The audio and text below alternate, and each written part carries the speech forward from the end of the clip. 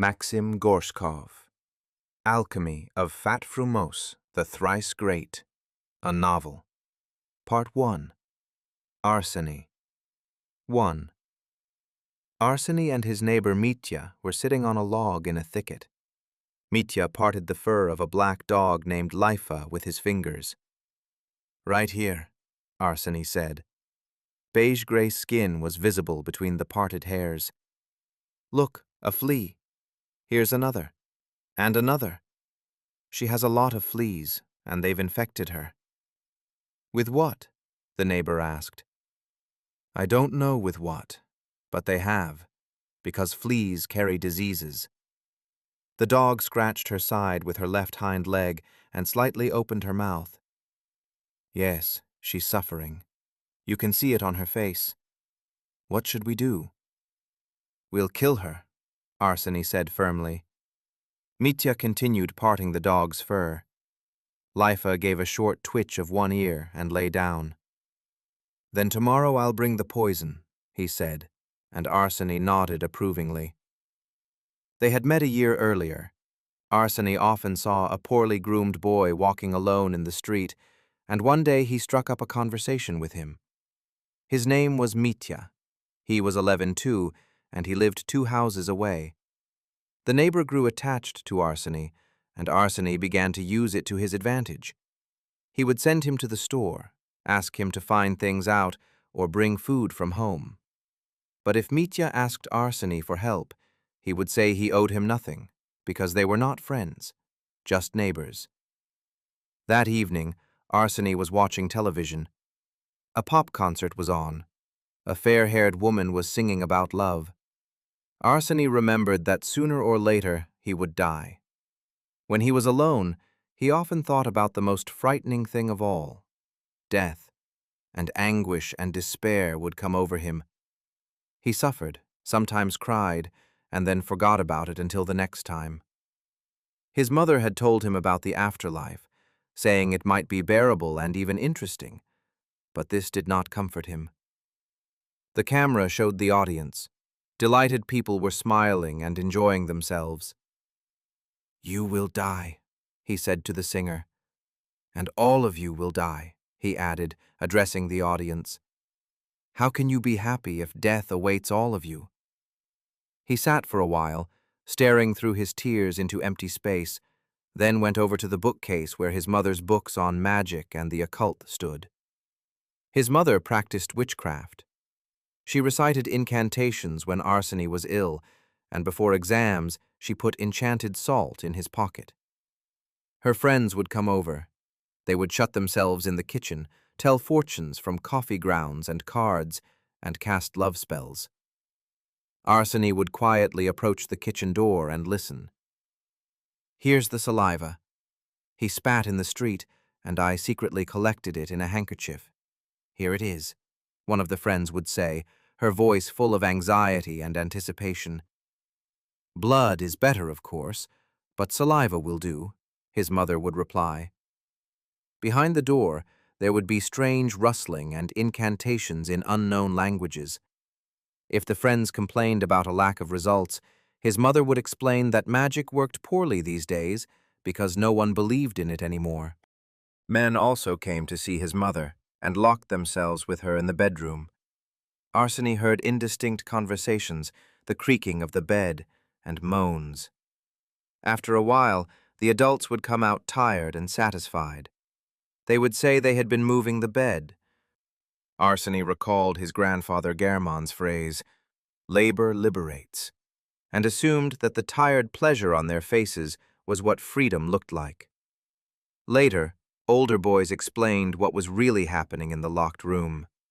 They showed him pornographic magazines, and he imagined his mother, thin, hunched, with a flabby stomach and a long, bird-like nose, moaning, red-faced, out of her mind. It made him feel disgusted and ashamed. Arseny took a collection of medieval magical texts from the shelf, a thick book in a blue cloth binding, and opened it to the section on ways of prolonging life. "One of the methods is as follows," Arseny whispered. "Take poison, pronounce an incantation over it, and give it to the victim. While the victim is dying, part of their life will pass to you. A Latin incantation followed. Arseny had long wanted to do this to Lifa, but he believed it was wrong to kill without a reason. Now a reason had appeared. The dog was hopelessly ill and suffering. He felt a sense of mission and hope that his own life might be extended. Lifa was a young dog. She probably had about 10 years left, but 1 human year counted as 5 dog years. That made 2 human years, of which he would receive only a part. It was not much, but you had to start somewhere. A rich, meaty smell spread through the apartment. Arseny went into the kitchen. His mother was cooking beef soup. She leaned over the pot, stirring the meaty broth, and seemed as though she might dip her large nose into it at any moment. Sometimes killing is useful, Arseny thought. Someone killed a cow that we're going to eat, and I'll kill a dog to end its suffering and protect other animals and people. The next day they met again in the thicket. Lifa wandered nearby. The neighbor pulled a black vial from his pocket. "Poison," he said importantly. "What kind?" "For cockroaches, but I think it will work." "We'll need a lot. She's much bigger than a cockroach," Arseny said doubtfully, taking the vial. "My mother's a doctor. She can kill her properly," Mitya suggested. "Not a word to your mother," Arseny ordered, annoyed by his stupidity. "Lifa, Lifa," he called, and the dog, who had been urinating in the bushes, came over. Arseny unscrewed the cap, sniffed the vial, and grimaced. An unpleasant smell struck his nose. "Probably strong poison," Mitya said proudly. "Not everything that stinks is poison," Arseny replied. "I wonder, is shit poison?" the neighbor said, looking thoughtfully at the sky. Arseny looked up too and saw a large cloud shaped like a cow's head. He went behind the bushes with the vial, repeated the incantation from his mother's book several times, and returned. "Open her mouth!" Mitya held the dog by the base of her lower jaw, and she reluctantly opened her mouth. Arseny poured the contents of the vial inside. Lifa jerked her head, sneezed, ran behind a bush, and lay down on her side. A minute later, she closed her eyes. "She's dead. Let's get out of here," Arseny said through his teeth. He remained in an excellent mood for the rest of the evening because it seemed that his life had become longer. The next day, on his way home from school, Arseny saw Lifa again and became upset. He wanted to hit her, but there were people around. He kicked a stone and scratched his shoe, his new leather shoe. He felt like crying. "Disgusting stone, disgusting Lifa, disgusting Mitya with his cockroach poison," he muttered, quickening his pace. When he got home, he immediately sat down to do his math homework. His mother came in. "Why did the 2 of you poison the dog?" Mitya told his mother, and she told me. "Aren't you ashamed?" His mother looked at him sternly over her glasses. "I want to give you a serious warning. If you kill someone, you take a part of them into yourself and become a little like them. Do you want to become a little like a dog?" Arseny did not understand what it meant to become a little like a dog, but it sounded unpleasant, and his disappointment over the failure lessened. "Why are you so cruel? Who do you take after?" His mother began to lament in a dry, somehow lifeless voice. "Your grandfather is a good man, your grandmother too, and your father's parents are good people." "And your father isn't like that either," his mother continued. Then she embraced him from behind, began breathing heavily, and started sobbing and lamenting that her son was growing up without a father, and that this was why he was so difficult. She left, and Arseny went on with his math homework. Of all the relatives his mother had mentioned, Arseny knew only her father, Grandfather German, who worked as a lecturer at a technical institute. The other grandfather and both grandmothers had long been dead, and he did not remember his father. His mother had met his father at the Institute of Refrigeration Engineering, where they both studied. He was considered very handsome, and she was not, so many thought their marriage was the result of a love spell. After the wedding, Arseny was conceived. His father suddenly decided that living alone was better, divorced his mother, and returned to his hometown, Kaliningrad. Grandfather German, upset by this, joked that his daughter was a bad witch. After the incident with the dog, Arseny reconsidered his plans for prolonging his life. He decided to kill his neighbor Mitya. He would invite him over when his mother went away for a while. He would have to warn him not to tell anyone where he was going. Mitya would ask why such secrecy, and Arseny would reply that he wanted to initiate him into a terrible secret. Death really was a terrible secret he did not want to know. Let others learn it instead, while he postponed it for as long as possible at their expense. Mitya, strangely, was indifferent to death. "Well, I'll die and I'll die. So what?" he would say. This surprised Arseny, and at the same time solved his ethical problem. If the neighbor was not afraid of death, then killing him would not be wrong. He would serve him poisoned soup, over which the necessary incantation had been recited. Mitya liked meatball soup. He would have to ask his mother to cook it before she left. Mitya would eat it and ask about the terrible secret. "Soon," Arseny would say mysteriously. About an hour later, his neighbor's face would turn pale, his lips blue, and fear would appear in his eyes. He would fall under the table and stop moving. At night, Arseny would carry the body out in a sack and hide it far from the house. 2. At the beginning of his 8th year at school, a student named Innocenti transferred into Arseny's class and took a dislike to him because of his appearance. Arseny was classically handsome, a tall, broad-shouldered blonde. Even the thick-lensed glasses that made his eyes look smaller did not so much spoil his appearance as make him recognizable. Innocenti was large, fat in a feminine way, with a pear-shaped head and a perpetually puffy face. The other students did not defend Arseny because they disliked him for his arrogance. He walked with his head held high, grew angry when anyone distracted him from his studies, and called everyone stupid. One day, Arseny was sitting at his desk solving a math problem. The teacher left the classroom, and the students were left alone. A drop of ink flew from behind and landed on the desk. It quickly soaked into the thick layer of paint, scored with countless scratches. Arseny looked back. "What are you looking at, pretty boy?" Innocenti asked with a brazen smile. Arseny turned back, and then something dripped from behind onto his clean white shirt. He ran his fingers over his back. They turned purple. A few people gave brief chuckles. Arseny blushed and sniffed loudly. He imagined a large vat of shit in which his tormentor floated while paddles driven by an electric motor churned the contents. Innocenti screamed, choked, and sank. Shiny bubbles appeared on the surface of the brown sludge.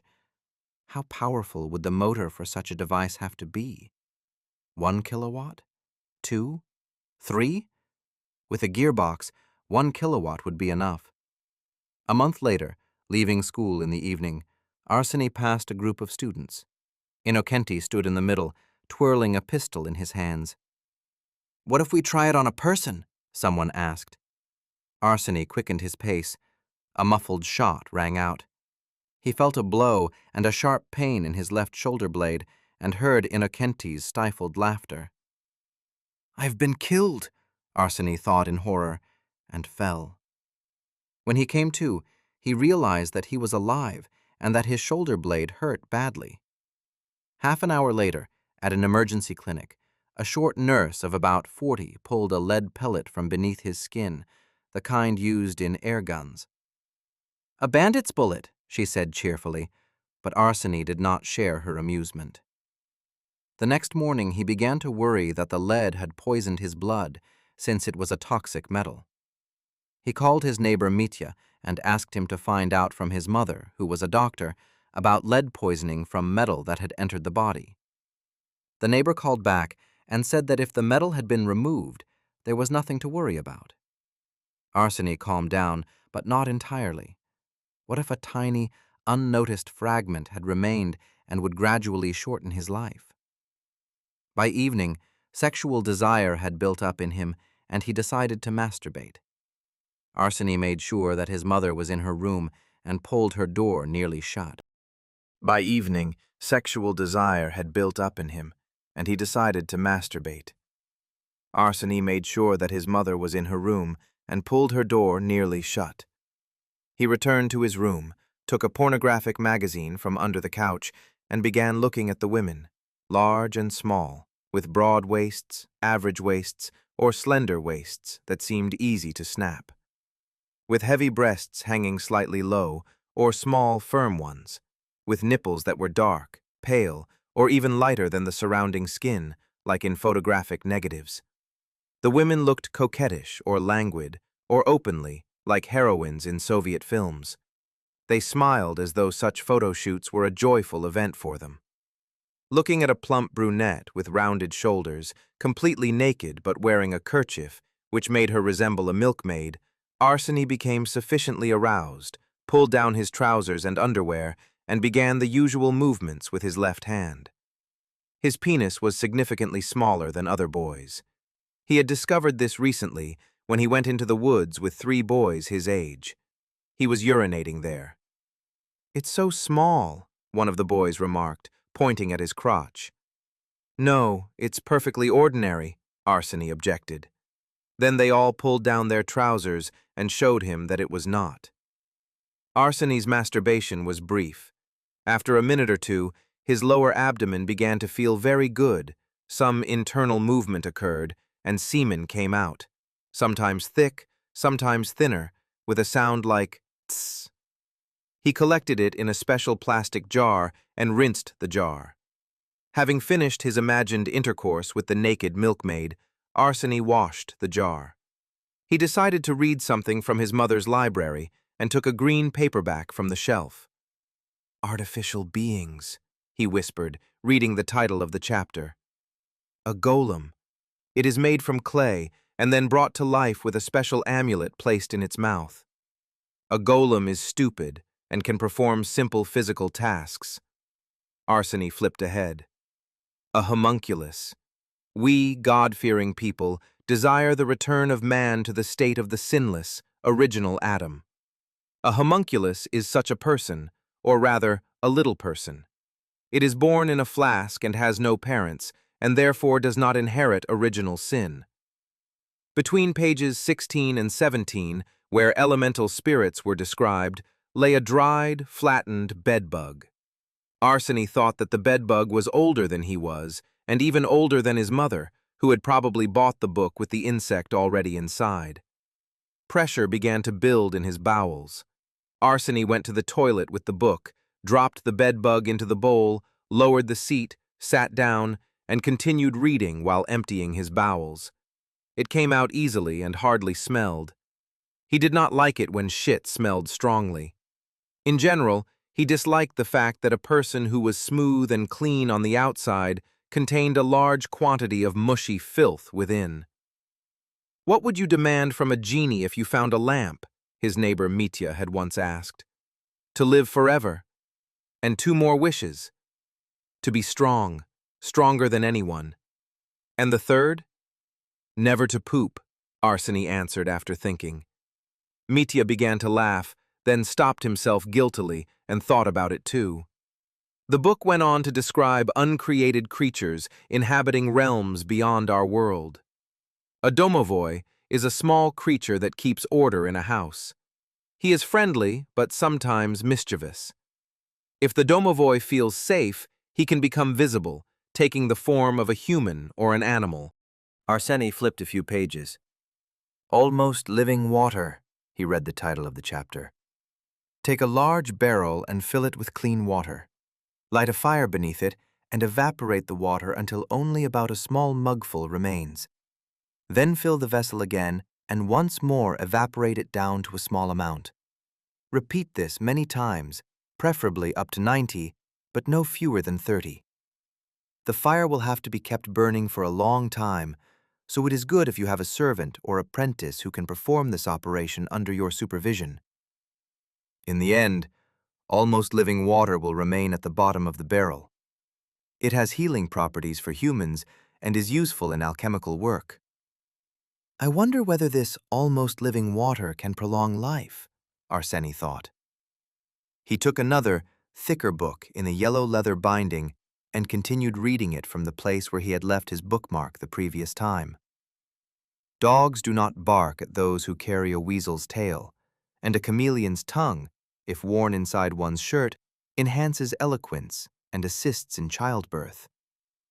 He imagined a weasel having its tail torn off and how ugly it would look afterward, and a chameleon growing thin and starving to death because without its tongue it could not feed itself. The chameleon itself was slow, and only its tongue was fast. Some statements in the book seemed plausible, others seemed doubtful. Most of all, in his mother's books, Arseny liked descriptions of ways to ritually kill people and animals, as well as various operations performed on corpses. Reading them, he felt exhilaration and sexual arousal. He flipped farther and reached the section on poisons. Poison made from lily-of-the-valley berries causes vomiting, abdominal pain, headache, mental confusion, and sinister visions in humans, and in the end, if the outcome is favorable, death. Arseny remembered Innocenti and realized that he wanted to kill him more than Mitya. He took a modern medical encyclopedia to make sure the medieval recipe was effective. The modern book promised roughly the same thing to a person poisoned with lily-of-the-valley: headache, abdominal cramps, constriction of the pupil, convulsions, delirium, and death from cardiac arrest. Innocenti deserved all of this. He should suffer and die, giving Arseny part of his unlived years. But if his mother was right, then after killing him, Arseny would become a little like Innocenti, that is, a little heavier and uglier, while his thoughts would become simpler and slower. He did not want that, but his desire to kill him was stronger. It was March. 2 months remained until the lily-of-the-valley bloomed, and 3 until the berries formed. He made a habit of greeting Innocenti and acted indifferent to his insults. By the time of the poisoning, they had to become friendly so that no one would suspect him. One evening, passing through the schoolyard, he saw Innocenti and a friend from an upper grade tormenting his neighbor Mitya. They had taken his hat and were tossing it to each other. Arseny approached, caught the hat, held it out to Mitya, but then raised it over his head. A look of malicious solidarity appeared on the faces of Innocenti and his friend. Mitya, his hair tousled, jumped, but could not reach it. Arseny noticed an open manhole nearby, aimed, and threw the hat in. Innocenti nodded approvingly with his pear-shaped head and addressed Mitya. "Go on, climb down and get your hat before your mom scolds you." The neighbor cautiously approached the manhole and looked down. "Don't piss yourself. Climb down," the older boy added. "Nothing will happen. Go on," Arseny supported them. The neighbor began climbing down, and Innocenti nodded to his friend toward the cast-iron cover lying nearby. When Mitya disappeared into the manhole, they dragged it over the opening and slammed it shut. "Can't leave it like this. Someone might fall in," Arseny explained to the mustached, gloomy geography teacher who was passing by and had noticed the noise. The teacher grunted into his mustache and walked on. "We should get out of here," Innocenti suggested. "Otherwise he'll climb out and start yelling." "No, we need to calm him down," Arseny objected. "I wonder whether he can get out at all," the older boy said doubtfully. A muffled voice was heard. Then the manhole cover rose slightly, but Innocenti stepped on it. "That's enough, or he'll tell on us," the older boy shouted to him, and Innocenti stepped away from the manhole.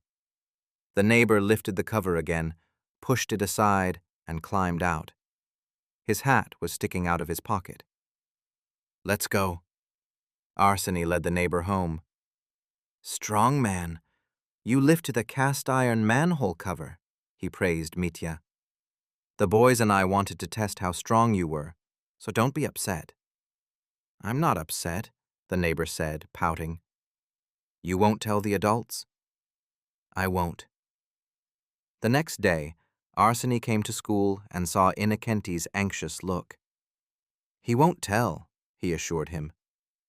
From that day on, Arseny began spending time with Innocenti, and sometimes the friend from the upper grade joined them. Several times they offered Arseny alcohol, but he refused because he wanted to live as long as possible and took care of his health. Once, in a deserted place, they met a homeless man. "Watch what happens now," Innocenti said cheerfully and pushed him. The homeless man fell, and the older boy kicked him, preventing him from getting up. "Where are you going? You don't have a home," they joked at the homeless man, who was trying to stand while swearing incoherently. They kicked him, though not hard, more as a joke. Arseny kicked him too. An itching pleasure appeared in his leg and then spread through his body. He kicked the man harder and harder. The pleasure of violence grew. He wanted it to last forever, but they took him by the arms and dragged him away. "You're a real psychopath." The older boy looked at him disapprovingly. For several days afterward, Arseny was happy. July came, and he began searching for Lily of the Valley. He unsuccessfully searched several small parks, then went to a large one. He followed an asphalt road farther into the park, turned right onto a path, and, taking care not to brush against the hogweed leaves, came out onto a clearing beneath the power lines. Hearing a crackling sound overhead, he looked up and saw the wires. Going deeper into the thickets of aspens and poplars, he came upon a swamp and, beside it, in the shade of the trees, found a patch of lily of the valley. The red berries glistened appetizingly. Arseny took a large paper cup from his bag and filled it in a few minutes.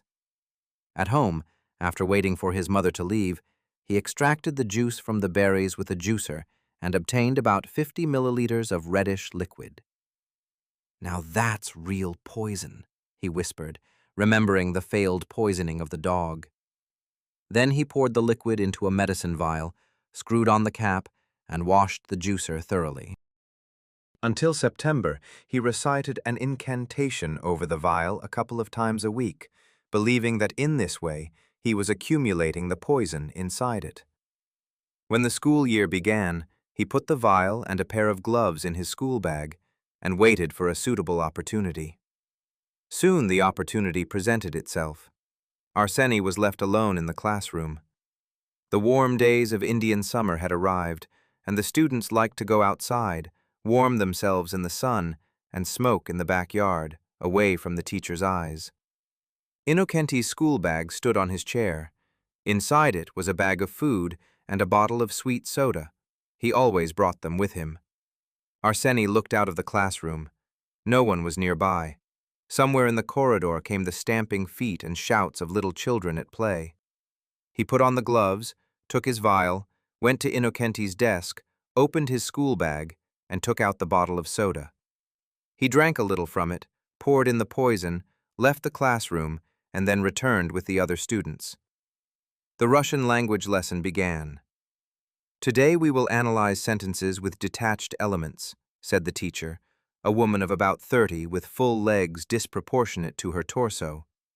She minced fussily between the rows, as though ashamed of her legs and unwilling to let them take broad, confident steps. In the middle of the lesson, Arseny heard the hiss of the bottle and loud, hollow gulping. He glanced back and saw Innocenti drinking from his bottle. Arseny waited. Nothing interesting happened during the next lesson, which was also Russian, and Arseny began to feel disappointed. Then something like a duck's quacking sounded from behind him. Innocenti was making the noises while thrusting his head forward. "What's wrong with you?"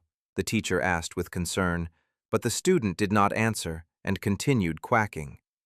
His eyes bulged, and he seemed not to notice anyone, absorbed in his physiological problem. Then something splashed out of his mouth. "He puked green," someone commented. Everyone watched Innocenti intently. The teacher minced over to him, flapping her hands in confusion, and then ran out of the classroom saying, "We need to call an ambulance." Pretending to be concerned, Arseny admired his suffering classmate. Innocenti vomited green several more times, crashed noisily beneath the desk, closed his eyes, and went still. The students moved the desks aside and stood around him. Comments and suggestions were heard. "He's dead." "Hold a mirror to his lips." "How awful." "Check his pulse." "Here's a mirror. Where do I hold it?" "Look at his pupils." Arseny squeezed between the others and sat on Innocenti's desk. The class monitor bent over the sufferer and opened his right eye. "The pupil is narrow." Arseny remembered that lily-of-the-valley poison was supposed to make the pupil look like that.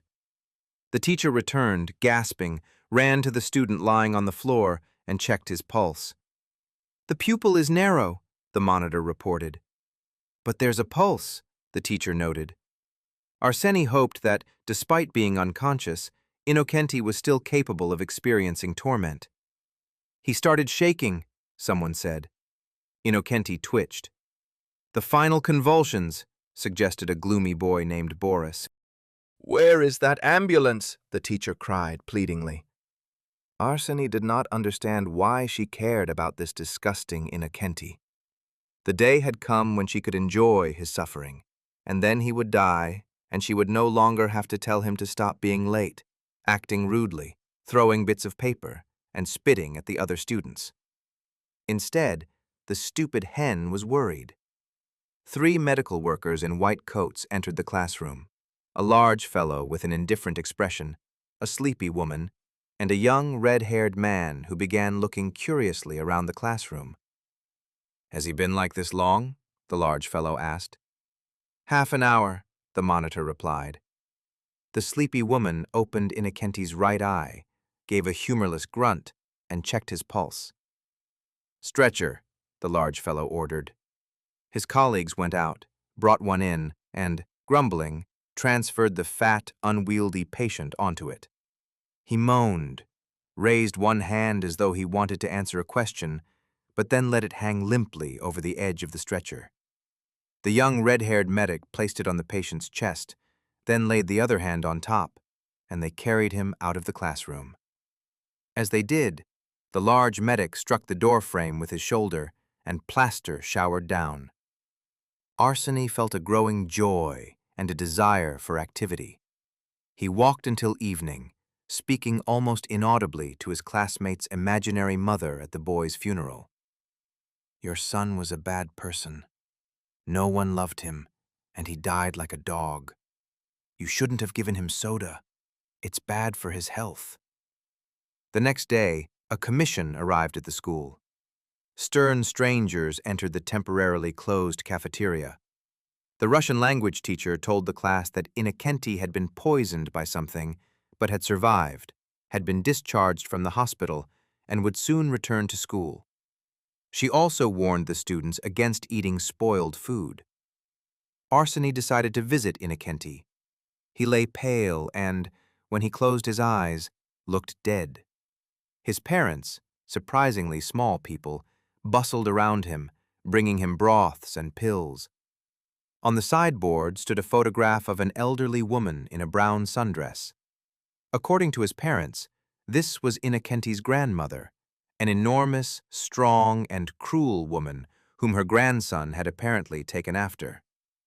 Arseny did not like the fact that his classmate had survived, but consoled himself with the fact that he had not absorbed part of this disgusting person, and with the fact that Innocenti had suffered after all. 2 days later, the cafeteria reopened, and 2 weeks later, Innocenti returned.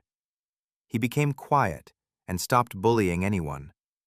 Summer soon came, and in the following, 10th grade, Innocenti was no longer there because he had enrolled in a food industry college. The students and even the teachers joked that now he would never lose weight. 3. In 1994, Arseny was in his final year of school.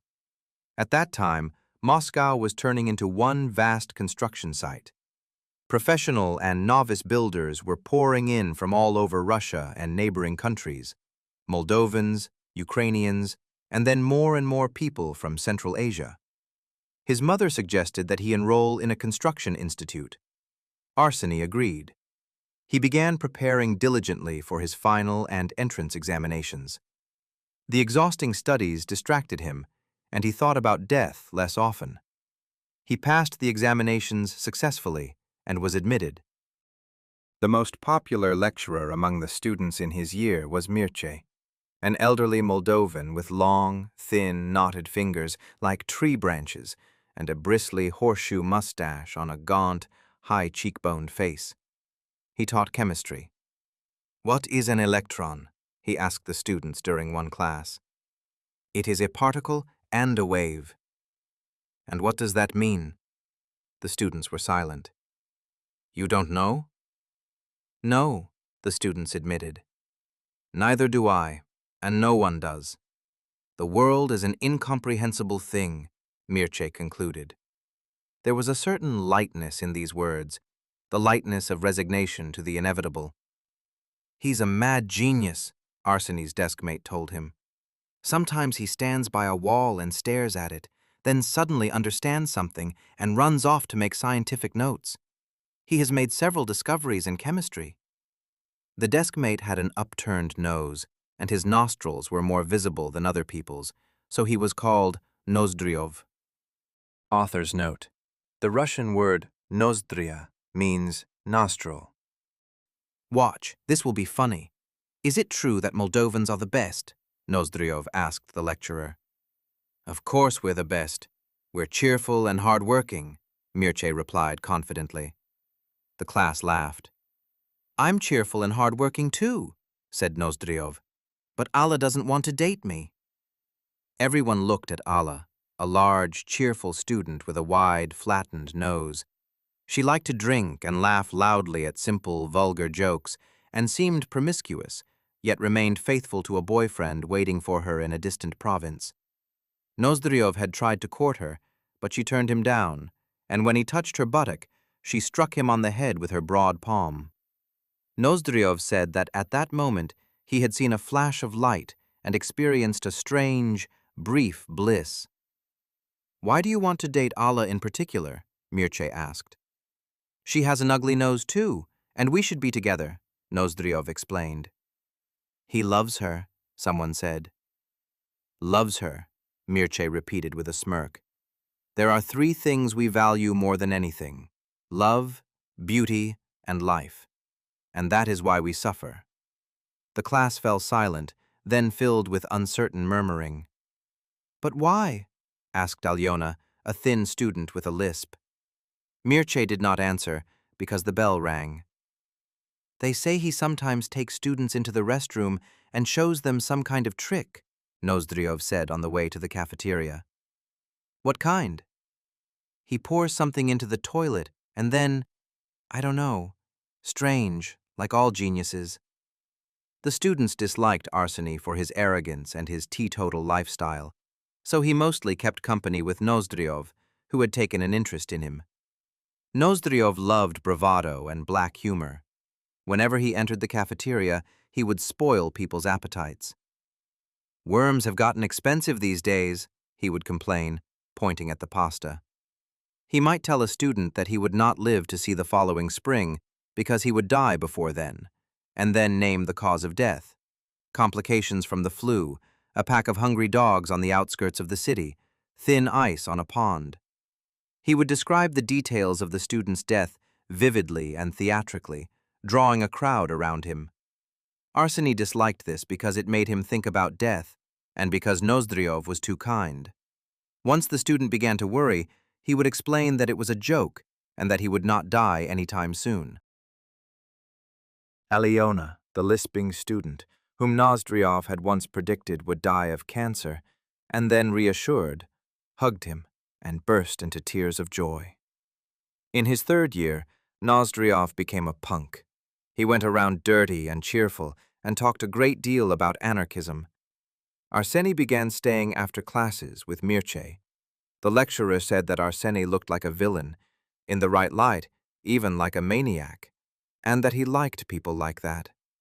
Mircea gladly explained the course material to him and considered him a promising student. Sometimes the lecturer would begin to speak on philosophical subjects, but Arseny was not interested. He would put on a bored expression, and Mircea would return to science. 4. In the middle of the 4th year, the subject of mental disorders came up during a biology class. "We have a mentally ill teacher," Nozdryov said, meaning Mircea. "He's not ill at all," Arseny objected. The students supported his objection, and Nozdryov drooped. The biology teacher looked at Arseny and admired him thoughtfully for several seconds. She was 39 and had thin pink skin covered with freckles. It gave her a sickly fragility and defenselessness. Arseny had heard somewhere that women with thin skin liked physical affection more than others because such skin was more sensitive to touch. She was a kind and not very intelligent woman. The students laughed at her erroneous remarks and the movements of her body. When she wiped the board with her right hand, her left made similar movements, as though she were performing a dance. At the institute, it was believed that she worked there only because of her peaceable nature and relatives in the administration. After classes, Arseny stayed in the classroom and began examining the specimens in jars of formalin that stood in the cabinets. His gaze lingered on one of them. "That's a 3-week-old dog embryo," the biology teacher said, coming out of the laboratory. "I thought it was human." Mammalian embryos simply look alike. "The glass is dirty," Arseny pointed to the glass in the cabinet door. "It needs washing," the woman agreed, "but I can't do it. Water dries out my skin, then it cracks and bleeds." "Wear gloves." "No, my skin will sweat in them, and the result will be the same." "I can wipe it," Arseny offered, and the teacher smiled. When she smiled, her upper lip rose too far and unattractively exposed her gum. She brought a clean white cotton cloth out of the laboratory, folded in 4 and already wet. "There's no one else in the department, but I'll wait so you won't be bored," she said. Arseny began wiping the cabinet glass while continuing to examine the specimens. A cat embryo similar to the dog embryo, a dissected human brain, a dissected rat with its belly cut open and its organs taken out for display, and a toad with its jaws tightly shut, as though unwilling to swallow the formalin. The teacher stood beside him. Arseny caught her eye, and she blushed. He looked at her somewhat foolish face, with large blue eyes already surrounded by wrinkles, at her fair hair streaked with gray, and at her large breasts.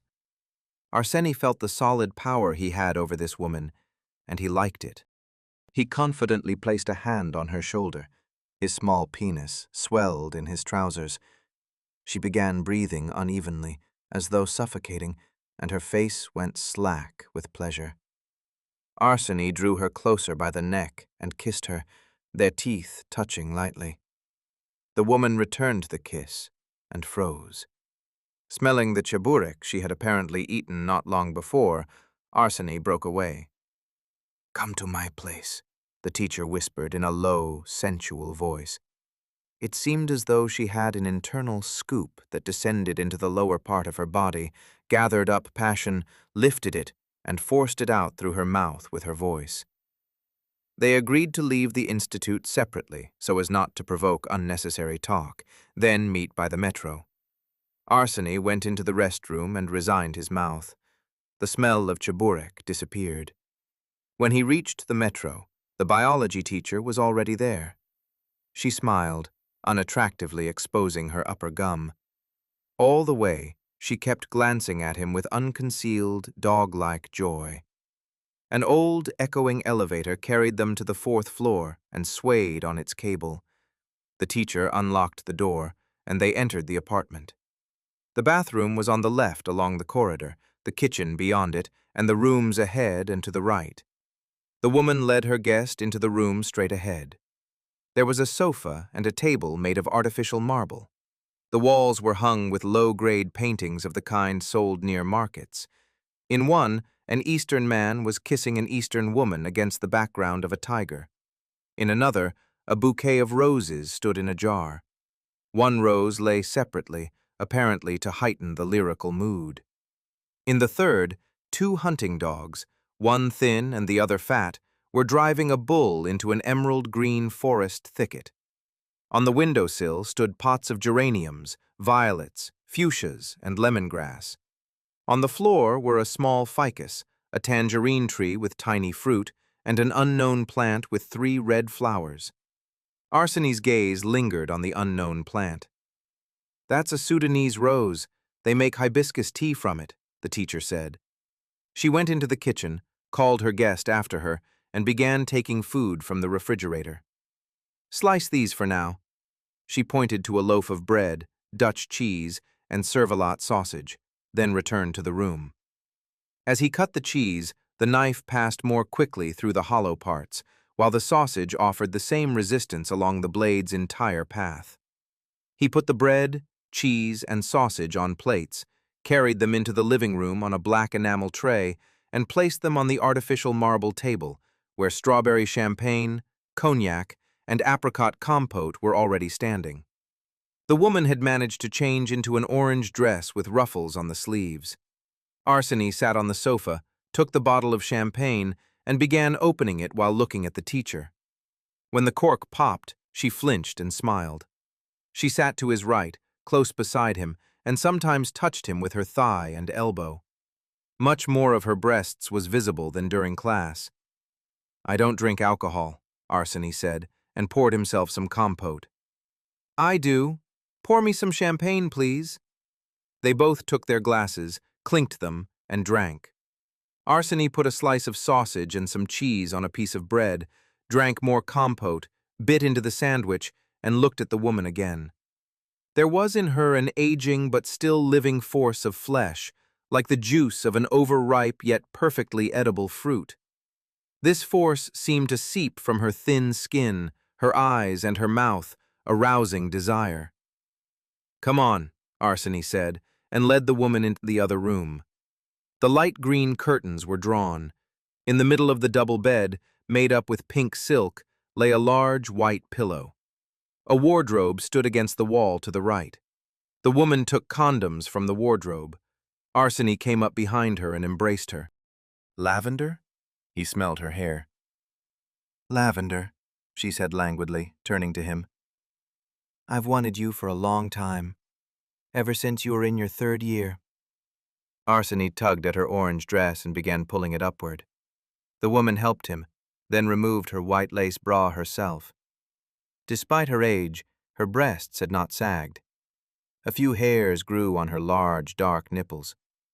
The teacher looked at him and smiled trustingly.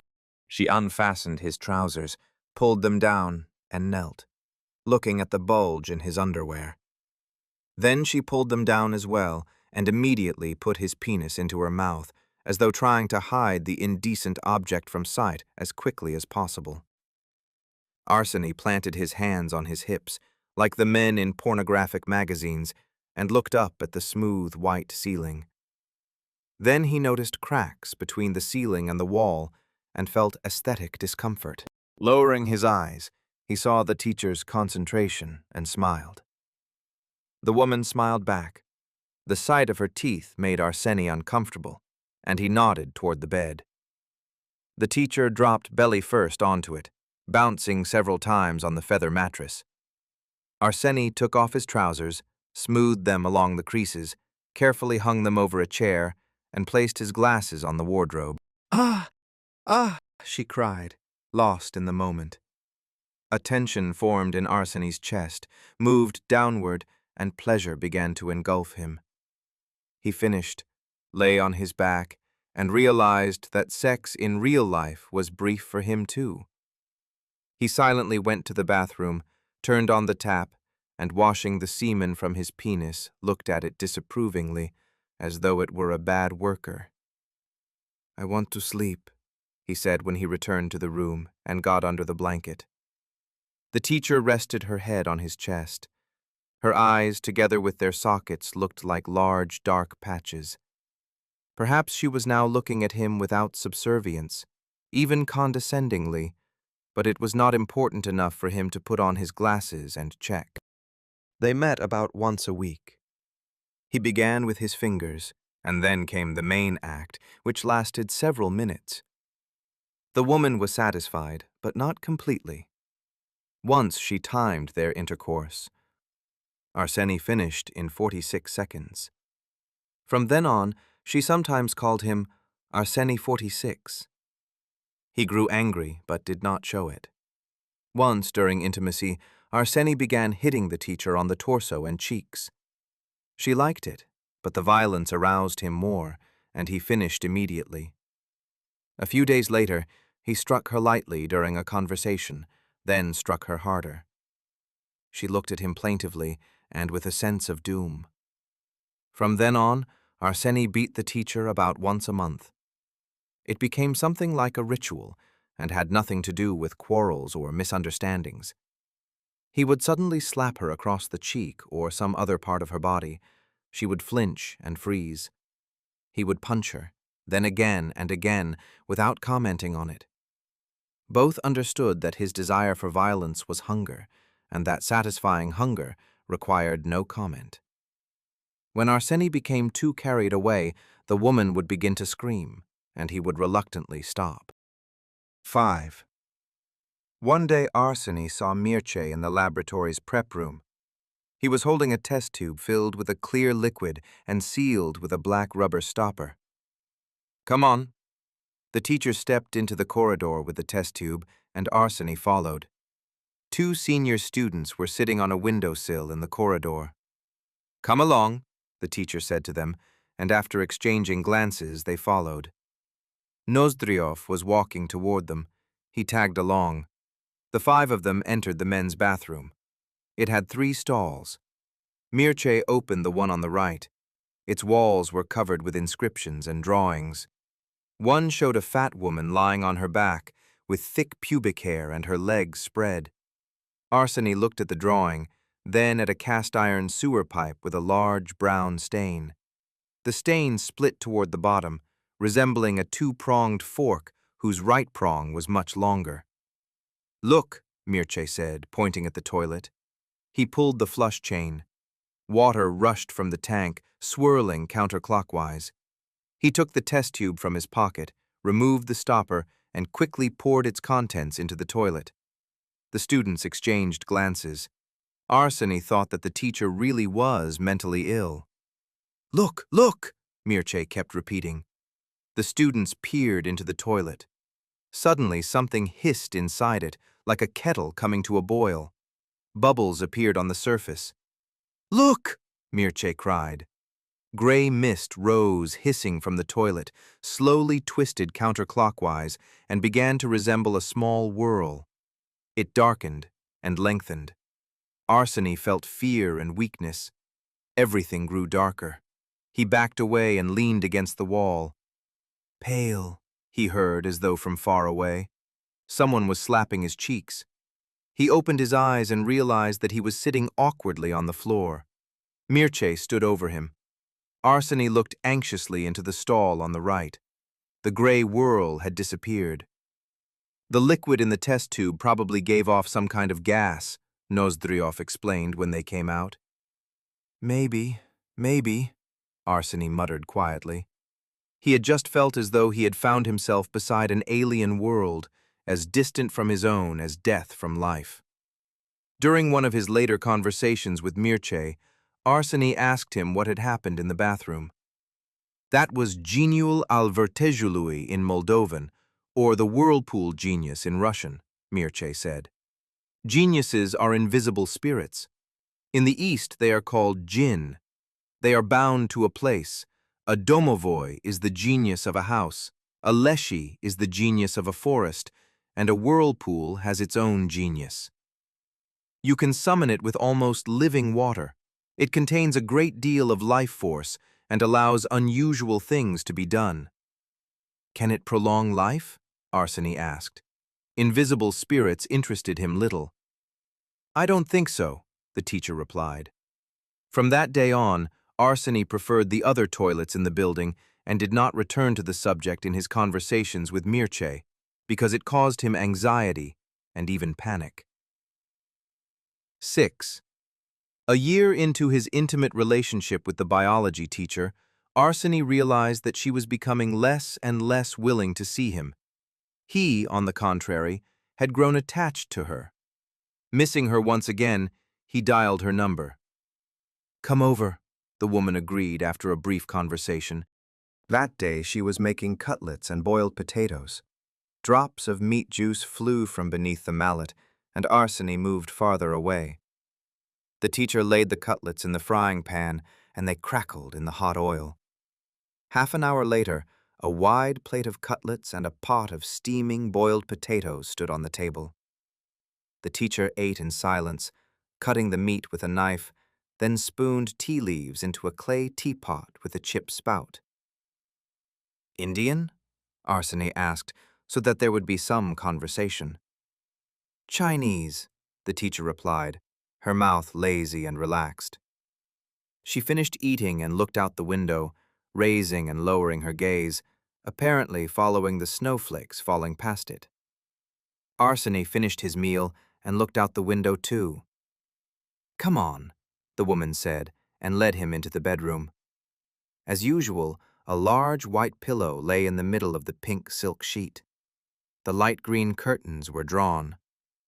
The woman came up to Arseny, embraced him and kissed him, tilting her head right and left as though examining something.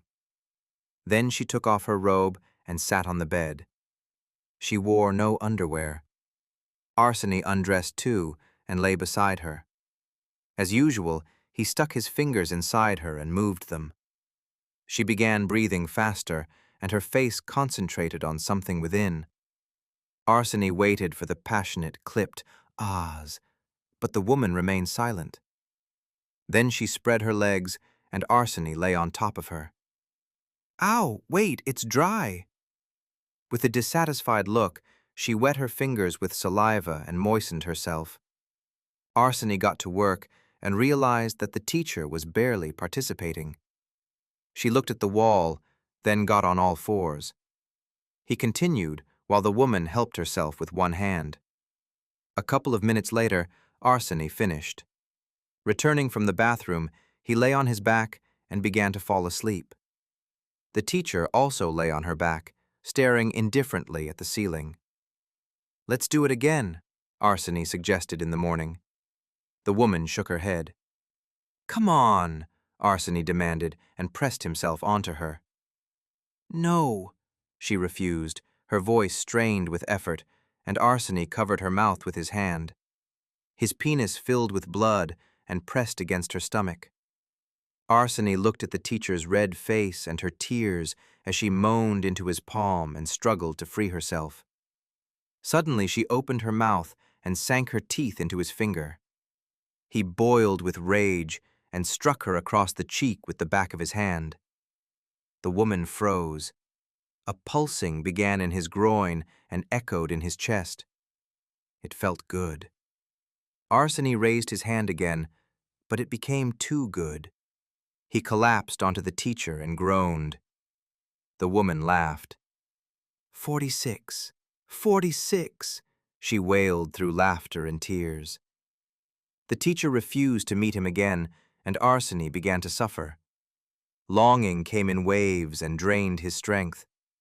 He remembered the places they had been, her smile exposing her upper gum, and somewhere in his chest it became physically painful. He grew angry. She had the ability to rid him of his longing. It would cost her nothing, but she did not want to. He imagined locking her in a basement and depriving her of the ability to take his joy away. 7.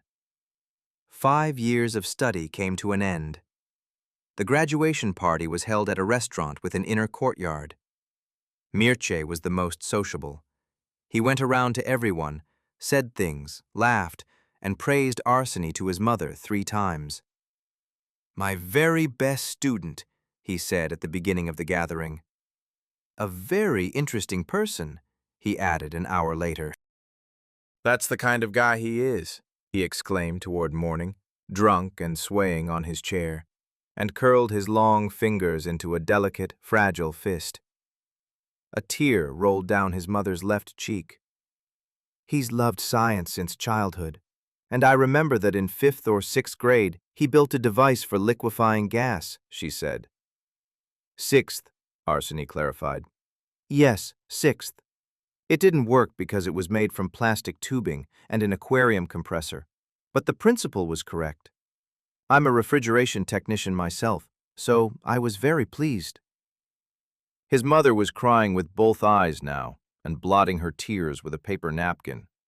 Where they soaked in, the waffle pattern grew darker and more distinct.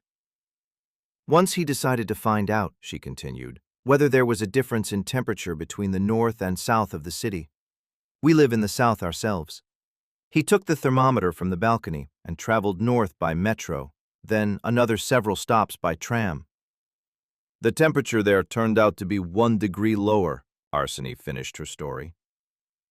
Throughout the graduation party, he occasionally glanced at the biology teacher, and whenever she met his gaze, she turned away indifferently. When he approached her and asked her to dance, she refused. "By the way," Mircea said near the end of the party, "there's a construction company where I have friends. I can help your son get a job there." Moved, his mother thanked the teacher and embraced him. 8. Mircea called in September. "Hi, remember I told you about the construction company? There's a vacancy in the engineering division. You can come for an interview tomorrow at 12. "Thank you. I'll come," Arseny said. They exchanged insignificant news from their lives and said goodbye. The next morning, Arseny sat in the kitchen. He looked at the wall clock. It was 10. 2 hours remained before the interview. He put a pot of fish soup his mother had made the day before on the stove. A piece of fish boiled almost to pieces, with white bones sticking out, floated unattractively on the surface. Dead fish float, Arseny thought, so the piece of fish floated too. But why didn't the potato float? Perhaps it did not die when boiled, but, in some sense, remained alive. And indeed, a potato in the ground differed little from a potato in soup. It lay there without moving, whereas a fish bent its body, opened its mouth, and stared with bulging eyes. When boiled, it floated limply on the surface. Its body grew soft and fell apart, and its eyes turned white. Arseny poured the soup into a bowl, cut the heel from a loaf of bread, and sat down to eat. "Die." He crushed the piece of potato with his spoon, scooped it up, and put it in his mouth. It was a hot and very humid day.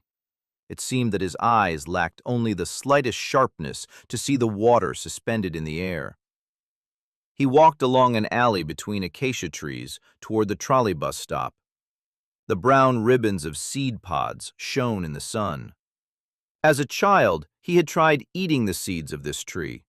Smooth, oily, and yellow-green, they seemed tasty and nutritious, and it was a shame that they were going to waste. He broke open a fibrous pod, took several seeds, put them in his mouth, and began to chew. A few seconds later, he realized he had done it in vain. The bitterness began to take possession of him, and all he could do was wait for it to fade. Whenever he remembered this, he usually twisted his mouth. After reaching the right stop, he got his bearings, and a few minutes later, he stood outside the construction company, a 2-story house from the early 20th century. On the second-floor veranda, with their backs to him, 2 people stood smoking, a thin man in a checkered suit, and a long-haired woman with a magnificent slender figure. The man was nervously and importantly explaining something to the woman, while she listened in silence, and Arseny thought they were a boss and his subordinate. He opened the heavy wooden door, went inside, and found himself in a high-ceilinged hall with dark red marble columns. To the left, behind a tall wooden counter, sat a brunette of about 20 with capricious, wavy lips and a Roman nose with a slight hump. Blue veins were visible on her arms and neck, thick and thin, like veins in marble. Arseny judged her anatomically beautiful, but the impression was spoiled by her matted, dirty hair and a wrinkled blouse with sweat stains under the arms. Ilyana Cherbul, he read on her name badge. "Is your last name Korotkov?" she asked in a sympathetic, ringing voice. "Korotkov." "Go in to see the head of the division. He's on the second floor, up the stairs and straight ahead." The head of the engineering division and the man in charge of the building was Chesnikov. Arseny entered his office. Behind the desk sat the thin man in the checkered jacket and trousers who had recently been smoking on the veranda. He had a dull, doomed look, a long nose, and resembled a suffering rat. Above his workplace hung a portrait of a balding man with bristly mustaches and a pointed beard. The division head introduced himself, shook Arseny's hand, and leaned back in his chair with affected elegance. Arseny introduced himself in return. "We have an opening for a junior specialist," the head said. "The duties are preparing invoices for payment, receiving acceptance certificates and passing them to the accountants, and communicating with subcontractors. Sometimes you'll need to make a photocopy or carry documents from one place to another. The salary is 3,000 rubles. Does that work for you?" "Yes, it does." Arseny looked at the portrait of the balding man. "Who is that?" "The composer, Chesnikov." "A relative?" "I don't think so." The division head spoke tensely and in broken phrases, as though the words forming inside him were unpleasant and he wanted to rid himself of them as quickly as possible. "Married?" Arseny answered in the negative, bringing to the other man's sickly face the pleasure a suffering person feels during a moment of relief. "That's right. I was married, and I can say with confidence that there's nothing worthwhile in it. More than that, it's a rather unpleasant business. She was a skinny hysteric and used to hit me," he continued with more energy. "But she did love physical intimacy. Hysterics, as everyone knows, are passionate." Arseny was surprised by the unexpected candor of a man he barely knew. "There is such a stereotype about hysterics," he agreed. "Which means it's true," Chesnikov picked up, "because a stereotype arises from a multitude of observations." "Maybe you should have hit her back?" Arseny said. "I've been weak since childhood," Chesnikov admitted, raising his thin arms. "I was afraid that if I fought back, she'd kill me altogether. Bortnyansky, by the way, hits his wife. He's a huge brute. You'll see him today. He's my deputy, and he'll be your immediate supervisor." "Why does he hit her?" Arseny asked with curiosity. "She's fat, and that's how he makes her lose weight. Besides, he's a mean person. I told him, don't marry, don't do anything stupid, but he didn't listen." "And did you leave your wife because she beat you?" Arseny asked. "No, she said I was ugly and left me for a handsome man. But then she left him too, because he turned out to be boring. Life is like that. It will always find a way to pin you down. But if you try, you can make it bearable and even pleasant." "I'm very open. I tell everyone I meet about my life, but otherwise I'd go mad. Although some people say I've already gone mad. Perhaps they're right, but at least I run the engineering division properly." "By the way, did you know that Tchaikovsky sometimes couldn't fall asleep because, as he put it, the notes tormented him? He wrote them down and only then fell asleep. Words torment me, so I speak. Would you like a drink?" Chesnikov pointed to the cabinet behind him. "I have some moonshine there made by our foreman, Ion." Arseny shook his head. Chesnikov fell silent, staring melancholically at the desk, then leaned to the left in his chair, and Arseny smelled intestinal gas. He wanted to leave, but reluctantly remained. Ileana recommended you. She said you studied under a friend of hers and were a diligent student. You're hired. Now go to Bortnyansky and then to the personnel office. Arseny said goodbye and walked quickly toward the office door, trying not to breathe deeply. By the way, do you like Ileana? The head detained him. Yes, probably. You can make a move on her. She's single. Just don't marry her. Arseny stopped in the doorway. All right.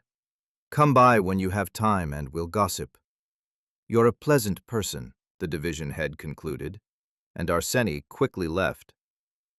In the corridor, he saw Ileana, the secretary.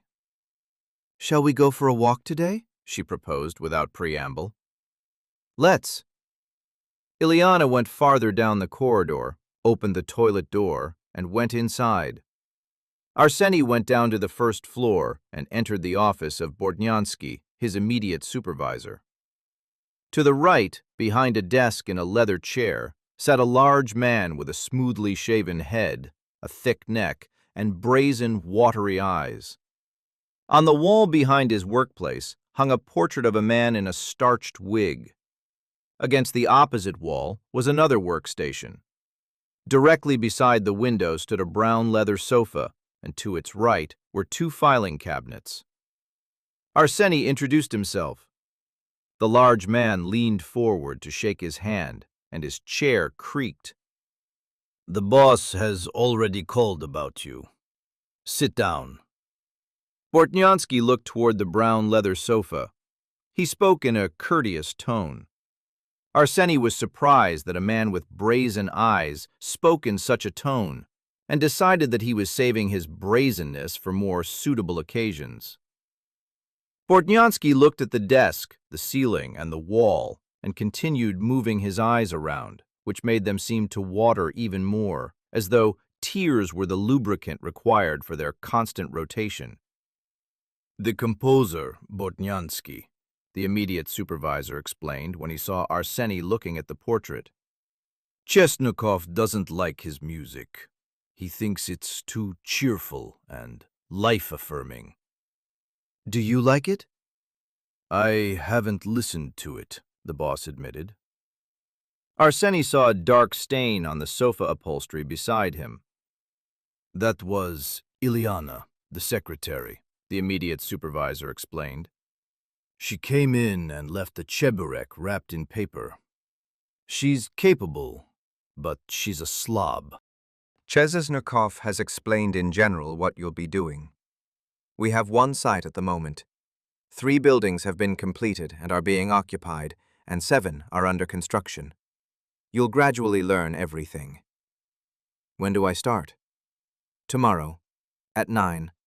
Now go to personnel. They're farther down the corridor. Bortnyansky immersed himself in the documents. The personnel office was headed by Zinaida Pavlovna, a short, round woman of about 60 with a hoarse voice and a puffy face. Her scalp was clearly visible through her sparse hair. Her lips and part of the little mustache around them were carelessly painted with orange lipstick.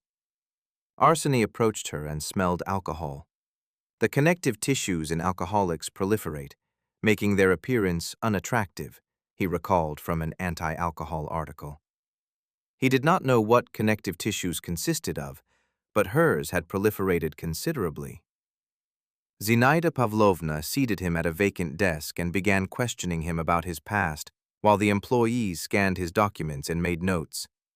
The employees did not look very fresh.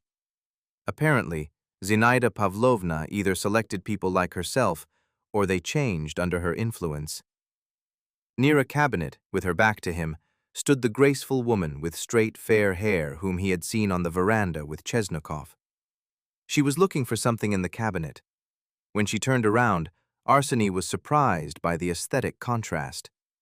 Her chin passed almost imperceptibly into her neck. Her forehead sloped like that of a primitive human, and her nose was a bumpy potato. If Zinaida Pavlovna was uniformly unattractive, this woman's physical imperfections seemed to have risen upward and gathered in her face.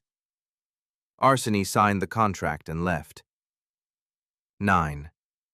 That evening, he went for a walk with Ileana. She smelled of sweat and unwashed clothes.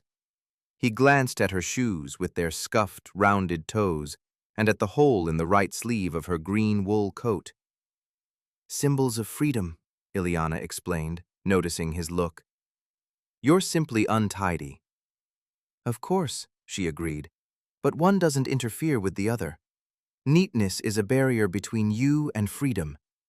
Here you are, and here is freedom." Ileana indicated 2 points in the air with her fingers. "And here is cleanliness." She passed her palm between them. "Then you must be friends with bums." "I am. Bums are free from filth," Ileana answered quickly. "How is that possible?" "It's like this. Freedom is when you feel good, and when you feel bad, that is unfreedom." She spoke quickly and passionately. "A bum lives in filth and feels good, so he is free from it." "But they're unhappy." "Of course they're unhappy," she agreed. "They are ascetics. Ascetics are always unhappy." She was silent for a moment.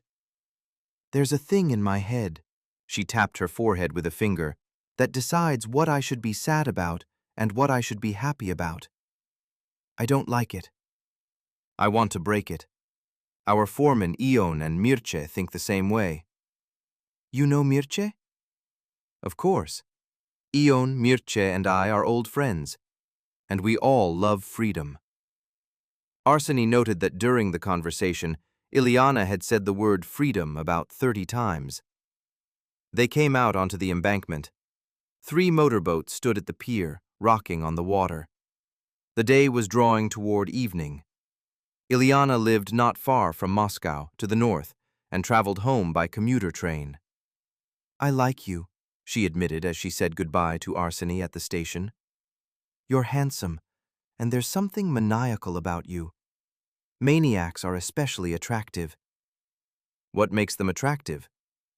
"Freedom from morality." "Then in that respect, I'm better than you." "In that respect, yes," Ileana agreed. 10. Arseny's and Bortnyansky's desks stood opposite each other. Above the boss's monitor, the smooth crown of his head stuck out. When he straightened up, Arseny could see his eyes darting busily across the screen. His short, thick fingers tapped on the keyboard. When he was angry, he struck the keys harder, and his mood could be judged by the sound. 3 days after their walk, Ileana came into the office and placed a stack of documents on Bortnyansky's desk. "Thank you, my dear." The boss gave her a thorough look. Ileana walked over to Arseny's desk. "We're going for a walk again today, if you don't mind." "I don't," Arseny said. Bortnyansky straightened up. His face became surprised and displeased. "Hand me the estimate," he ordered coldly after the woman left. "Which one?" Which one? "The one we talked about earlier," the immediate supervisor replied nervously. Pressing his lips together, he shuffled through the documents, looking as though he were about to crumple them. "They've put the whole thing together ass backwards. I can't understand anything," he said, casting angry glances at Arseny. Until the end of the workday, the boss spoke in the tone of an insulted man and struck the keyboard about twice as hard as usual. Arseny realized that the day had come when the boss behaved in accordance with his brazen appearance. That evening, Arseny and Ileana walked along a dirt road between a wasteland and old apartment buildings, stepping around puddles. It was about 10. The street lights had come on. "Bortnyansky's turned nasty," Arseny complained. "My Dulan Pula." Author's note. "Ah, fuck him," the woman exclaimed. "Sorry, I switched to my native language. It's just that he likes me. We've had sex a couple of times, and he wants more. Besides, he's mean in general." "Don't you want more?" "No, he's stifling. He started making plans, wanted us to live together and to introduce me to his parents. Why would I need any of that? I love freedom." Arseny walked in silence, glancing at his companion. A narrow nose with a slight hump, a little larger than average, a high forehead, a long neck, a straight back, broad shoulders. This was to his taste. But her unwashed hair and the smell of sweat and unwashed clothes spoiled, defiled their time together. Suddenly, Ilyana stepped into the middle of a large puddle and, saying, "This is what freedom is," lay down in it. "You didn't put your hands in the water," Arseny noted. "I'm not completely free yet, but I'm trying." Leaning on her palms, Ilyana got up. Water streamed from her. She came up to Arseny, took his face in her dirty, wet hands, and confidently kissed him on the lips. Her warm lips felt pleasant, and he reconciled himself to having his face wetted with puddle water. They walked on holding hands, and an hour later were riding a commuter train to Ilyana's home. After leaving the platform, they headed along a dark poplar alley. More than half the streetlights were out. Arseny watched his steps so as not to trip over the uneven concrete paving slabs. Ilyana did not look down and stumbled twice. "My house is over there." She pointed to the right when the alley ended. After that, they moved more slowly because the road went uphill. Ilyana lived separately from her parents, in a large adobe house with a tiled roof covered in moss. They stepped under a sheet metal awning, evenly rusted all over, and Ilyana began searching her purse for the key. "An adobe house?" Arseny said in surprise. "My late grandfather missed Moldova and decided to recreate a piece of it here. He got hold of some clay and built this house, and over there," she pointed into the darkness of the yard, "he planted grapes, but they only began bearing fruit a couple of years ago." "Global warming," Arseny suggested. Ilyana found the key and opened the white wooden door. They entered a long corridor with white walls. Where the paint had peeled, yellow-gray clay showed through. "Did your grandfather like white?" Arseny watched 3 ants crawling along the wall. "Yes, he did, and he painted everything with it. He said that looking at white made it easier to breathe." Ilyana pointed to the nearest door on the left side of the corridor, also white. They entered and found themselves in a room with an uneven floor and walls covered in blue wallpaper patterned with daffodils. On the right hung a portrait of Sigmund Freud. Beneath it stood a bed with curved metal headboards. One of its legs was propped up by a book by Jean-Paul Sartre. The bed leg pressed the philosopher between the eyes, making his cross-eyed look seem more natural. "Sartre talked about freedom, and you treated him like that," Arseny said in surprise. "I fight for freedom, while he claimed it was an inseparable part of us, that man was condemned to it." Ilyana pronounced the last words in a mocking, shrill voice. She opened the window and it grew cool. The current of air carried moisture and heat away from the surface of their skin. Ilyana lay down on the bed and rested her head on a white, pointed pillow. "Where's your bathroom?" Arseny asked. "At the end of the corridor, on the right." The large cast-iron bathtub and cast-iron sink were covered with orange streaks. The well-laid wall tiles were cracked. White water pipes, also marked with yellow streaks, were firmly fastened to the walls. A solitary light bulb painted white shone on the ceiling. Everything was convenient, solid, and ugly. There was no shampoo. A cracked piece of soap with hairs stuck to it lay in a blue plastic soap dish. While soaping himself, Arseny remembered the biology teacher and looked sternly at his penis, demanding that it work longer. The towels hanging on the wall smelled bad, so he dried himself with his own clothes. "Let's drink some wine," Ilyana suggested when Arseny returned to the room. "I don't drink. I want to live as long as possible." Ilyana shrugged. After a while they lay on the bed facing each other, and Arseny examined the Venus pattern on her body. One blue line began at her left shoulder and reached her hand. Another connected her right collarbone to her neck. A third ran from the middle of her chest toward her right shoulder, dividing into a fine network. Arseny waited for the woman to go to the bathroom, but apparently she had no intention of doing so. Ileana scratched her head, and Arseny saw a tuft of hair under her arm. He shifted his gaze upward to Freud. Do you like him? Of course. He's a genius. The pleasure principle. That was his, wasn't it? Yes. He said that people want nothing but pleasure, but the world resists them. This resistance is called the reality principle. Our life takes place in the struggle between these forces. She fell silent, and Arseny placed a hand on her crotch, then slipped it into her underwear and began moving his fingers there, experienced in this work. The woman began breathing deeply and made a whimpering sound. He got up, carefully undressed, and took off his glasses. Elena undressed as well and carelessly threw her clothes on the floor. Her blue veins now merged into large patches and looked like ink stains. "We can do it without rubbers," she said. "My period just ended." Arseny lay on top of the woman and began searching for the entrance, but kept running into something. "The pleasure principle has collided with the reality principle," she observed and guided him with her hand. A minute later, Arseny realized that the end was approaching. He withdrew to delay it, but failed to restrain himself and sprayed Elena's stomach. She looked at the whitish drops and phlegmatically smeared them with a finger. "Are you always this quick?" "Not always."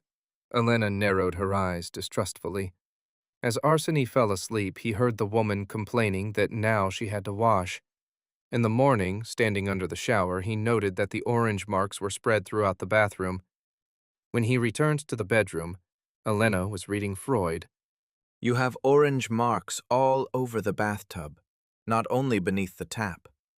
Why? Because I like orange marks. So you made them deliberately? Yes. Eon and I fastened hoses in place, let water run through them in thin streams, and a week later we had the result. Some people make imitation mold on their walls or paint water stains on the ceiling. Apparently you're one of them, Arseny said. I'm not one of them. I don't like imitation. Elena said this with obvious contempt. I need it to be natural. But these marks aren't entirely natural, since you made them deliberately. They are to me, Elena objected confidently. As he put on his glasses, Arseny considered what to say, but when he looked at Elena lying there, he became aroused. Shall we do it again? She nodded, got up, unexpectedly pressed her nose into his armpit, and inhaled. Soap, she said with disappointment. Yes, I washed. I like animal smells, real smells. But what can you do? A person has the right to weaknesses. She lay on her side. Arseny moved in behind her and thought that Elena was the first person in his life to regard cleanliness as a weakness. A few minutes later, she began making her whimpering sounds. The frequency of your moan is about 500 hertz, Arseny said quietly and came. A pause followed, filled with the woman's dissatisfaction. Kiss my ear, she asked, and Arseny kissed it. Elena began breathing deeply and lowered a hand between her legs. Put your tongue in my ear. Lick it. Arseny put it in and recoiled. The earwax tasted bitter. All right, don't, Elena said with disappointment, and finished without outside assistance. She left. After a while, Arseny heard the toilet flush and remembered the incident in the university restroom. Mircea showed us the whirlpool genius, he told the woman when she returned from the toilet. And how was it? Were you frightened? A little. Do you think it's a trick, or is it all real? It's real. He uses special water for it, which he gets from Eon, Ileana said. By the way, let's go to Eon's construction site. I'll introduce you. Right now? Yes. I don't like putting things off. All right, Arseny agreed. 11. On the way, Arseny realized that he wanted a relationship with Ileana. It was probably love. But of course, she would not agree. She loved freedom. They came out of the metro. That way. Ileana pointed along an alley perpendicular to the broad road. Soon they reached the gates and knocked. A thin old man in sweatpants and a quilted jacket over his bare chest opened them, holding a hand-rolled cigarette. On his emaciated stomach was a tattoo of a woman who, following the curves of her owner's body, stood in a very uncomfortable pose. "Evgeny, how are you?" Ileana asked. "Not inviting you to borscht yet," the old man replied hoarsely, released a stream of smoke, and squinted suspiciously at Arseny. To the left stood a guardhouse, and farther left a kennel from which a mongrel dog with a cataract in his right eye emerged lazily and squinted too. "Hello, Polyphemus," Ileana greeted the dog, which immediately wagged its tail. "Eon's in his room," the guard said, and Ileana led Arseny toward one of the buildings under construction. "What borscht was he talking about?" Arseny asked. "Borscht is usually served at funerals. Evgeny has lung cancer, and if the doctors are to be believed, he'll die in a year," she explained. They descended into the basement farthest to the right and followed the corridor to an oak door with a round metal handle and a small stained glass window depicting a red peony. Ileana knocked. There came a shuffling sound. The door opened, and a large man of about 60 appeared before them, muscular and heavy-set at the same time, with tightly curled, astrakhan-like hair. "Eon," the man introduced himself in a croaking voice and extended Arseny a hand with long, thick fingers. "Come in." The floor in the foreman's room was marble and, judging by the control on the wall, heated. Arseny touched the duralumin stepladder to the left of the door. 4 meters? 5, the foreman corrected him. Ahead on the right was a workstation, a desk with a large chair. Against the left wall stood a table with a distiller, cabinets containing laboratory glassware, and a large square metal barrel. On the cabinet to the right lay a musical instrument, a trumpet. The room also contained a sofa, chairs, a coffee table, and a small refrigerator. Ileana reached into her purse and handed Eon a mouthpiece. "Here, I found it at a flea market." "Silver," he said with a smile, then went to the cabinet, took the trumpet, inserted the mouthpiece, and played a scale. "How does a trumpet work?" Arseny asked with curiosity. "The lips produce the sound, and the player presses the valves with his fingers, changing the distance from the mouthpiece to the bell. The longer the distance, the lower the sound," the foreman explained. "I heard that if you uncoiled a French horn, it would be 5 meters long," Arseny said. "About 4, the foreman corrected him, and went to the refrigerator. "Moonshine? Wine?" "Tea," Elena replied, and took a jar of dark contents from her bag. "Cherry jam," she explained. Eon switched on the electric kettle. When Arseny was little, Grandfather Germon sometimes gave him cherries and said that they increased the amount of blood in the body. Arseny ate them and felt himself with his hands, afraid that his blood pressure would make him burst. "You won't eat from the communal jar," Ileana said to him, as she put some of the jam into a small bowl. Arseny confirmed this by saying nothing. "But we will," the foreman said, and dipped a spoon into the jam. Arseny looked at the square metal barrel. "What's that for?" "I'm making almost living water. Water contains a great deal of life force. When it evaporates, that force accumulates in what remains." The foreman spoke while stirring jam into his tea and pushing out his lower lip. Clever medieval alchemists came up with the name almost living. If the water produces no result, you can say that it is almost living, and the result is almost there. "Mircea told me it can't prolong life. Is that true?" Arseny asked, hoping that the foreman held a different opinion. "It can't. What, do you want to live a long time?" Eon drew in his protruding lip. "I would." I don't understand people like that. Why live a long time? I have a bricklayer named Vasily who, on the contrary, is waiting for death. He wants to find out what happens in the next world. That's another extreme, but it's better than yours. But alchemists always searched for ways to prolong life, especially the Chinese, Arseny observed. The Chinese may have searched, but the Moldovans didn't. Eon spread his hands. By the way, I almost forgot. I'll take a little from my flowers. Ileana pulled a small bottle from her bag and approached the square barrel. Is that a distiller? Arseny pointed to the device in the corner of the room. Yes, a still is an important tool of the alchemist, the foreman replied. 2 vessels and a cooling chamber. In one, the substance is heated, vaporizes, and flows into the other.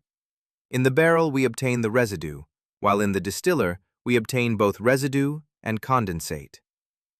Eon makes moonshine with it, Ileana said. The foreman took a sip of tea. Yes, I distill it 5 times. A moonshine apparatus is a still. By the way, an air conditioner is also a kind of still. Air conditioners are evil, Ileana said in a ringing voice. They suck the life out of people. That's true, Eon confirmed. That's why I don't install them for myself. I even broke the one in my car.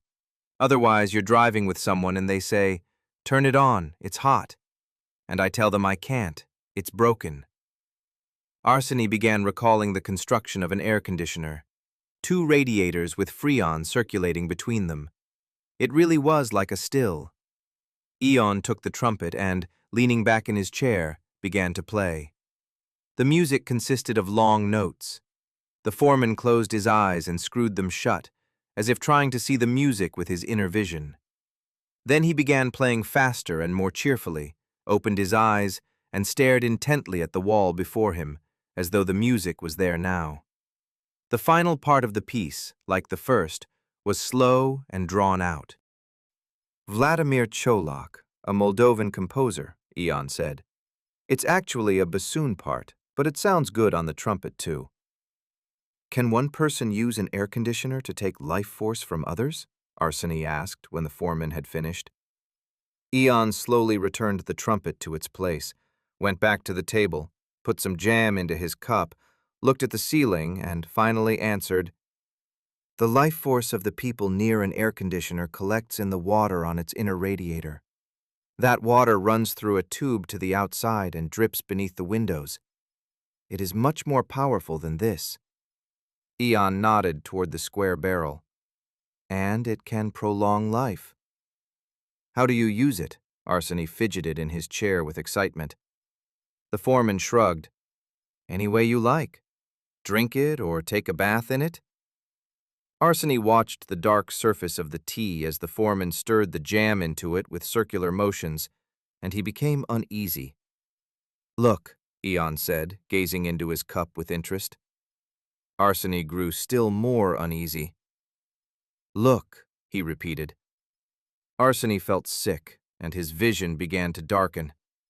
He leaned back in his chair and breathed deeply. The foreman smirked and stopped stirring the jam. Have you been shown this before? Mircea showed it to him, Elena explained. The foreman smirked again. The whirlpool genius is a being from another world. When you look at it, you see the otherworldly, and it frightens you because you don't want to die.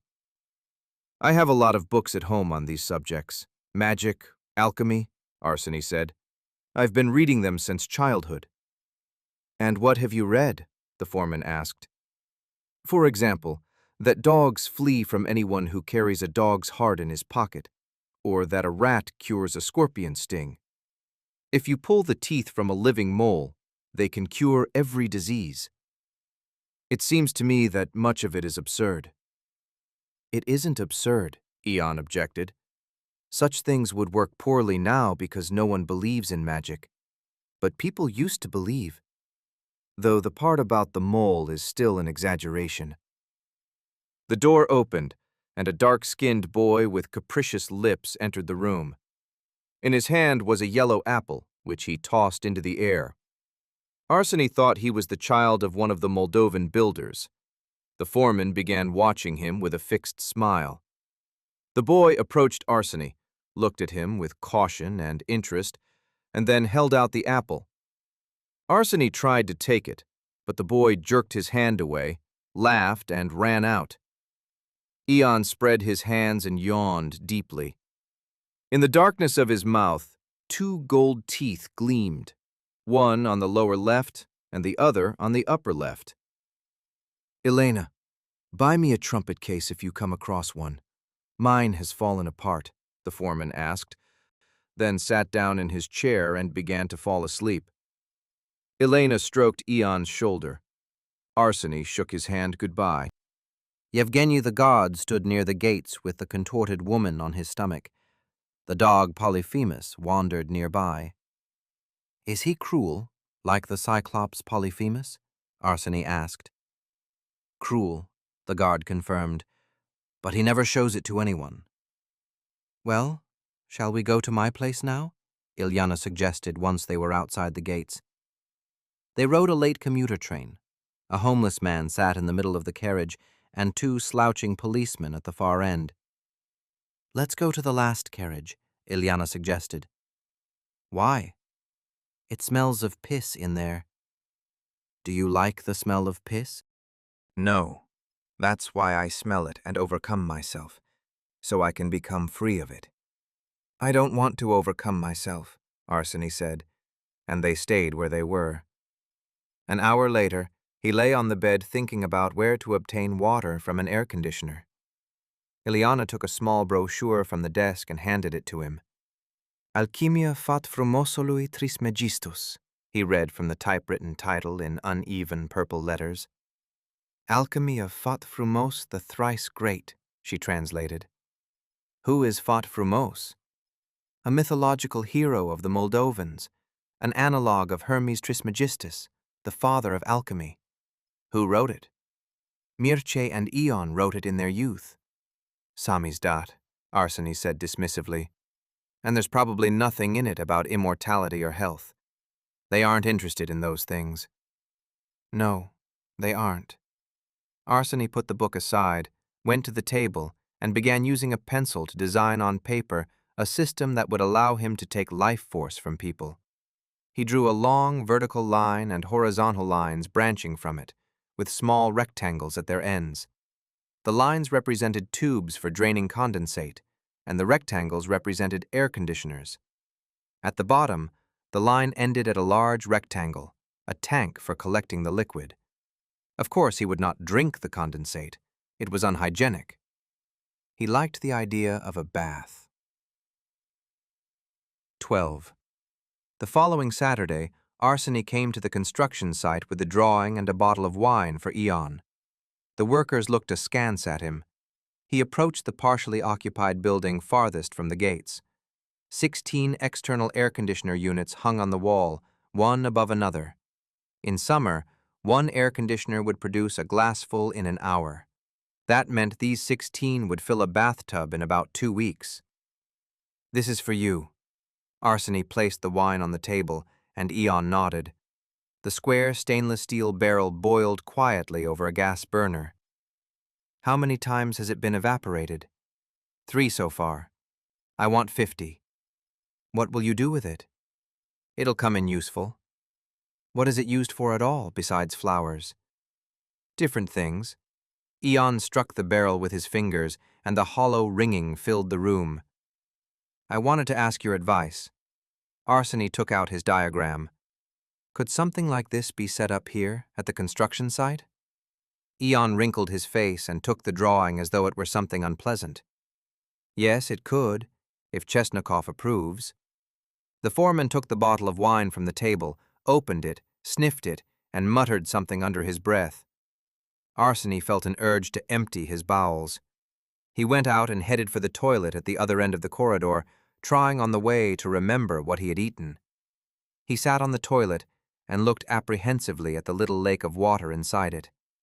The contents splashed out of him. It became unpleasant below. He had read somewhere that liquid stool contained a lot of acid and therefore irritated the mucous membrane.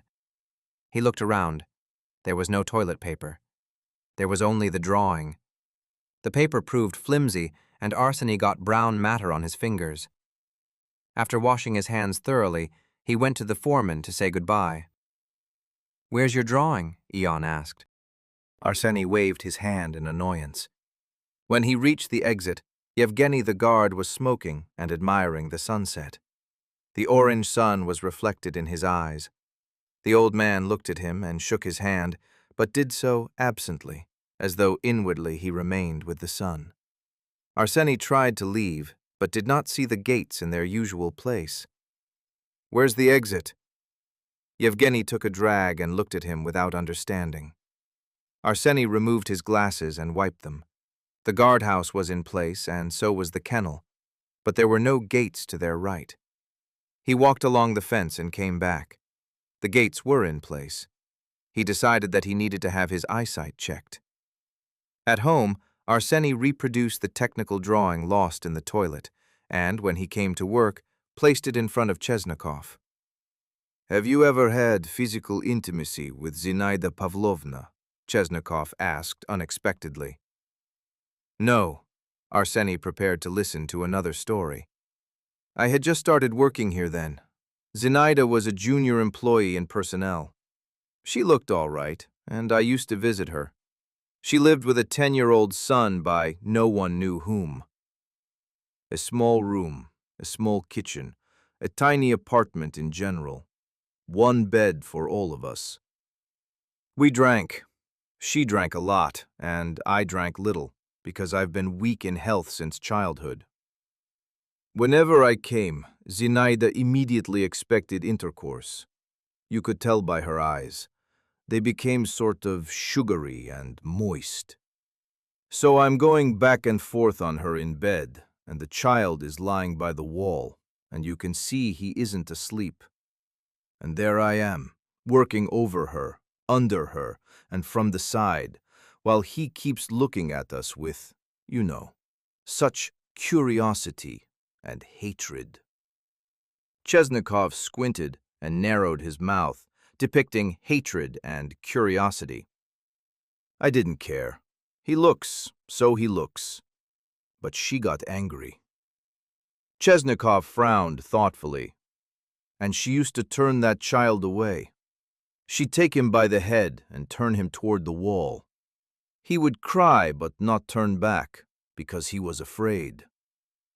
I was even ashamed in front of him." Chesnakov fell silent.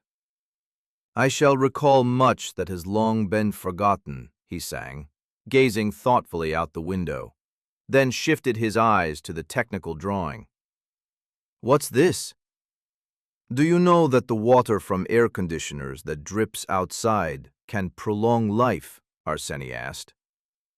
"Where did you get that idea?" Chesnakov grunted. "Ion told me." "Ion told you," the boss repeated. "That's another matter. Ion doesn't talk nonsense. So I want to collect that water at our construction site." He jabbed a finger at his drawing. "Run the pipe down to the basement and collect it.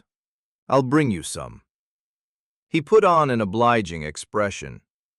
No, I have no intention of living a long time," as if that were something to enjoy. Chesnakov wrinkled his nose and thought. "Do you need it badly?" Arseny nodded sadly several times. "All right. Closer to summer, I'll talk to Ion and ask him to help." From that day on, Arseny waited for summer, which was still half a year away.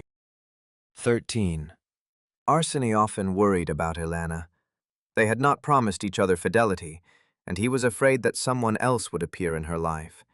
He imagined her taking another man by the shoulders, kissing him, pressing him to herself, whining passionately.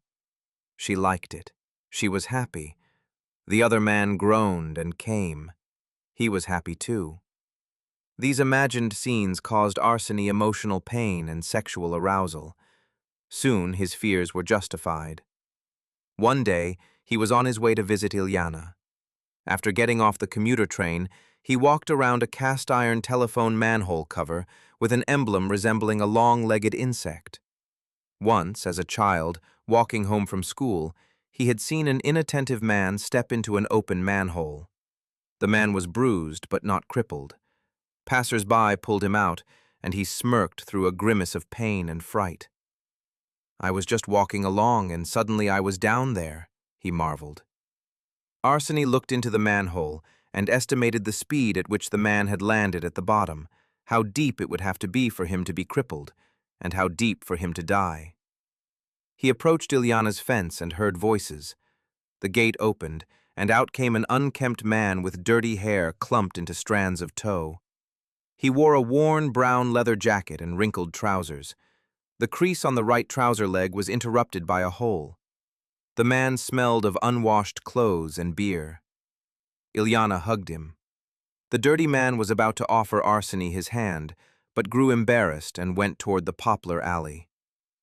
Arseny wanted to kill him, her, or, at worst, any other person. When they were sitting in the kitchen, a questioning pause arose between them. Ilyana pursed her lips into a tube and looked at the ceiling. "This is my friend Venya. He's homeless. We sleep together sometimes. That's what I want." Ilyana came over to Arseny and put her arms around his neck. "Does it bother you?" The sweat released from her armpits filled the space. "You haven't washed in a long time."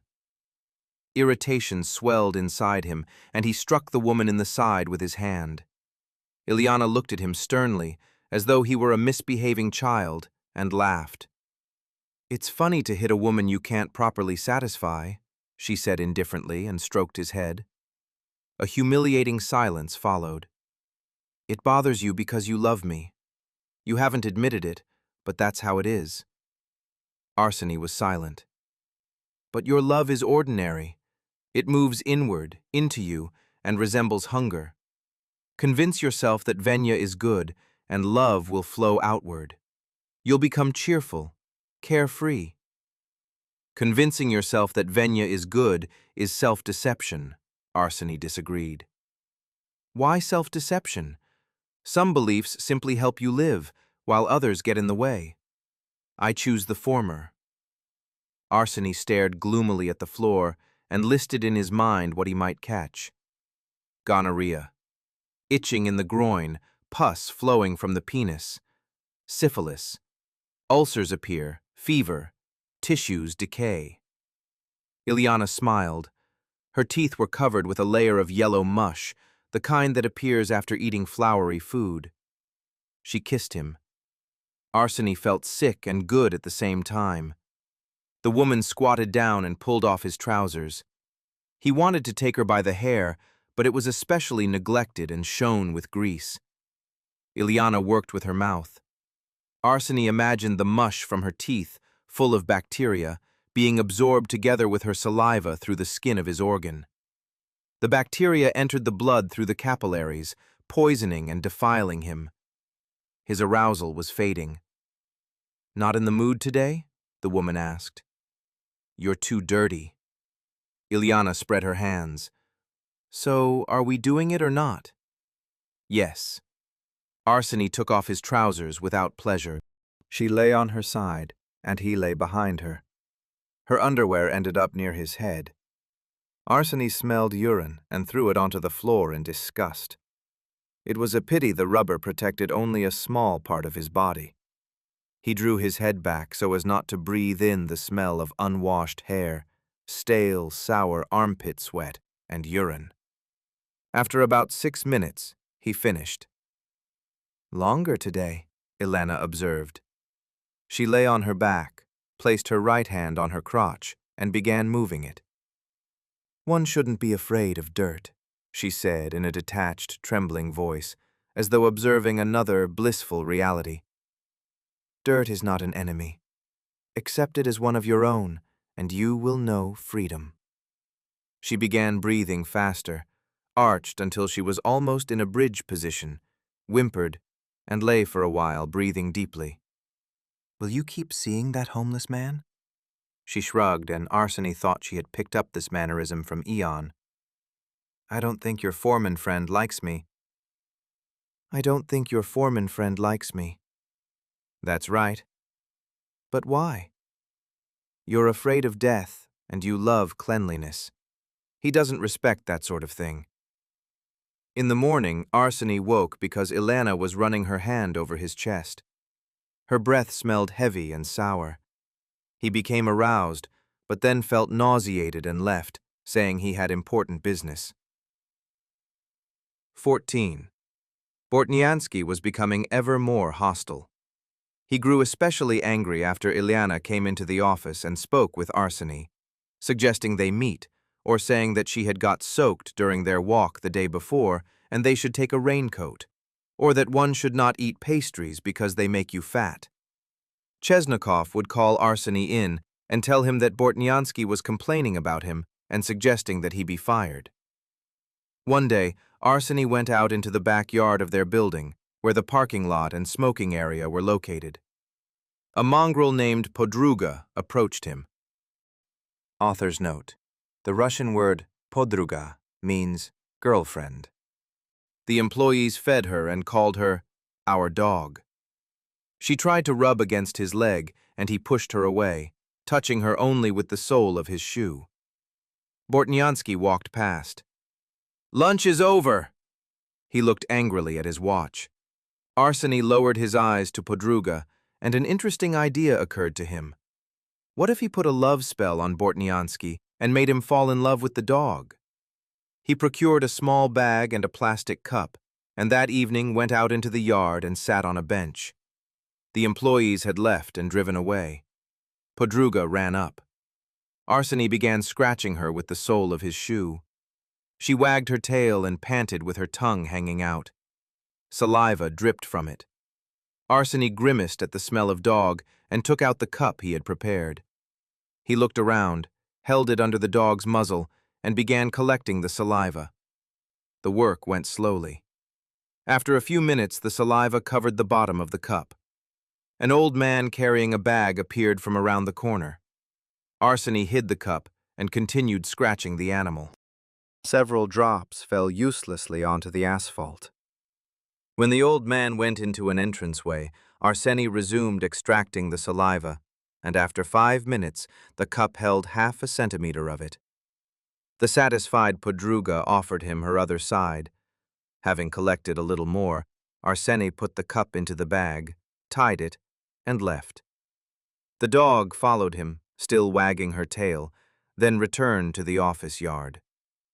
At home, Arseny took from the shelf a thin, worn red book of love spells that his mother had used with her friends. He began to read. Some believe that love induced by a spell is unnatural because it supposedly does not arise from nature. But if that is so, we must regard many things as unnatural. Medicine, animal husbandry, pottery, or blacksmithing, for example. None of these exists in nature either. Only in fairy tales can a bear be a blacksmith and a fox bake bread. Man differs from the wild beast. Therefore, a love spell, like the other practices described here, fully accords with our nature. The mechanism of a love spell is based on the fact that objects which resemble one another or have come into contact acquire an invisible connection, and by acting on one, it is possible to influence the other. Here is one method. Take a bodily fluid from the person who wishes to bind someone to themselves. In spells directed at men, menstrual blood has proved effective. Among other things, it is also a remedy for leprosy and malaria. Recite an incantation over this fluid and secretly add it to the food or drink of the person to be enchanted. After a time, he may develop an attachment to the first person. May develop an attachment, Arseny repeated, smiling at the author's caution. The text of an incantation in Latin followed. This method raised doubts, especially after the claim about the healing properties of menstrual blood. But the idea of diversifying his boss's diet with dog saliva was pleasant in itself. He remembered almost living water, which made many unusual things possible. Arseny went to the telephone, dialed Ilyana, and asked whether she had a little of this water. "What do you need it for?" she asked. "I want to use it in a love spell." "And whom do you want to enchant?" "That's an intimate question," Arseny answered mysteriously. "All right, I'll give you some." The woman laughed. Arseny brought about 100 milliliters of almost living water from Ileana, poured the dog saliva into it, and every day for a week recited over it the incantation from his mother's book. Bortnyansky loved coffee. He ran his fingers over the cup, contemplated its dark surface with bubbles along the edges, and smiled. His ever-darting eyes would briefly come to rest. If he left the office with his coffee unfinished, Arseny would peek out the door and, making sure no one was nearby, add a little of his potion to the cup. 15. At the end of spring, Arseny reminded Chesnikov about his request concerning the air conditioners. "You can go to the construction site and get started," Chesnikov replied a week later. "I've told Ion." "By the way, have you seen the stepladder in his basement?" "Which one? The duralumin one, 5 meters long?" "Exactly. Didn't he tell you how he got it?" "No." "Then listen." Arseny prepared to listen. "Once, about 10 years ago, Ion went to the river to fish, and he sees someone rising above the water, then disappearing. He threw off his boots and cap and rushed in to save them. He swam over, looked. A woman. Chesnikov told the story with such enthusiasm that it seemed the event had happened to him. He pulled her onto the bank, and they went to her place. They ate, drank vodka. Then she says, "Take me." Ion jokes, "You mean marry you?" "No," she says, "not marriage," and she blushed. Well, you understand. She offered bodily pleasures. But he didn't take advantage. He thought it wouldn't be right. Maybe she didn't want it, but out of a sense of duty to her rescuer, she decided to give herself. And when he was leaving, he saw a stepladder in the yard. He needed one for construction. He asked for it. She gave it to him, of course. That's the story. And he also makes excellent moonshine. Distills it 5 times. I get some from him now and then. Chesnikov fell silent and looked detached. "Which building do you want to do this in?" he asked, returning to the subject of the air conditioners. "The one at the end, farthest from the gate." "All right. You can temporarily occupy a room in the basement. Pay the workers, and they'll install everything for you." Arseny did not have enough money to pay the workers, so he went to the cashier to request an advance. The cashier, Natalia, a neat young woman of about 20 in a brown wool jacket and trousers, accepted his application. She looked at him sternly over her glasses with dark brown eyes, as though he were asking for money for something improper. Arseny bought a bathtub and some furniture. 2 weeks later, everything was ready. He walked around inspecting the room. By the wall stood a round table, 2 chairs, and a cabinet. In the center gleamed a cast-iron enamel bathtub on ornate legs, with electric heating elements for warming the water. A tap had been fitted into the bathtub and connected to a pipe down which condensate was already flowing. The room was closed by a metal door with a mortise lock. A white cat peered into the doorway, yawning, inspected the room too, and left. As Arseny had expected, the bathtub filled in about 2 weeks. He switched on the heating, lay in it for long periods, thought about how much this was prolonging his life, and then drained the water, considering it spent. 16. One weekend, Arseny woke up and realized that he wanted Ileana. After calling her, he went to the station, and 2 hours later, he was walking along the Poplar Alley. A man in gray jeans and a worn leather jacket sat on a bench. In his right hand, he held a bottle of beer. It was Venya. The homeless man bent down, placed the bottle on the ground, and remained bent over for a while, as though he had found rest in that position. "Littering," Arseny said jokingly. Venya straightened up. "I'm Arseny, Ilyana's friend." "I'm her friend too," Venya said cautiously. The aisle was dark and deserted. "Listen, how about coming to my dacha?" Arseny suggested, delighted by this stroke of luck. "I have alcohol in the basement." There really was a demijohn of Grandfather Germon's moonshine at the dacha. The homeless man rubbed his stubbly chin. "It's a good offer, but I don't have money for the fare." "That's all right. I'll take you." Half an hour later, they were riding in a taxi. Arseny sat in front so that he would smell the homeless man less. The taxi driver could not overtake a concrete mixer for a long time, and Arseny imagined Venya spinning inside it, choking on cement and blowing bubbles that slowly rose through the heavy gray slurry and burst. Cement entered his mouth, trachea, and lungs. Venya stopped struggling and sank limply. At last, the concrete mixer turned off, and the taxi went faster. When they entered the property, Venya began looking around anxiously, like a dog on unfamiliar territory. The alcohol in his body was breaking down, and so was his carefreeness. Inside the house, Arseny headed for the basement. It was at the end of the corridor and closed by a large metal hatch, beneath which concrete steps led downward. It was effectively a separate floor, with a gas boiler and a bathroom. A 150-watt bulb illuminated the brick walls, the white ceiling, the shelving with his mother's preserves, and the demijohn of moonshine to the right of it. Arseny filled a bottle and went back upstairs. They sat down at the kitchen table and clinked glasses. Arseny took a sip. Venya drank, and a touching expression appeared on his bloated face, like that of a child who had received a present. 5 minutes later, the homeless man was as drunk as he had been when they met. "Ilyana," he said, belching on the initial I. "She's good. She likes intimacy.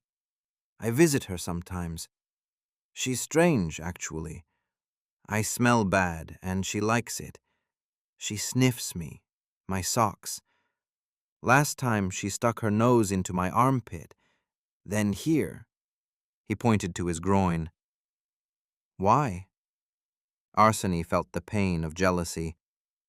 "She says it's to free herself from the bonds of dirt. I don't know. She's strange." Arseny looked at his guest in sweet anticipation. He did not intend to use him to prolong his life. For that he had the bathtub. He would simply finish him off for ordinary human pleasure. Gradually, the guest's speech became incomprehensible. His language was reduced to separate sounds. He swayed from side to side, supporting himself with his hands, then bent down beneath the table and vomited. Arseny drew up his legs to avoid the splashes. "Oh," the homeless man drew out and, for some reason, stared at the vomit in surprise.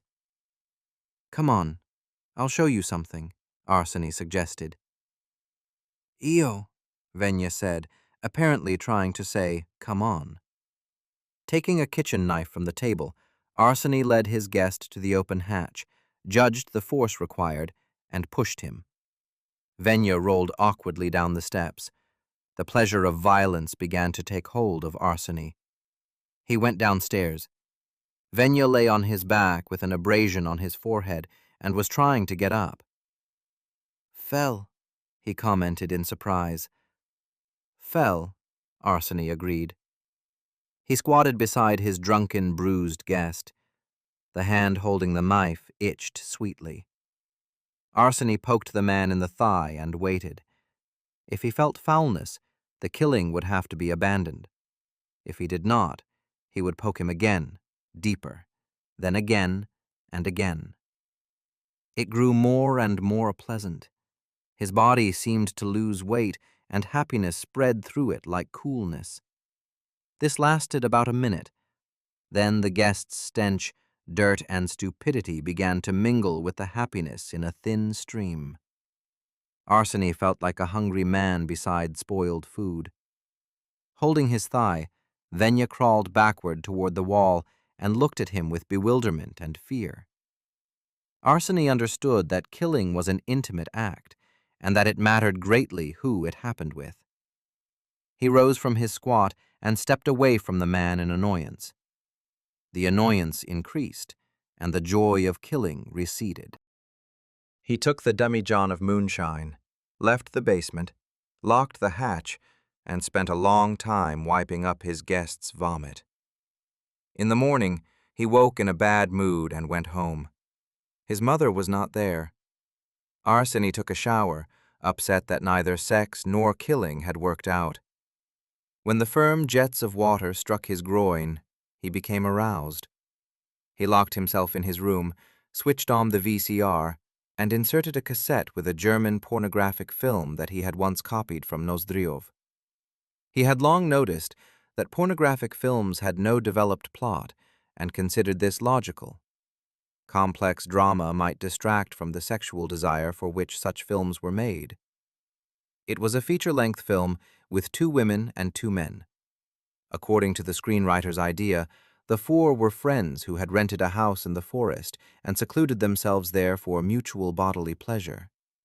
First, a small-breasted blonde and an athletic blonde man with a crew cut were left alone on the ground floor.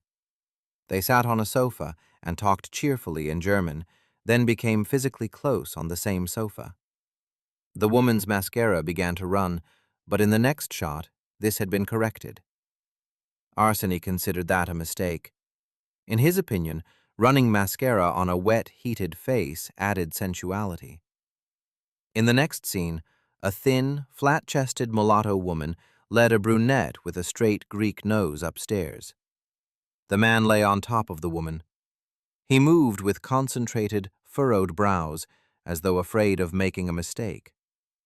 For most of the film, the joining of the sexual organs was shown in close-up. Wet pubic hair squelched. The penis appeared and disappeared. Wrinkled, hairy testicles, one lower than the other, struck the woman. Arseny did not like this and fast-forwarded. He liked the wide shot, as well as close-ups of the upper part of the woman's body. The climax of the film was an orgy involving all 4 actors. Arseny lay down on the sofa, lowered his trousers, and began moving his hand. At the end, he rinsed his jar and began thinking about Venya. Venya was a problem. He could neither be killed nor released, and he could not be kept in the basement for long either. His mother sometimes came to the dacha. Suddenly, an idea occurred to him. If he made Venya into a normal person, well-read and developed, he might become suitable for killing. The next day, he bought about a dozen books on philosophy, psychology, and cultural studies, and went to the dacha. There he took a knife and carefully opened the hatch. Shuffling footsteps came from below. The prisoner appeared. Arseny went down a couple of steps and squatted, holding the knife in his right hand and a bag of books in his left. "I brought you something." He threw down the bag. One book fell out. "Read books. They are the light of knowledge," Arseny quoted his grandfather German. "I want to understand. You've spent your whole life doing nothing, walking around dirty, not developing. Aren't you tired of it? Maybe it's time to become a human being." "Are you going to kill me?" Venya asked hopelessly. "That depends on whether you improve." Venya looked at the book that had fallen from the bag. Sigmund Freud stared gloomily from the cover and seemed to condemn him too. Arseny pointed to the empty preserve jars. "Wash the jars and put them against the wall. Don't make a mess in here." He stood up and slammed the hatch shut. 17.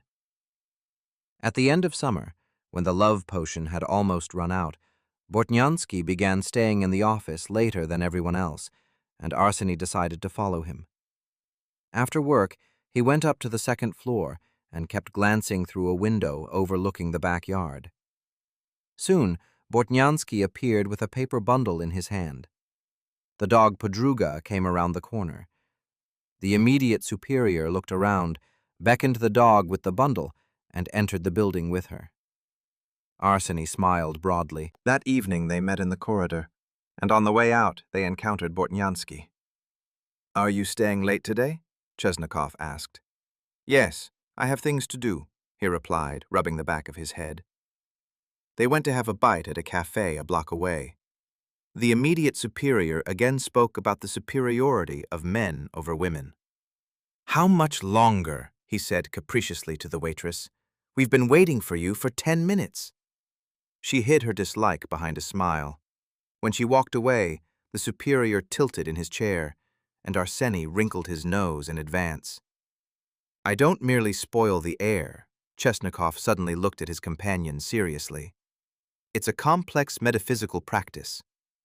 Arseny smelled what his superior had produced. This time, it was somehow sour. What kind of practice? A practice of influence, Chesnakov said, with an even more serious expression. Maybe I'll tell you about it later. In the large room, the smell quickly disappeared, and Arseny continued eating. She didn't get a tip, so she makes us wait, the superior said as he put on his coat. Forgot about us with her chicken brain. Well, shall we go expose him? Chesnakov rubbed his palms together. They quietly entered the building and crept up to Bortnyansky's office. Sounds of scuffling and whimpering came from inside. Arseny unlocked the door with his key. Before them, the deputy chief engineer was kneeling with his trousers lowered, holding the dog by the scruff while she reluctantly licked his groin and whimpered. Well, that's news, Chesnakov said and clapped his hands. A long pause followed. Grunting, Bortnyansky stood up, fastened his trousers, stroked the dog for some reason, and sat down on the sofa. He threw his head back against the backrest with a wild expression, like a man who had nothing left to lose. Arseny and Chesnakov, along with the freed dog, went out into the yard. What a character, Chesnakov commented. I never would have thought, Arseny said in surprise. Everyone has their own pleasures. Chesnakov twirled a finger at his temple. The men exchanged another couple of phrases appropriate to the occasion and went home. The next day, Bortnyansky, as expected, submitted his resignation, and Chesnakov signed it. He escorted his former subordinate to the exit. I'm not against you working here in principle, provided you don't hurt animals, or the firm's reputation will suffer. No, I'll somehow… Bortnyansky faltered. Generally, you understand. I understand, Chesnakov replied. Titov now sat opposite Arseny. He had long wanted the position and was grateful to Arseny for helping him get promoted. The new superior removed the portrait of the composer Bortnyansky from the wall and hung up a portrait of the composer Titov. The dog Podruga soon disappeared. According to the neighbors, Bortnyansky came at night and took her away. 18. Arseny bought 2 bottles of vodka and went to the dacha to find out whether his prisoner had changed for the better. Only a week had passed, but he was impatient. Holding a knife in one hand and setting the vodka on the floor, he unlocked the basement. Venya sat in the far corner reading a book. What are you reading? Arseny held the knife out in front of him. Freud, the prisoner said gloomily. His beard had grown, and now he himself resembled the Austrian psychiatrist. Arseny set the vodka bottles on the steps. This is for you, he said, and closed the hatch. An hour later, he returned. 1.5 bottles had been drunk. Venya sat against the wall, no longer reading, swaying from side to side. Arseny went down and, in his impatience, poked the prisoner in the side with the knife. Venya looked at him without expression. It felt good, then even better. Happiness came. Feeling freshness and lightness in his body, Arseny poked him again. Venya began crawling away, staring at the knife. Why? He asked hopelessly. When Arseny decided to poke harder, he saw blood on his hand. Suddenly it became unpleasant, vile. This man's blood had defiled his hand and all of him. Still too early, Arseny realized. "Read books," he said to the wounded man, and left. That evening he was supposed to meet Ileana. He was walking along the poplar alley when he suddenly saw her, walking arm in arm with the mason Vasily. Ileana said goodbye to her companion as though he were an old acquaintance, and he set off toward the station at a leisurely pace. Arseny did not show his anger, and Ileana did not deliver any moralizing speeches about proper love, which flowed outward rather than inward. Before going to sleep, he stared at the ceiling and thought about Venya and Vasily. In his imagination, he killed them in different ways, stabbed them, cut them, poisoned them, drowned them.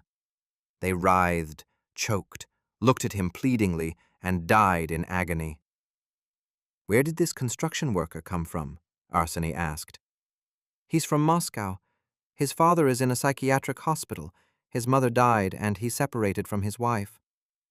Arseny thought that first he needed to kill Vasily, then Venya, once he had become a full-fledged person, then Ileana for making him suffer, and then Ion and Mircea, who had been a bad influence on her.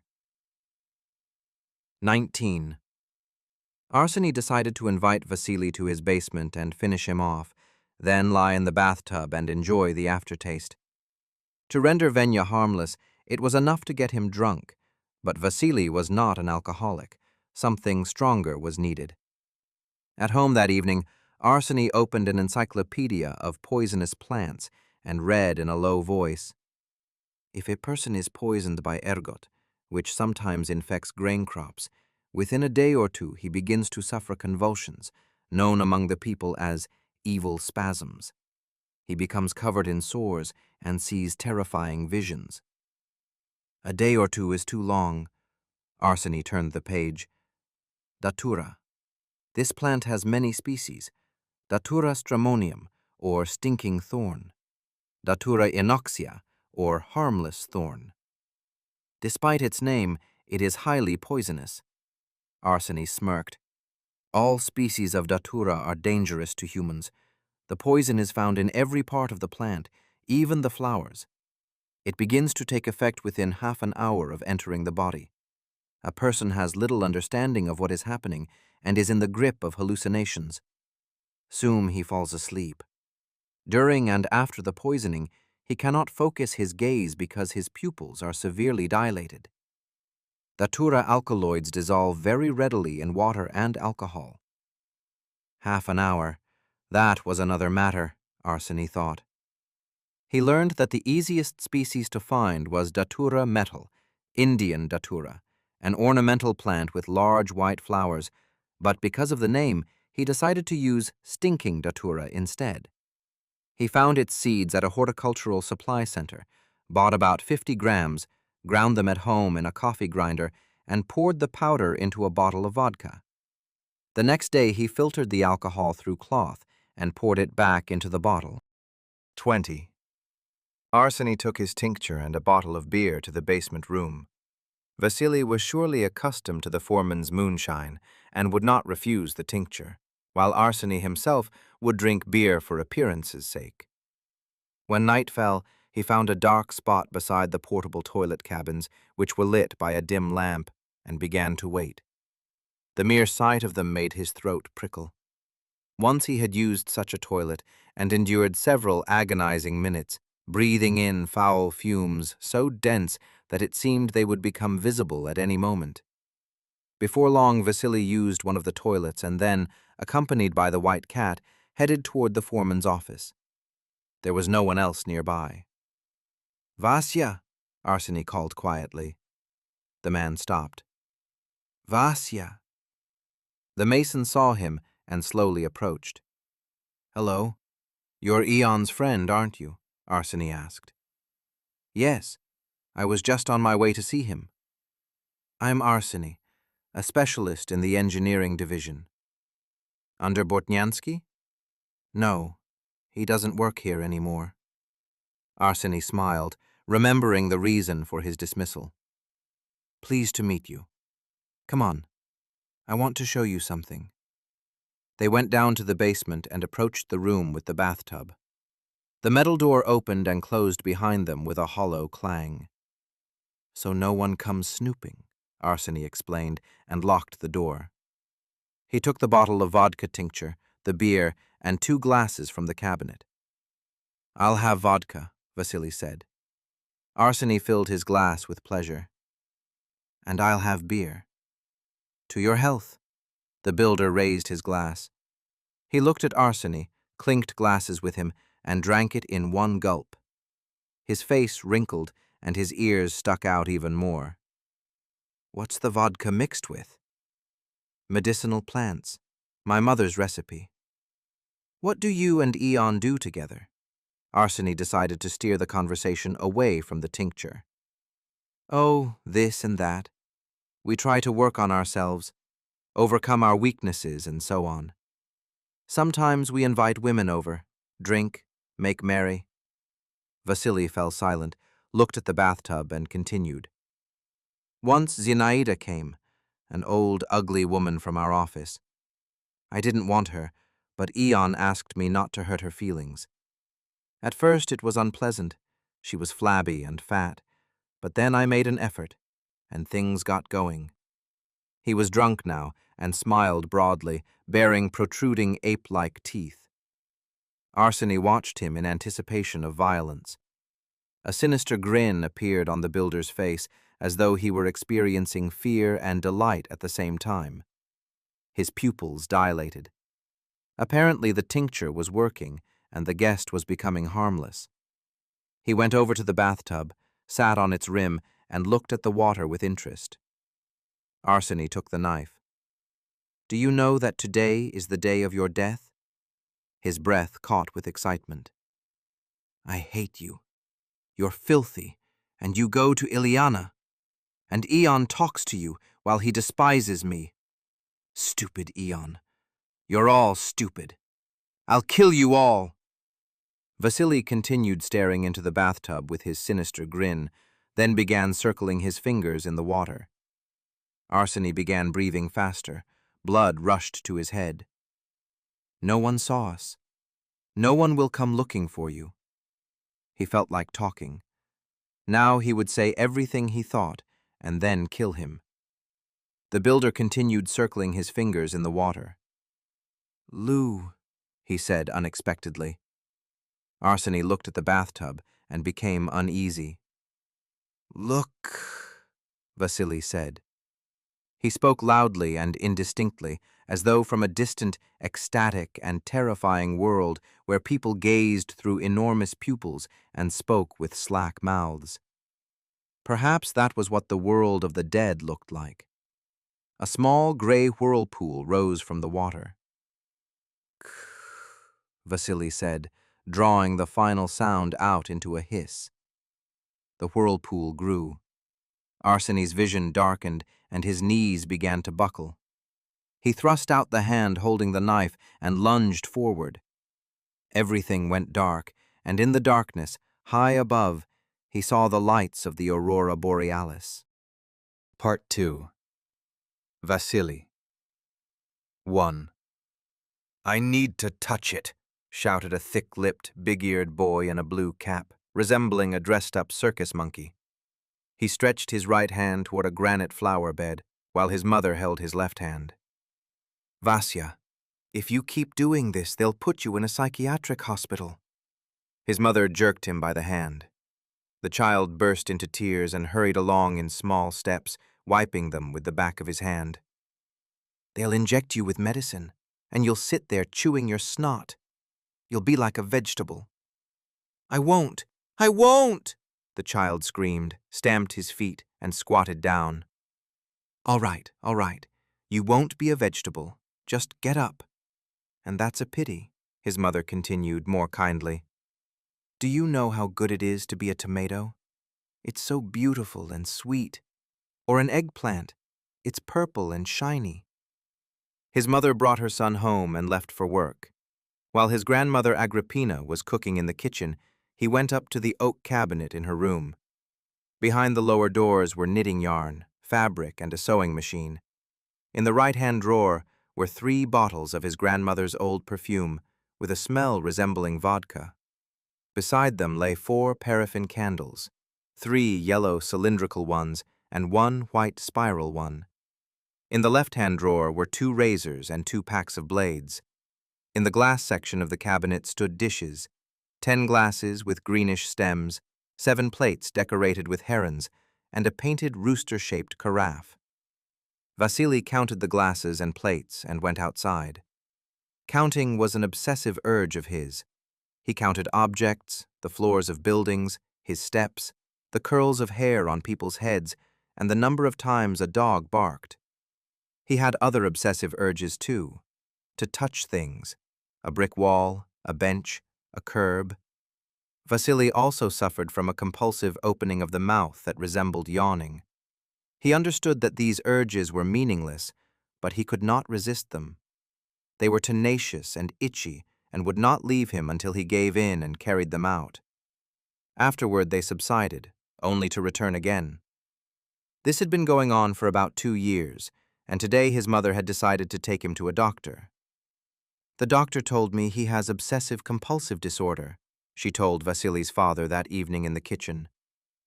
"How long will it last?" his father asked, finishing his pasta with stewed meat. On the letter L, the strands of pasta hanging from his mouth fell. Vasily looked into his father's plate and thought that this was roughly what the inside of a stomach infested with worms must look like. "For the rest of his life," his mother said, "or maybe he'll grow out of it."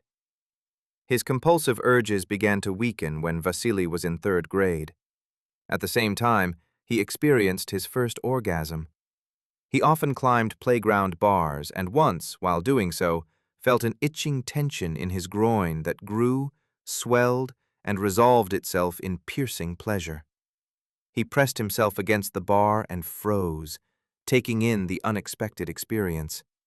After that, he climbed the bars only for this reason and watched gymnasts on television with surprise as they spun uselessly on apparatus instead of pressing themselves against it.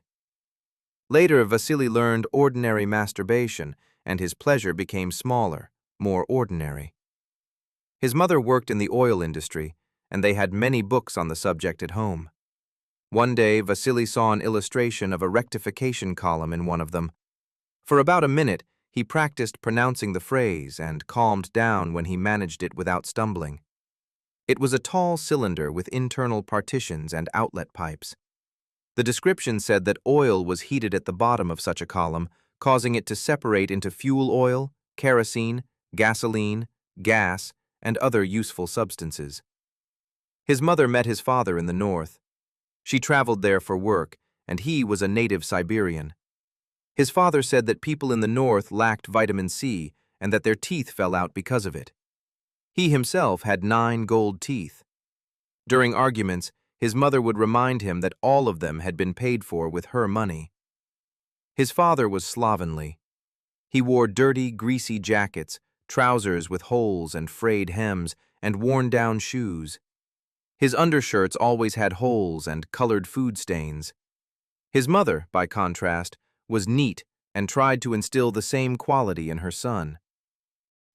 His father took care of the household, while his mother earned the money and was therefore in charge.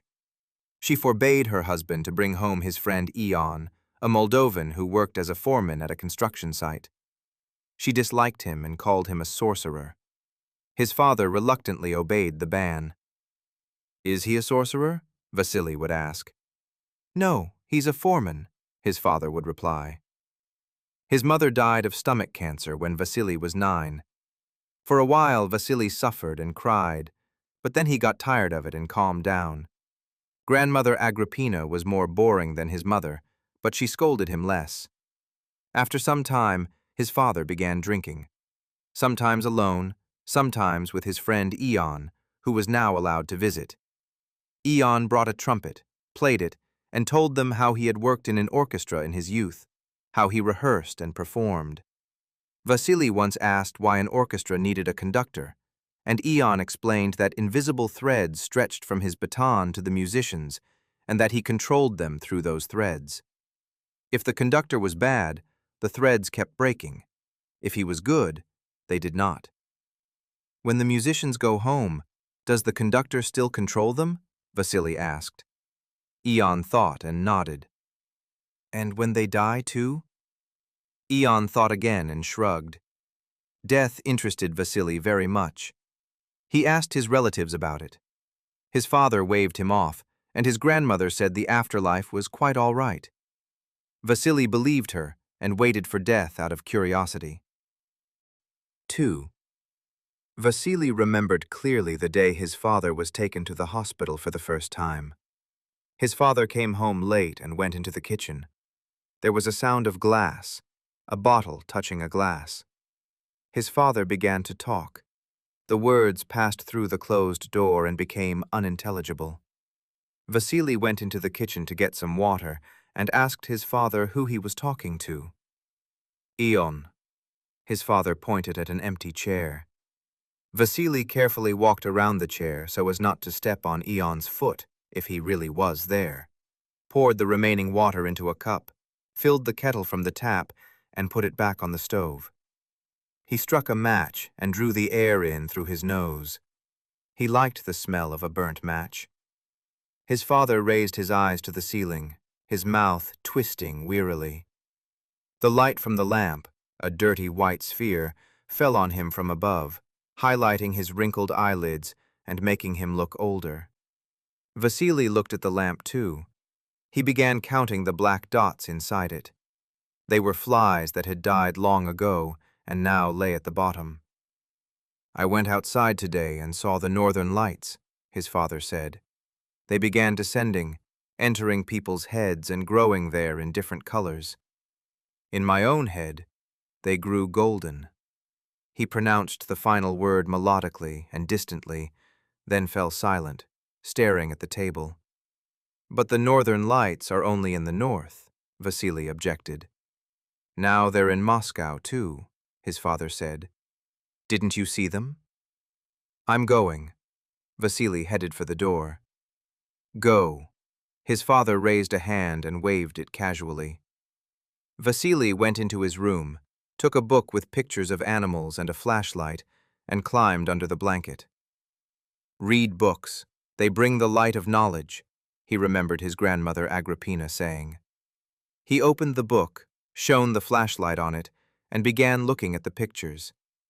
A rectangular shadow appeared on the sheet below, growing when Vasily brought the flashlight closer to the book. When he pressed it right against the book, the light disappeared. It followed that the light of knowledge was stronger than the light of the flashlight. At night, people came to take his father away. Through the patterned glass in the bedroom door, Vasily saw their white silhouettes. Valentin, son, you have to, his grandmother said plaintively. His father did not resist and only repeated, Why? Why? The door slammed and the corridor became quiet. The next day his grandmother said that his father had been taken to the hospital during the night, that he had schizophrenia, and that it was a disease of the head. From that day on, the two of them lived alone. His father returned when the illness receded, but then he would become strange again and be taken away. 3. After school, Vasily enrolled in a construction institute, but toward the end of his studies, he began thinking that it was unnecessary, that he should start earning money, that time might be needlessly wasted, and going to the institute became harder and harder. He went to work at a construction site and became a mason, and a year later he was drafted into the army. Lieutenant Barabash immediately told the soldiers that the most important thing in the army was not to be noticed. Vasily took this advice to heart and served all 2 years without much trouble. He was beaten a few times, but not hard, only to keep him from relaxing, at least that was how they explained it. While he was serving, his grandmother died. He cried over the loss and was surprised to feel that his tears were sweet and soothed his grief, unlike the draining tears of childhood. His fellow soldiers began to laugh, but after learning the reason, they offered restrained comfort. 4. After returning from military service, Vasily married a woman named Anya Popivnyuk. She came from a village and was small and nimble, with a broad face and stubborn blue eyes set close together. Usually there is enough space between a person's eyes to fit another eye, but between hers there would have been room for half an eye, or a little more. This did not bother Vasily. What he liked about Anya were her breasts, which she thrust forward by drawing her shoulders back, her whole bearing suggesting that she was carrying a valuable load. Unlike her eyes, her breasts were the correct distance apart and canonical in every other respect. As a child, he had seen drawings of naked women from different angles in an art book and realized that women's breasts did not face forward but to the sides, and that if they were eyes, they would be badly cross-eyed. He checked the accuracy of the drawing on Anya with a set square. It came to about 45 degrees. Anya liked Vasily too. Besides, he was from the city. He proposed. Anya Popivnyuk assumed a thoughtful expression, and then happiness appeared on her face.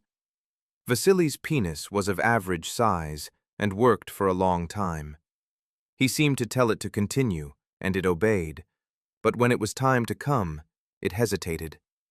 His orgasm was quiet and unnoticeable, and Anya did not always realize that it had happened. Her orgasm was easier to understand. She moaned and squeezed her eyes tightly shut. Anya was active and was always doing something. Early in the morning she got up for work easily. In the evenings and on weekends she cooked, did the laundry, and cleaned.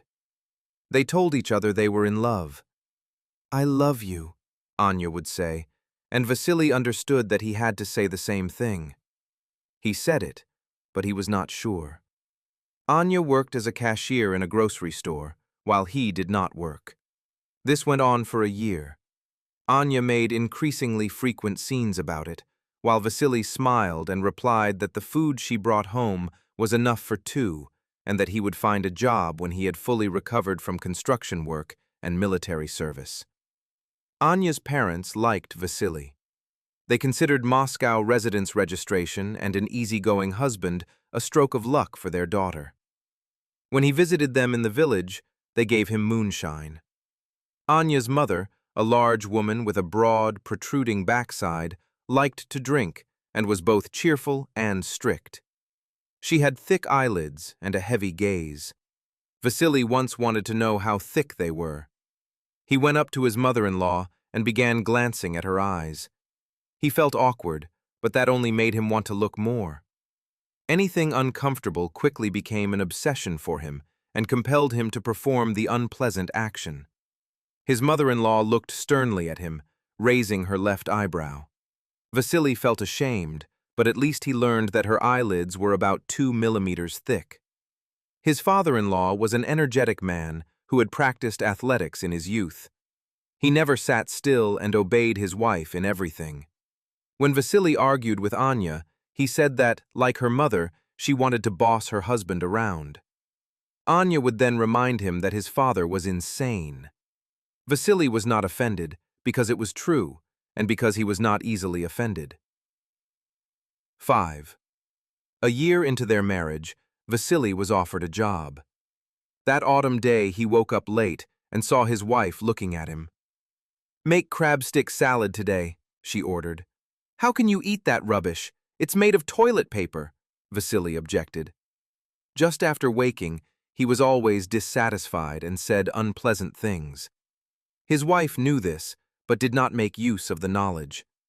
As he said the words, "toilet paper," he began to yawn, and they came out indistinctly, so he repeated them, yawned again, and wiped his gummy eyes with his hand.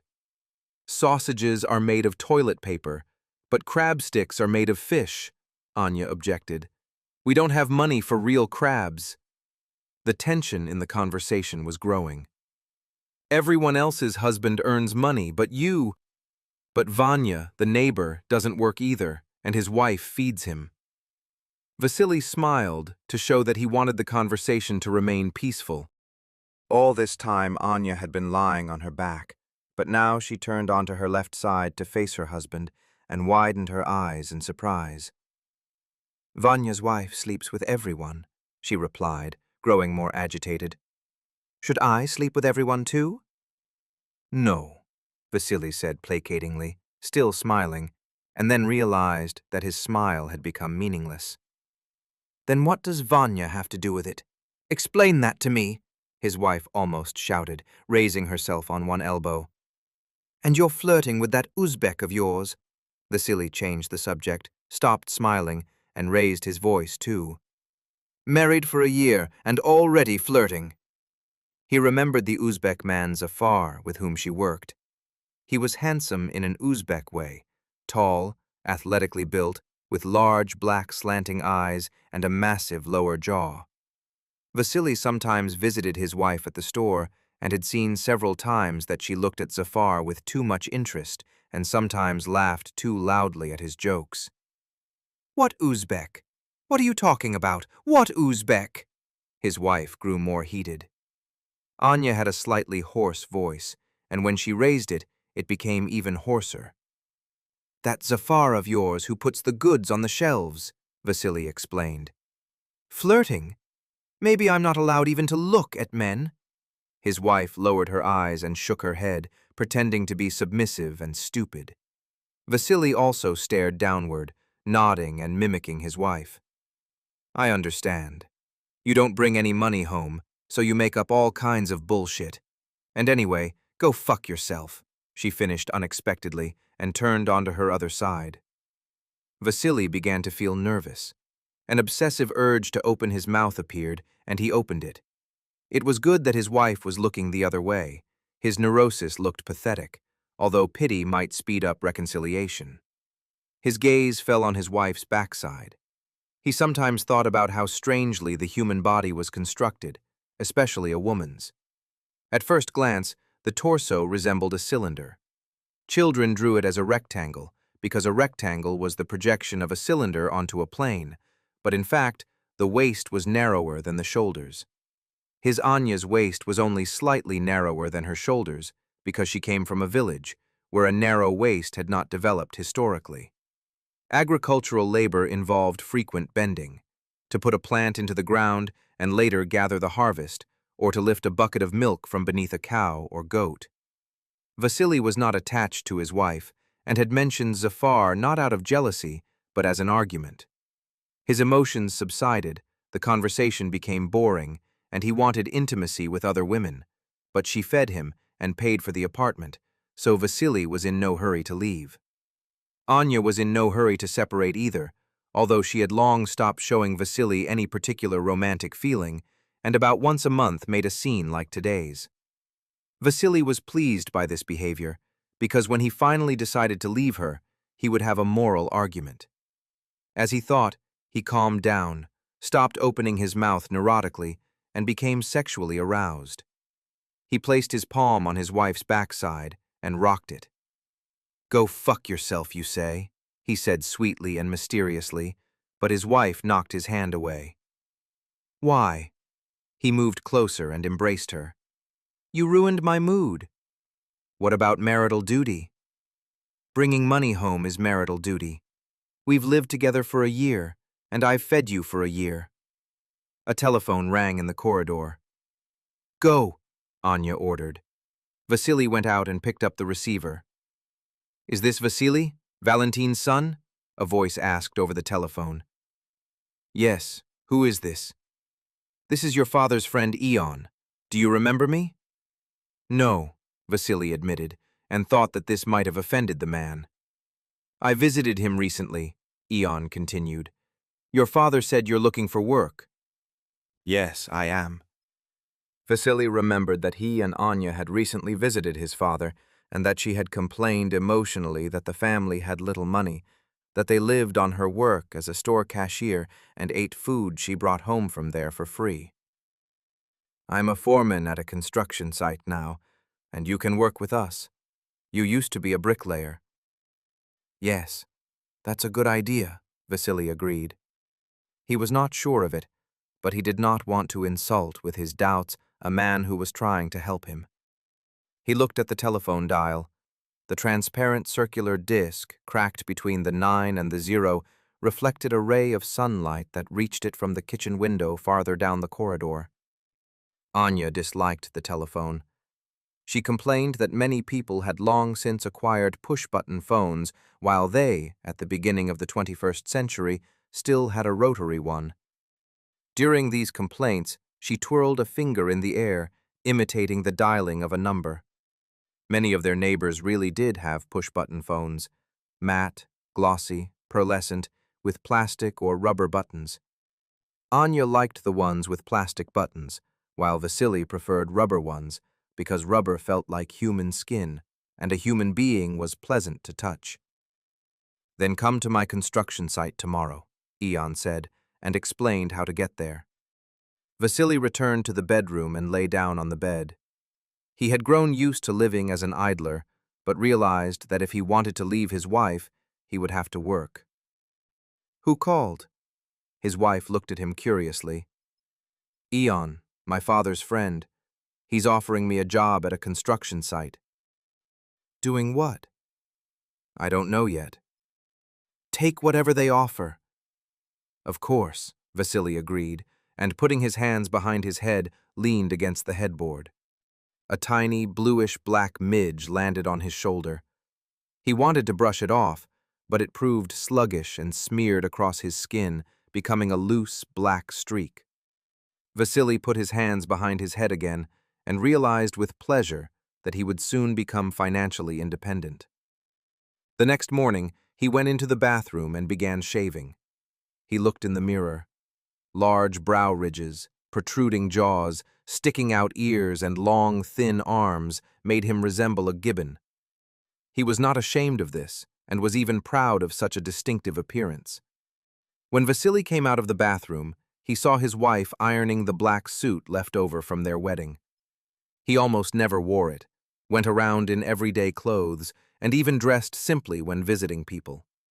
His wife, by contrast, liked to dress up and said that he looked like trash and that she was ashamed to be seen with him. "I'm going to a construction site. Why do I need a suit?" Vasily did not understand. "It looks more respectable." "Should I put on a tie, too?" He laughed. 25 years old and still like a child. His displeased wife stopped ironing. The room turned orange. The low setting sun had emerged from behind a distant cloud. 6. At 8 in the morning, the alarm clock rang. Vasily woke up and remembered that he had to go to the construction site. Following Ion's instructions, he traveled 9 stops on the metro and walked about 300 meters. Behind a tall sheet metal fence stood 3 unfinished panel buildings and 2 completed ones. Workers' trailers and portable toilet cubicles stood along the fence. A Kamaz truck drove past, full of construction waste, chunks of concrete, boards, sacks. The ground trembled. A swarthy man with a small mouth, resembling an Italian, walked past Vasily. "A Moldovan," Vasily thought. "Hello. Where's your foreman?" he asked the swarthy man. "Near the last entrance, there's a staircase down to the basement. His office is along the corridor on the right," the man replied, nodding toward one of the unfinished buildings. Vasily approached the indicated basement and began descending. Smooth, rounded stones protruding from the concrete steps glistened with morning dampness. Opening a resonant metal door, he entered a concrete basement corridor. After walking to the end past empty rooms, he saw on the right an oak door with a stained glass window depicting a red peony. Vasily looked at its spherical, gleaming metal handle and thought that the builders had polished it with their rough, calloused hands, particles of sand, cement, and other abrasives embedded in the skin. If this were not a construction company, but, for example, a travel agency, the handle would surely have been dull. He knocked and entered a spacious room with a white marble floor, about 10 by 10 meters. Ion sat at a desk in the far right corner, leaning back in his chair. Vasily headed toward him, looking around the room. On the left stood a table with a large glass distiller. Farther to the right were 3 laboratory cabinets with transparent doors. One contained vessels with liquids and powders. Another held empty chemical glassware, test tubes, jars, and flasks, straight, round, conical, or of elaborate, fanciful shapes with rubber stoppers, cork stoppers, or no stoppers at all. The third cabinet contained alcohol burners with charred wicks and 2 small distillers. To the right of the cabinets stood a barrel on legs, large, square in cross-section, made of stainless steel with a tap at the bottom. An electric hot plate stood beneath it. The room also contained a brown leather sofa, 5 chairs, a glass table, and a small refrigerator with a sticker of a toothless hockey player from a Soviet cartoon. About 50 square meters of empty space remained in the middle. "Vasily," the foreman said his name in a hoarse voice resembling a crow's caw, and extended a large palm with long, thick fingers. Vasily greeted him and yawned. While unemployed, he had grown used to sleeping late. Ion looked him over, then stood and led him out of the basement, placing a friendly hand on his shoulder. "For now, walk around and see how people work. You'll start tomorrow. We're building the 8th floor now." Ion pointed upward at one of the buildings. "The workers are mostly Moldovans. There are people from Central Asia, Russians, Ukrainians." Vasily thought that the builders were mostly Moldovan because Ion himself was Moldovan and had hired mainly his own people. "Walk around. Meet everyone." The foreman returned to his office while Vasily went toward the building under construction where work was in full swing. People pushed construction materials in wheelbarrows, unloaded metal profiles from a truck, welded, drilled, and cut. During his unemployment, Vasily had missed this bustle. A concrete mixer truck drove past, steadily rotating its contents. A large, stooped man approached it and opened the chute. He held a cigarette in his right hand. His clothes, especially the sleeves and gloves, as well as the cigarette filter, were smeared with gray concrete mortar that had dried and cracked. There was mortar even on his face, as though he were not a man, but a concrete golem born in the depths of the construction site. The concrete rushed into the skip with a slapping sound. A crane hooked it and carried it up to the 8th floor where walls were being laid. Someone was working below as well. Conversations in different languages came from the window openings and merged into an incomprehensible, uneven stream of sound. He headed toward a group engaged in various tasks. 2 Moldovans were assembling formwork around rebar. Vasily approached them and said hello. They raised their heads, nodded, and returned to the formwork. Nearby, 2 men of Slavic appearance were welding a similar structure. The welding light struck Vasily's eyes, and he reluctantly turned away. Bright light had attracted him since childhood, as though it were a glimpse from a world of eternal happiness. Vasily went up to people and introduced himself. The Kamaz concrete mixer drove away, steadily but inexorably continuing to turn its drum. Ion emerged with a swarthy boy of about 10, apparently also Moldovan. The boy strode toward one of the entrances, glancing impatiently back at the foreman, who followed heavily behind him. After a while, Ion returned and scolded the workers for a crookedly laid partition wall. It looked as though the boy had pointed out the defect to him. The foreman walked with his hands behind his back and gave instructions. "This has to be poured by evening. Move the bricks over there. Cover the insulation. It's going to rain." Vasily went behind the building and enjoyed the coolness. The sun was blazing, but this side was in shadow. Empty wooden pallets stood by the wall, and 2 construction workers sat on them. The large man smeared with concrete who had recently handled the mixer, and a thin man with a long, sinewy neck who resembled an ostrich. The large man was holding the thin man's hand and saying something quietly. Vasily approached, and an awkwardness arose. "He's charming away my warts," the thin man explained, and showed a hand with 3 warts. "Are you going to work with us?" "Yes, as a bricklayer." "I'm the crew leader, Nikolai," the large man said in a low voice, "and this is T2." He pointed at the thin man. A piece of dry concrete fell from his palm into a puddle at their feet and began releasing a milky cloud into the water. "We're from Chisinau. We came 5 years ago." "Were you cheated often?" Vasily asked. "That happens on construction sites here." Both men looked down sadly and absent-mindedly, nodding with detached expressions. "We were cheated, but everything is honest here," Nikolai said, emerging from his reverie. "All right, time to work." The crew leader stood, and Vasily's new acquaintances headed toward the sunny side of the building. A large white cat lay in their path. T2 stepped over it, but the cat did not stir. "Now it won't grow," Nikolai reproached him, and Vasily laughed loudly at the thought that a fully grown cat would no longer grow. T2 looked at the crew leader and laughed too. It began to drizzle. Vasily walked along the building, saw the entrance to the basement, and went down. He walked through the concrete corridors, assessing the plumbing installation out of curiosity. A staircase came into view. Outside it was sunny. The rain had stopped. As he approached the exit, he looked at the wall and saw his shadow with unnaturally elongated ears. A couple of hours later, Vasily had met almost everyone at the construction site. The foreman approached him. "How do you like it here?" "An ordinary construction site," Vasily replied.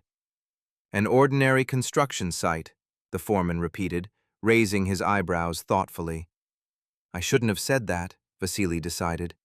After all, it was his construction site, his creation. Perhaps he loved it like a child, and if someone called a child ordinary, the parents would be hurt. A huge patterned shadow passed over the ground. It was cast by the crane boom, which moved back and forth carrying concrete blocks. People received them and set them in place. Vasily wondered how simple and painless death would be if such a block were placed on top of him. How quickly would the pain seize him, and what kind would it be? Sharp, sudden, increasing, dull? How quickly would the light fade, allowing him finally to learn what happened after death? Vasily had once seen a dog being crushed. He was 11 and riding a trolley bus with his father. The dog thumped against the underside, howled wildly, and then went silent. When Vasily looked out the window, he saw the front half of the dog and a heap of intestines squeezed out of it by the wheel. The sun was already setting, and the sunset colored them orange. "We crushed it," his father said sadly. "The driver did it," his son objected. "But the trolley bus wasn't moving for no reason. It was moving because the passengers needed it, so we're all guilty." Vasily did not continue arguing, but remained unconvinced. He did not understand why his father wanted to feel guilty. Ion stood to Vasily's right. They looked at the roof of the building, where workers were walking almost at the edge. "One step, and death," Vasily observed. "It only seems that way," the foreman objected confidently. "But I can die easily. If I want to, in a minute, I won't exist." Vasily pointed at the roof and then lowered his finger. "Then go and jump." Ion fell expectantly silent, smacked his fleshy lips, and planted his hands on his hips. Vasily felt awkward. "Why aren't you going?" "I don't want to." The foreman placed his palm on Vasily's shoulder. Cool water penetrated the fabric and reached his skin. He had probably washed his hands recently and not dried them. "Life, Vasily, is a concrete corridor made of all sorts of I don't want to, I can't, I'm afraid, and many other things." He held one palm upright, apparently representing a wall, and struck it from the side with his fist. The blow made a slapping sound. Vasily felt tiny droplets of water land on his face. "One day this corridor will end, and you will die. They will bury you in the ground, and you will feed the worms, but before that, you will have to live." On the way home, Vasily remembered these words and imagined a pink worm opening its mouth and biting a piece of soft, decomposing flesh from a dead man. At home, he reheated mashed potatoes, poured ketchup over them, cut a piece of fresh white bread, and felt free from the oppression of poverty and his wife's humiliations. He ate with appetite and with the feeling that he now had more right to the food. In the evening, his wife came home from work, tired and kind. "They took me on," Vasily said, and she immediately embraced him. Lately, she had embraced him rarely and without emotion, like a distant relative at a railway station, and Vasily felt hurt that his wife's embraces cost money.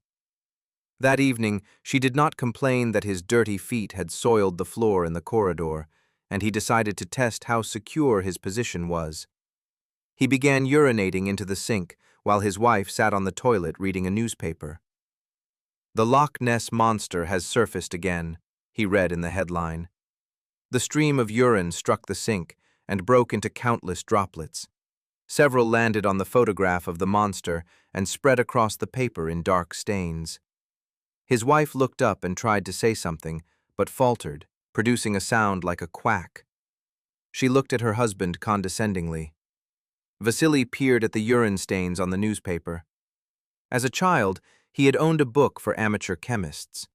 The chapter on chromatography said that when a mixture of non-uniform liquids fell onto porous paper, multicolored circles appeared because some parts of the solution soaked into the paper better than others. Vasily's urine produced no chromatography. Apparently, it was sufficiently uniform. When they went to bed, his wife ran a hand through his hair and looked at him expectantly.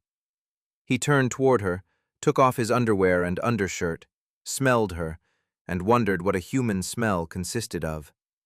Probably perfume, laundry detergent, soap, shampoo, the smells of different kinds of sweat, from the armpits, genitals, and feet, and the smell of oil from the scalp. Vasily turned his wife so that her backside faced him, entered her, and began the familiar back and forth movements. He liked sex on his side because it was comfortable and required no particular effort. Anya took his hand and confidently put it between her legs. He began helping her with his hand and felt the almost imperceptible, modest swellings grow and become lubricated with mucus. At moments like this, he thought about how competently the human body was designed, capable of lubricating itself in the right places at the right time. After about 20 minutes, Anya opened her mouth wide, squeezed her eyes shut, uttered a drawn-out, quiet, "ah," then stretched taut and went limp. "In the ass?" His wife nodded silently. Vasily spat on his fingers, lubricated her backside, and finished a few minutes later himself. When he came, he felt the world becoming kinder toward him, as though he had done something good for it. In the morning, he remembered his dream, in which a crow with arms walked across the roof of a house, its hands clasped behind its back, and watched him intently with unnaturally large eyes. When he was a child, his father had told him that birds were the most perfect creatures because they could fly, but that for complete perfection, they lacked arms. And Vasily imagined a bird with little hands sticking absurdly out of its chest. His father had also said that the best birds were crows. Their voices sounded unpleasant, which meant they spoke the truth, because the truth was usually unpleasant. Vasily replied that crows sounded like burping, and his father laughed. 7. When Vasily arrived at the construction site, he could hear loud voices before he even reached the gates. Entering the grounds, he saw two builders, Mihai and Muslim, arguing heatedly. Several people stood nearby. Muslim held one hand up beside Mihai's face, palm turned upward. "What are they arguing about?" Vasily asked the onlookers. "They're figuring out who's better, Moldovans or Tajiks." "Who are you?" Muslim asked, still standing with his palm raised. "You are Moldovan. Why you allow yourself voice like that?" Allow yourself voice, someone in the crowd repeated and laughed. I am Moldovan, Mihai said slowly, which means my ancestors were Romans, he continued, louder and faster, as though gathering momentum. I am a descendant of the great Roman Empire, Julius Caesar, Cicero, you know them? And I am Tajik, a descendant of the great Persian Empire, Muslim replied. Omar Khayyam, Ferdowsi, Avicenna, you know them? Go and work, the foreman who had just come over interrupted them, and the builders dispersed. Eon hawked up phlegm and spat. It looked unpleasant, and therefore drew the eye. The shiny green lump was unnaturally round. This surprised Vasily. He remembered the hypothesis that if a monkey were made to type on a typewriter forever, sooner or later it would produce war and peace.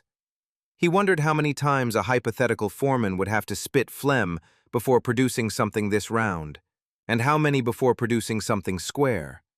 A square one would probably never appear. The theory was nonsense. Come with me, Eon said. When they had gone downstairs, he walked over to the refrigerator, took out bread and butter, and began making sandwiches. Have one. He pointed his long, thick finger at the sandwiches. Vasily took one and bit off a piece. A red mark from his bleeding gums remained on the butter. Periodontitis, the foreman stated. A person with periodontitis is a vampire who drinks his own blood. Eon bit into a sandwich. Today you work on the 8th floor.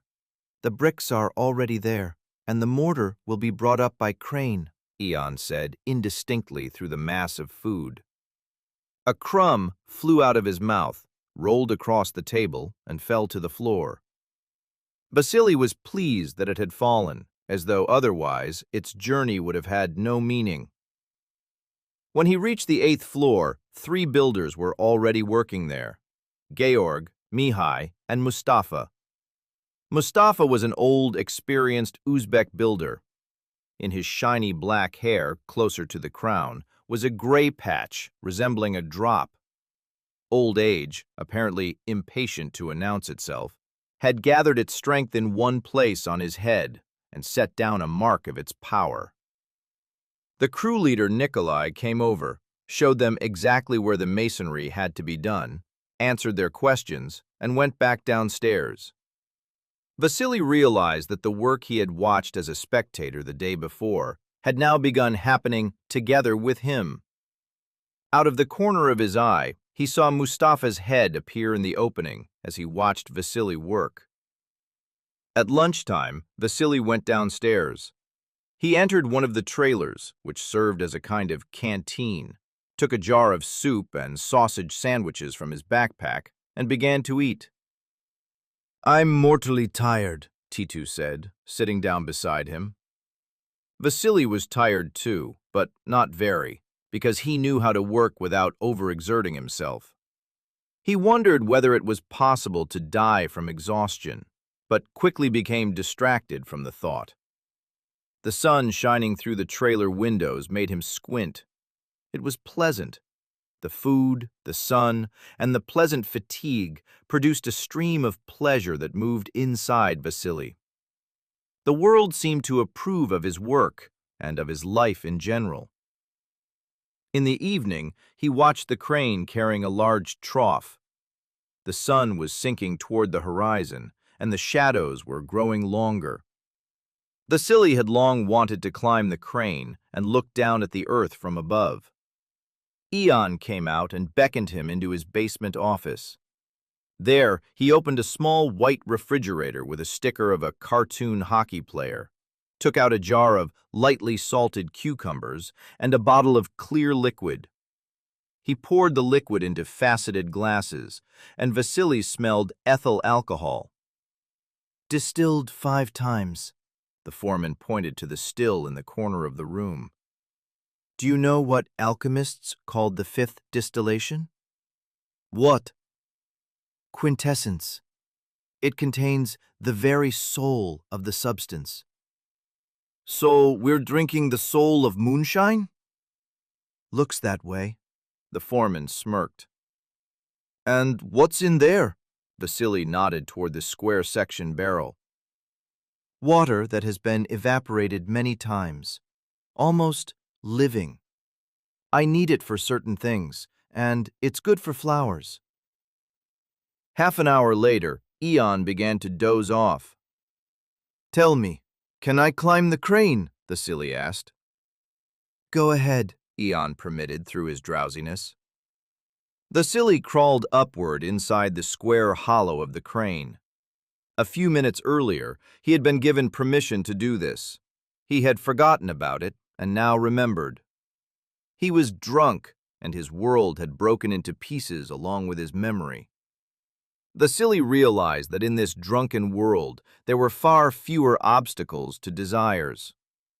He climbed halfway up and looked down. One step beyond the iron skeleton, one simple, almost imperceptible movement, and death would come. His groin tightened. It became frightening and pleasurable at the same time. Vasily felt weightless and transparent, and the air around him grew denser. He stood like that for about a minute, then climbed farther. The thought came to him that the steel hollow of the crane was also the concrete corridor Ion had spoken about. In the cab, the Uzbek crane operator was embarrassed and kept asking whether Vasily found it interesting to look at everything from above. He was missing an upper front tooth, like the hockey player on the foreman's refrigerator door. He took the levers in his thin hands and moved them while speaking over the radio. It seemed right to Vasily that a man with thin arms operated a crane. The power of the machine replaced the weakness of his muscles. "Where's your tooth?" "Down there," the shy Uzbek answered, pointing below. He began to laugh, but quickly stopped and concentrated on his levers. Rain began tapping against the cab. "Listen, don't you drink at work?" "No," the crane operator replied. "I have responsibility." Vasily liked the fact that the crane operator was responsible. He looked down. A builder in a black cap was carrying a steel channel and looked like an ant dragging a stalk. As a child, Vasily often played with insects. He caught them, painted them with watercolors, and sometimes tore off their limbs. Afterward, he gave them new names and assigned them to new species. The paint adhered poorly to many insects because of their hairs or smooth shells, and Vasily became angry. When he found an anthill, he would wet a stick with saliva and press it to the mound. The ants bit the stick, wetting it with their sour fluid, and Vasily licked it. The sourness produced a special pleasure, as though some liquid were being pumped noisily inside his head through a narrow opening from one vessel into another. Sometimes Vasily crushed an insect. He would hold a finger over it. It was alive. Then he pressed down, and it became dead. He felt terribly sorry for it, but the fragility of the insect's life tormented him so sharply that it was easier to crush it and then feel compassion and vexation and cry.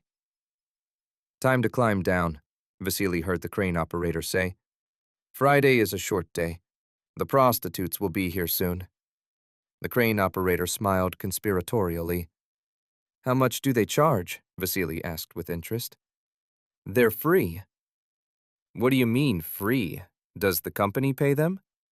"No, completely free." "Then they're not prostitutes, just loose women." Vasily decided that the Uzbek did not know Russian very well. "No, they're real ones. They work for money, but they come to us for free." "But why?" "They love us. That's why they come." The crane operator began getting ready to climb down. Vasily was intrigued by the free prostitutes and decided to ask Ion about them later. On the way home, he remembered the crane operator and thought that he himself was missing 3 teeth. In the wild, a toothless animal dies because it cannot feed itself. He wondered whether losing enough teeth would be a sufficient reason to die. Nature itself would be showing that life was over, which meant that if he killed himself, he would merely be carrying out a natural mechanism. Thinking this way, he reached his building, and while climbing the stairs he realized that the light bulb on his floor had burned out. 8. Vasily came to see his father. He did this almost every Saturday. His father was always happy to see him, cried and embraced him, but sometimes mistook him for other people, usually his late wife or Ion. "I'm here to see my father, Valentin Kocherga," Vasily said into the intercom. The guard Sasha came out, an elderly man with a dry body and yellow teeth.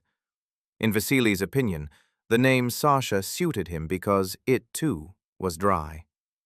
He came from another town, worked here for a month, and then went home for a month. His father had told him this. During his illness, he had managed to learn a great deal about the people who worked there. "Hi." Sasha opened the grill.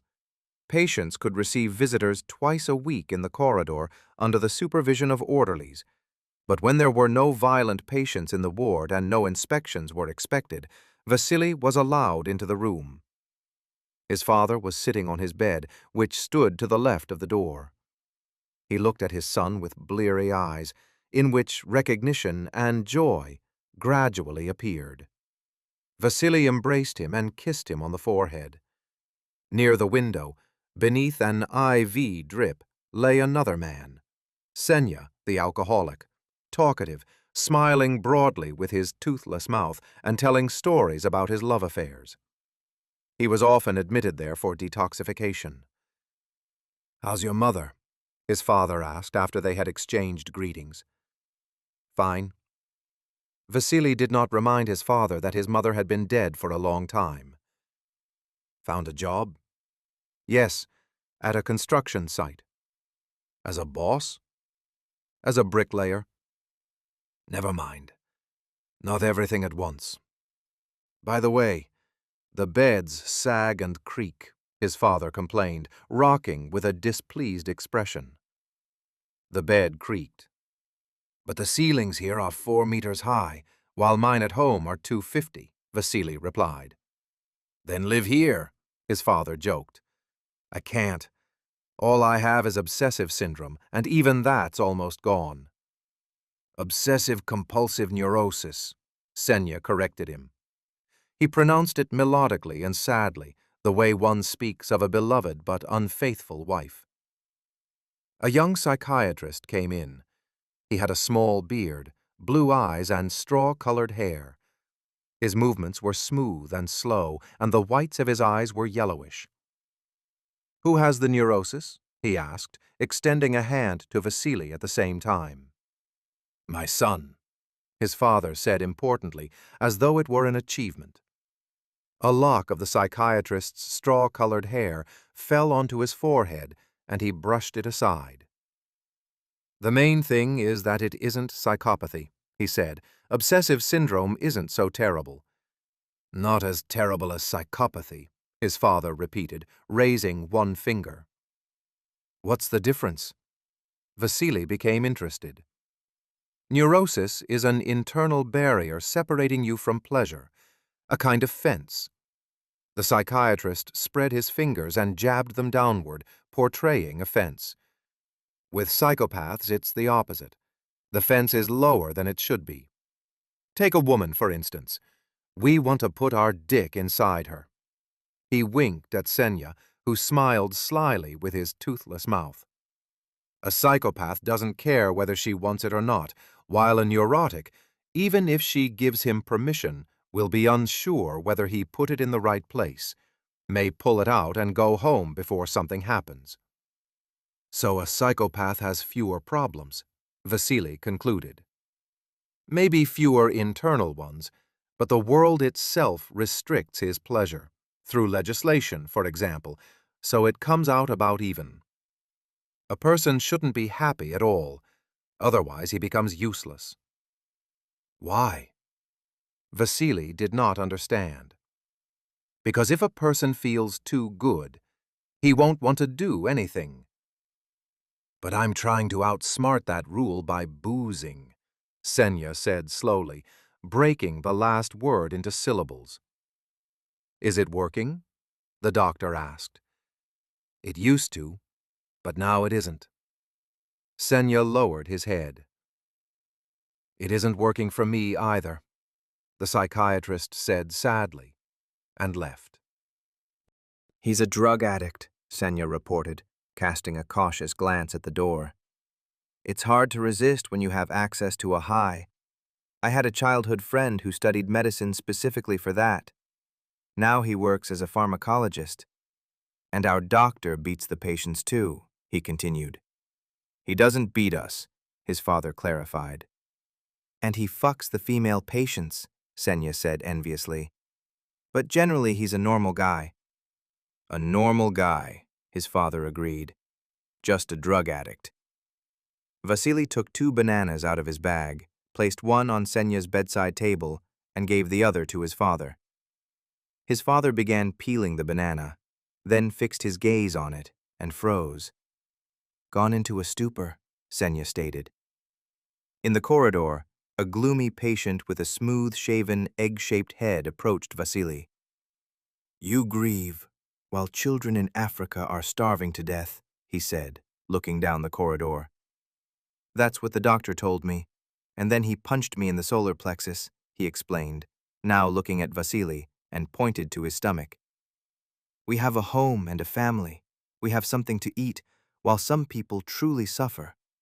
To grieve when other people truly suffer is immoral. Did the doctor say that too?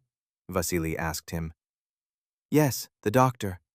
He talks and hits, and at night freshness and bliss come over me. I see a bison that radiates calm and peace. By morning the sadness is gone. Soon they'll discharge me, and I'll return to my mother. That night, in a dream, Vasily met the bison, which was grazing at the edge of a forest. The animal ran up to him, caught him beneath the ribs with its right horn, and tossed him. He flew upward and fell. The bison approached him, examined him attentively, shook its head, and headed toward the forest. It hurt, and at the same time felt peaceful, as though he were under the protection of someone large. 9. Vasily grew accustomed to working at the construction site. To avoid overexerting himself, he often took days off. His pay was small, but it was enough for him. The Moldovans turned out to be cheerful and hard-working people. They drank wine after work. He drank with them, had fun, and gradually began to understand their language. One evening after work, he was resting on a chair near the gates. A white cat came over. Salut, pisica. Author's note. Hello, kitty. Moldovan. Vasily greeted it. The cat yawned, showing its pink mouth and teeth. One of its fangs was shorter. It turned its head toward the opening gates and found itself in the beams of a car's headlights.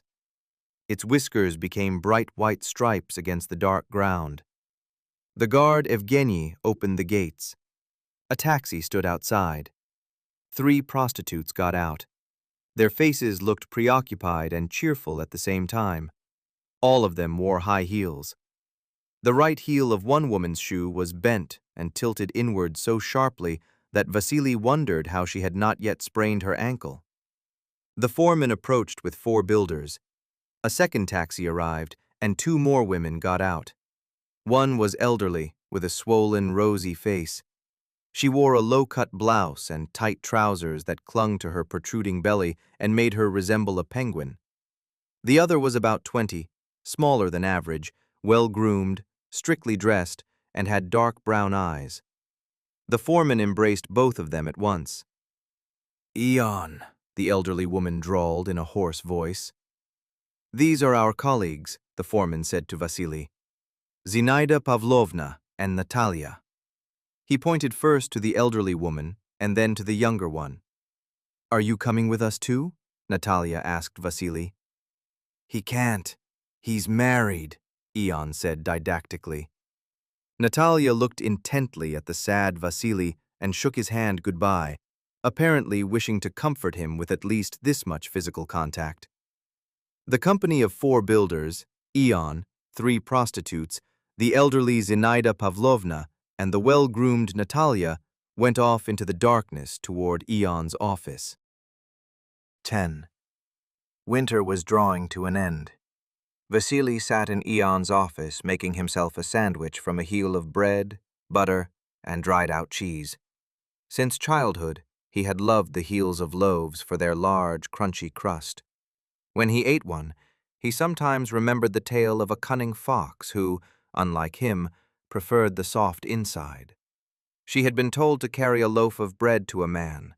She made a hole in it, pulled the soft part out through the hole, and gave him the crust. The dried-out cheese had turned yellow and released droplets of fat. The knife had difficulty passing through its flesh. A person turns yellow after death in the same way, and, they say, also sweats, Vasily thought.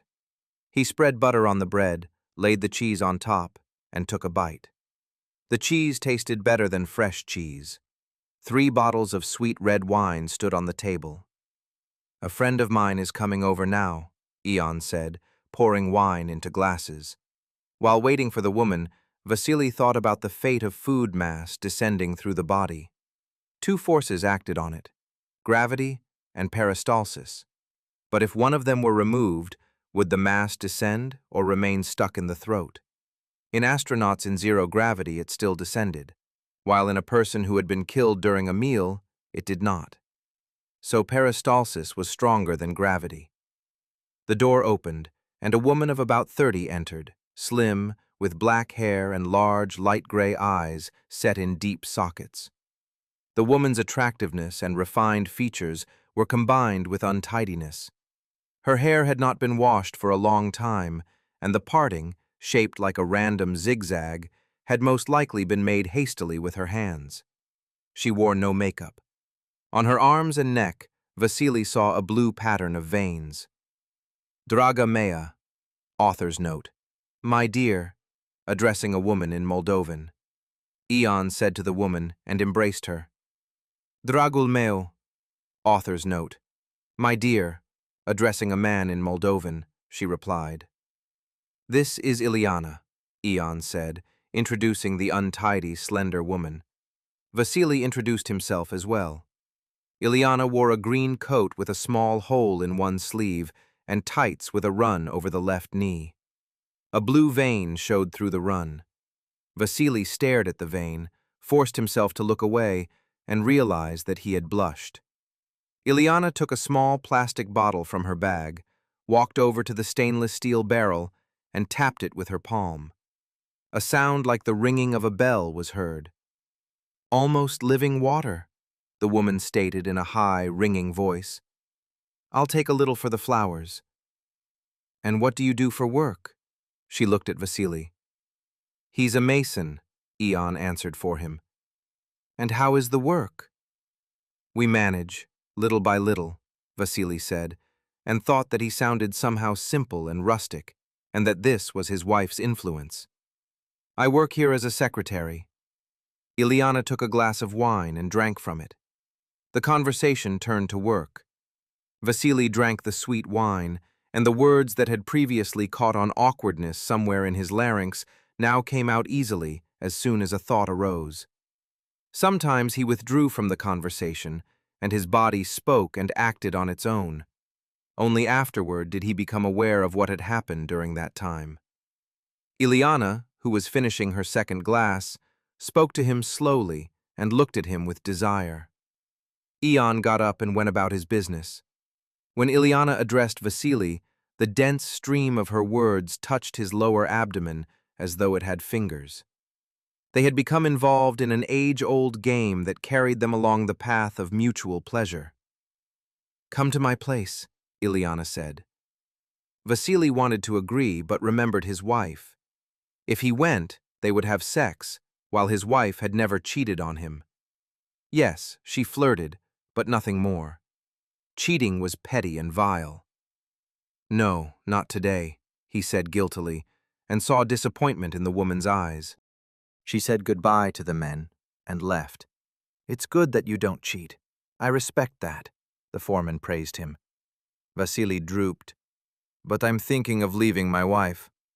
Are you tired of her? Yes, he admitted. Probably one woman isn't enough for me.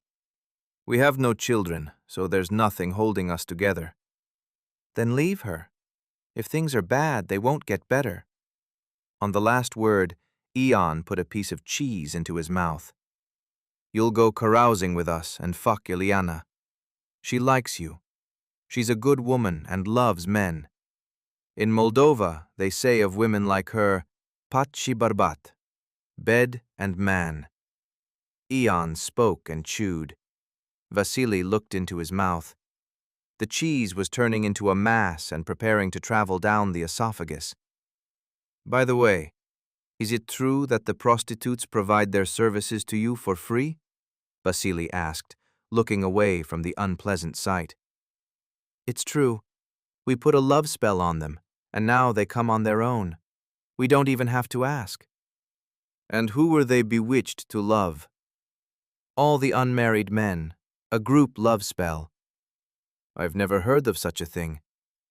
Neither had we, but we tried it, and it worked. When a lot of people in one place believe in magic, it works, especially on a construction site. We work and accumulate magic in slabs, bricks, and concrete. The construction site becomes a sanctuary. The most mysterious things can happen here. The foreman gradually began to fall asleep. His head dropped, and he reluctantly returned it to an upright position. Then he gave up, let his head hang, and began breathing noisily. A fly began circling above him.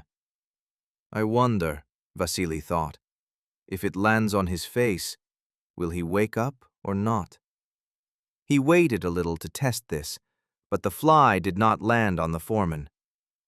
Vasily headed toward the gates, looking at the stones under his feet. He remembered that dirt contained the remains of dead plants and animals. The violet sky showed through the black branches of the trees. The streetlights came on. Vasily began to yawn sweetly. He had long noticed that yawning, sneezing, and orgasm were alike. They were valves through which the body's accumulated tension burst. When yawning, sneezing, or coming, Vasily experienced something noisy and piercing somewhere in the center of his head. Orgasm was much more powerful. It was the widest valve. It began in the genitals and moved toward the head. Its path was difficult, which was probably why some people had problems with it. Vasily wondered how many times a person would have to yawn or sneeze to replace one full orgasm. The apartment was quiet. His wife had not yet returned from work. Once again, he wanted to leave her. He felt like a traitor in advance, but remembered the recent quarrels, reproaches, and Zafar, and soothed his conscience with them. Vasily lay down on the bed and decided that he had to do it soon. The decision made him feel good, and he fell asleep. A noise woke him. A rich smell was spreading through the room. His wife was cooking something in the kitchen. Vasily went out and saw that she was making meatball soup. During dinner, Anya began talking about having children, but he did not join the conversation. At the beginning of their marriage, they had tried to conceive a child, but without success. When his wife realized that Vasily's unemployment was dragging on, she decided to wait. Now, he did not want to be with her. Like a breadcrumb in the bed, she bothered him more and more. As he finished the last spoonfuls, the image of a brown dog playing with a red ball began to show through the depth of the soup. At night, they lay back to back. He used to like lying that way, facing the outer world while still being part of a single being, like the two-headed fairy tale creature called the Push-Me-Pull-You. Now Vasily was separate from his wife. I'll leave her tomorrow, he decided. The thought made him melancholy, and doubts appeared. Then he began explaining to himself why leaving her was a good thing. Anya might not cheat on him, but she flirted with Zafar. Yes, she flirted, laughed at his jokes loudly and vulgarly in her hoarse voice. He was not jealous, but it was still bad. Before he started working at the construction site, she had reproached him for being poor, even though he did not eat much, and they never lacked food because she worked in a store. The wives of the Decembrists had been prepared for deprivation, but would Anya have gone into cold and uncertainty? Hardly. She would have lowered her eyes, pressed her lips together, turned away and left, wiping away tears. In this way, he fully convinced himself that leaving was the right decision and drifted into sleep. Through his drowsiness, Vasily heard his wife talking about a child, but he was not sure that he was not dreaming it. 11. Waking in the morning, Vasily remembered his intention from the previous day. "We're separating," he announced. His wife was not surprised. When half asleep, he often said unpleasant things.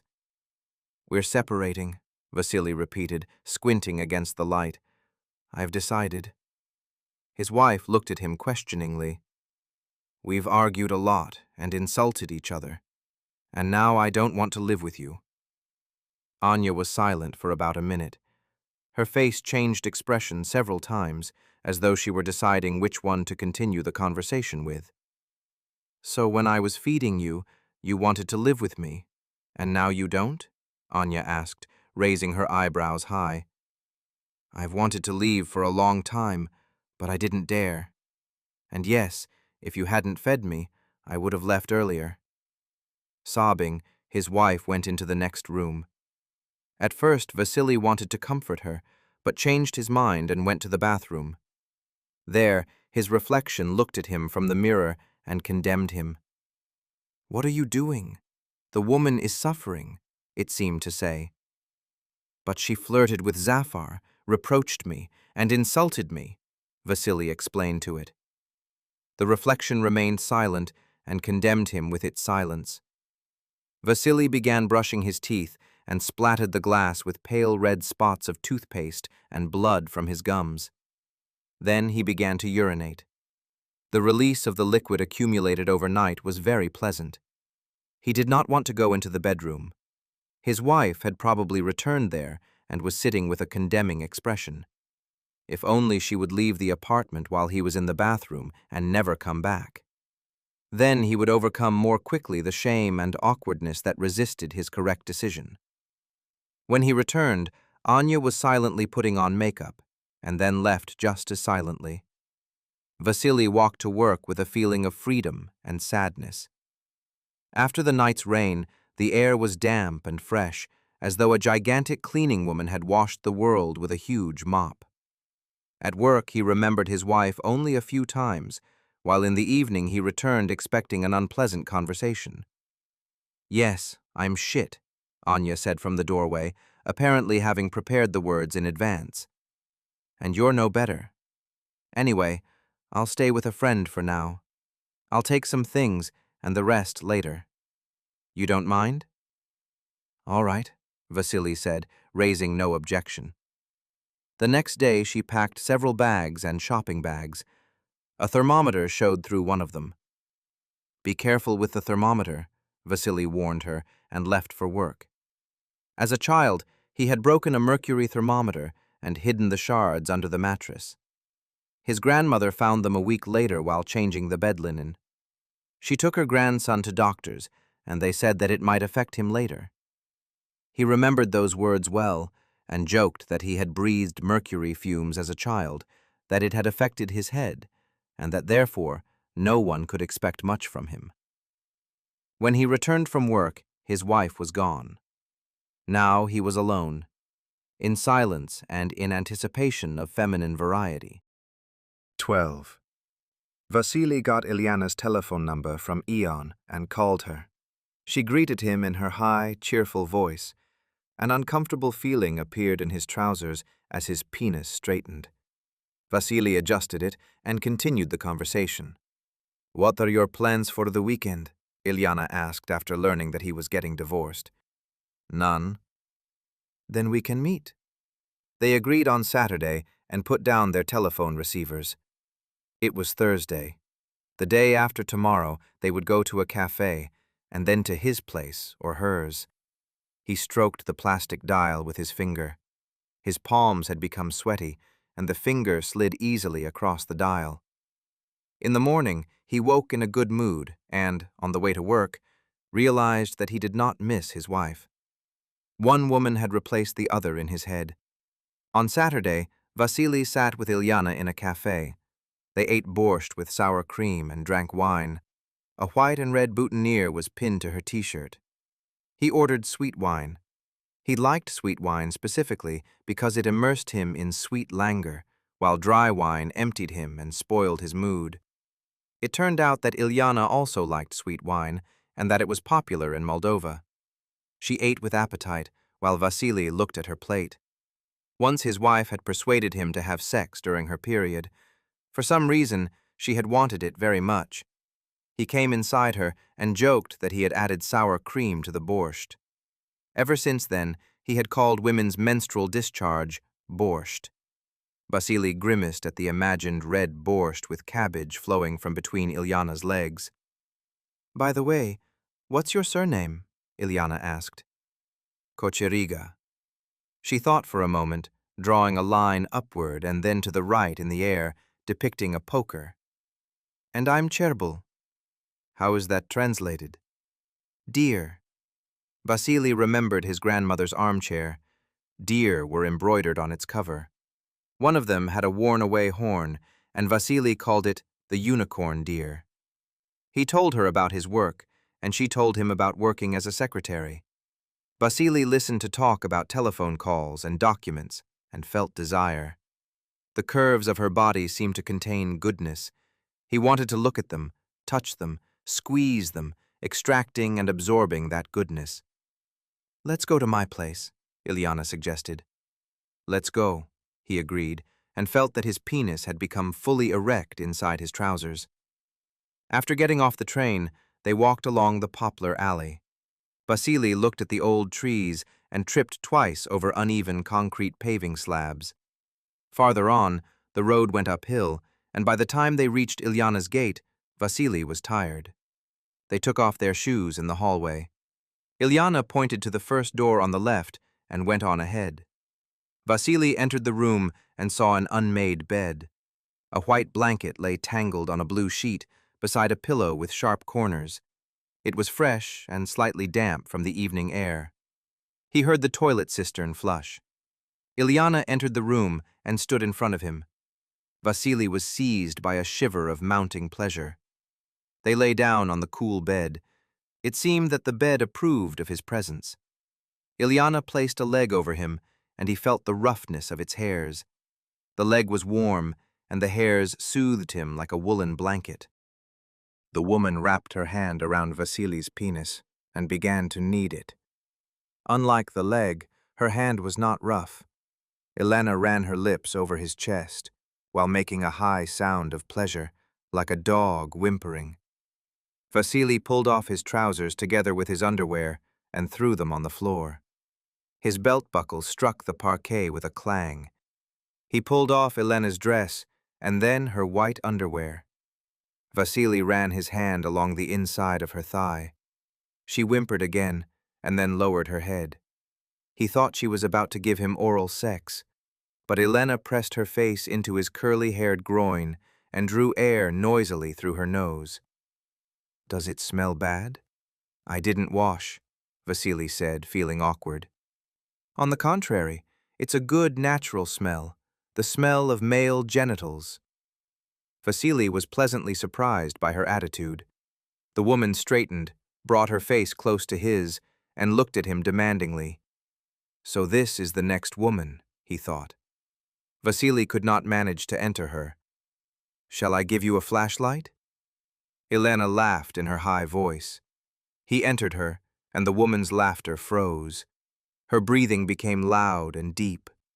He picked up the pace and began thrusting hard and deep. Ilyana looked at him and whimpered.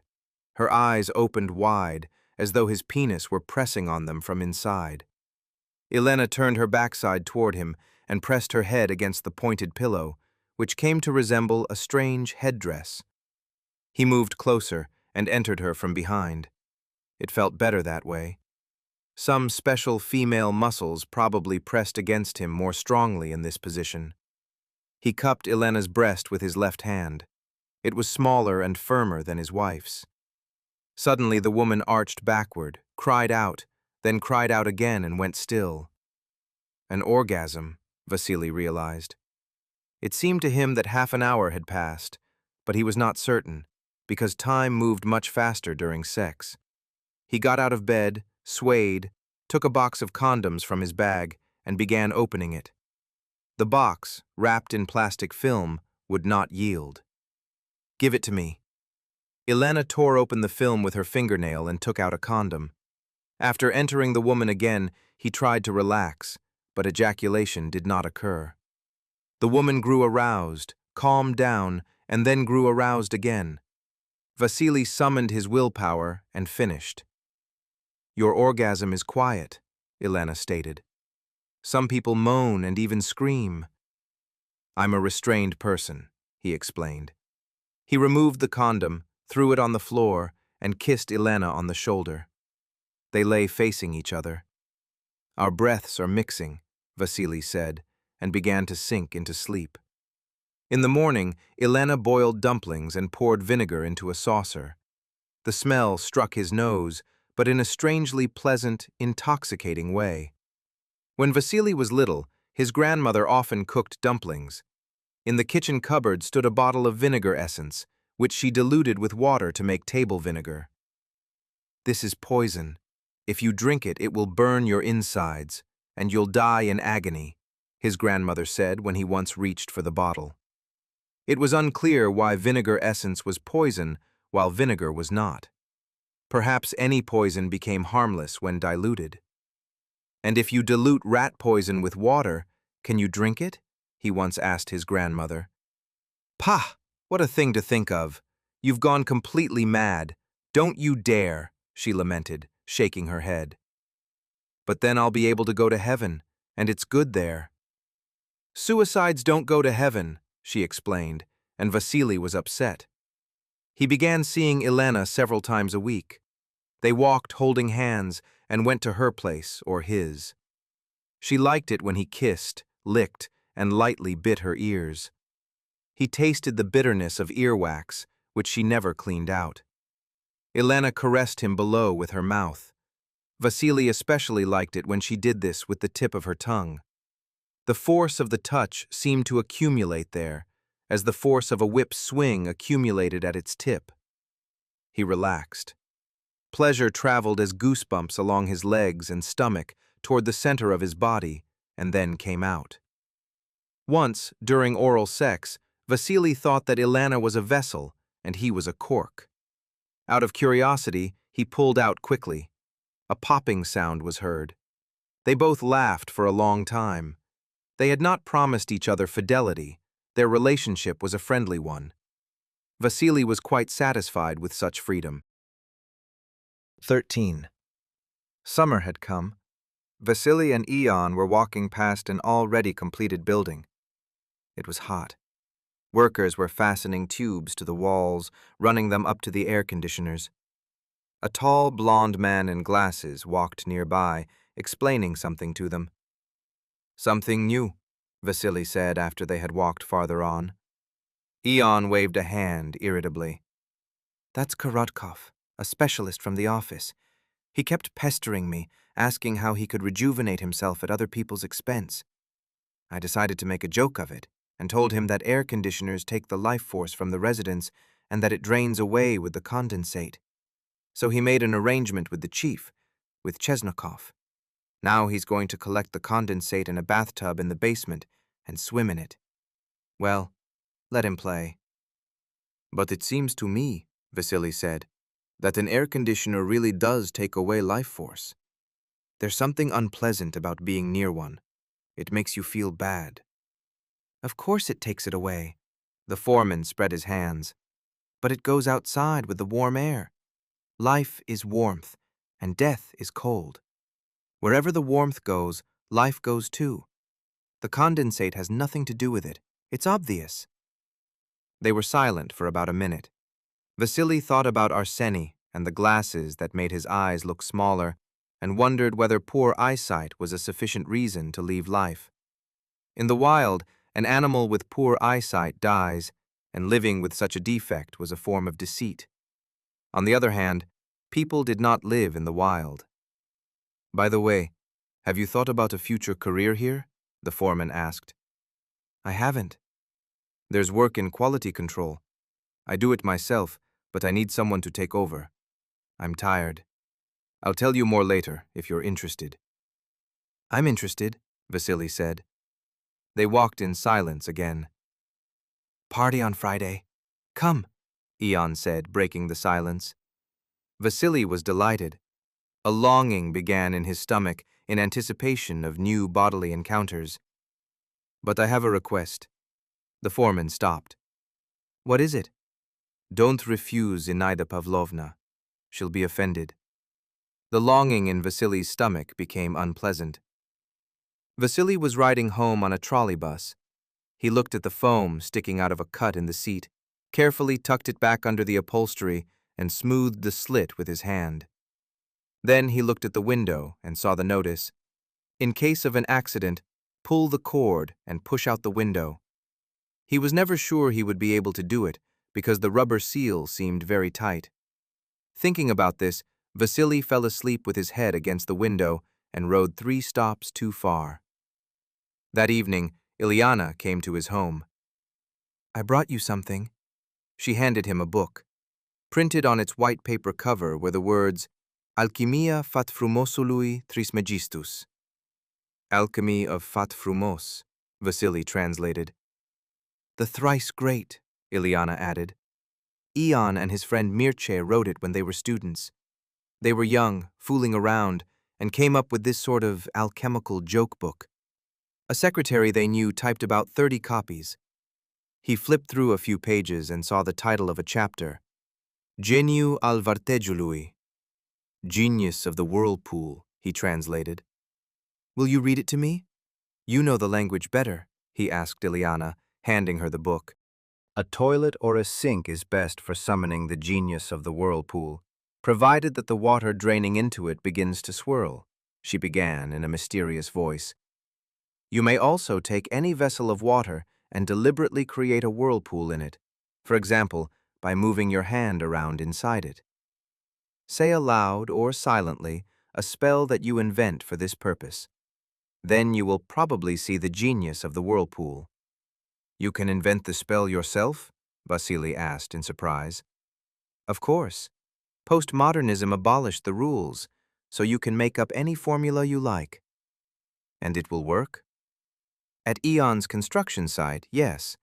In other places too, but then you'll have to use almost living water." "What comes next?" Vasily asked, interested in the book. "A method of influencing people," Elena continued. "If you wish to influence those around you, it makes sense to learn to use what we call the fragrant gas. This gas is familiar to everyone. A person releases it from the anus after eating well, but ordinarily it is of no use. If, however, the quintessence of moonshine is consumed together with food, the gas acquires miraculous power and temporarily becomes a living spirit. This spirit exists for several minutes, but if another person inhales it during that time, they will very likely feel attachment and obsequiousness toward you.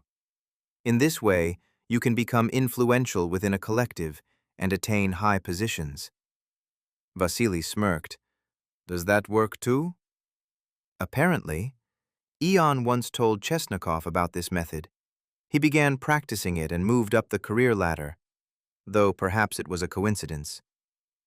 "Today I saw Arseny Korotkov from the office at the construction site," Vasily said.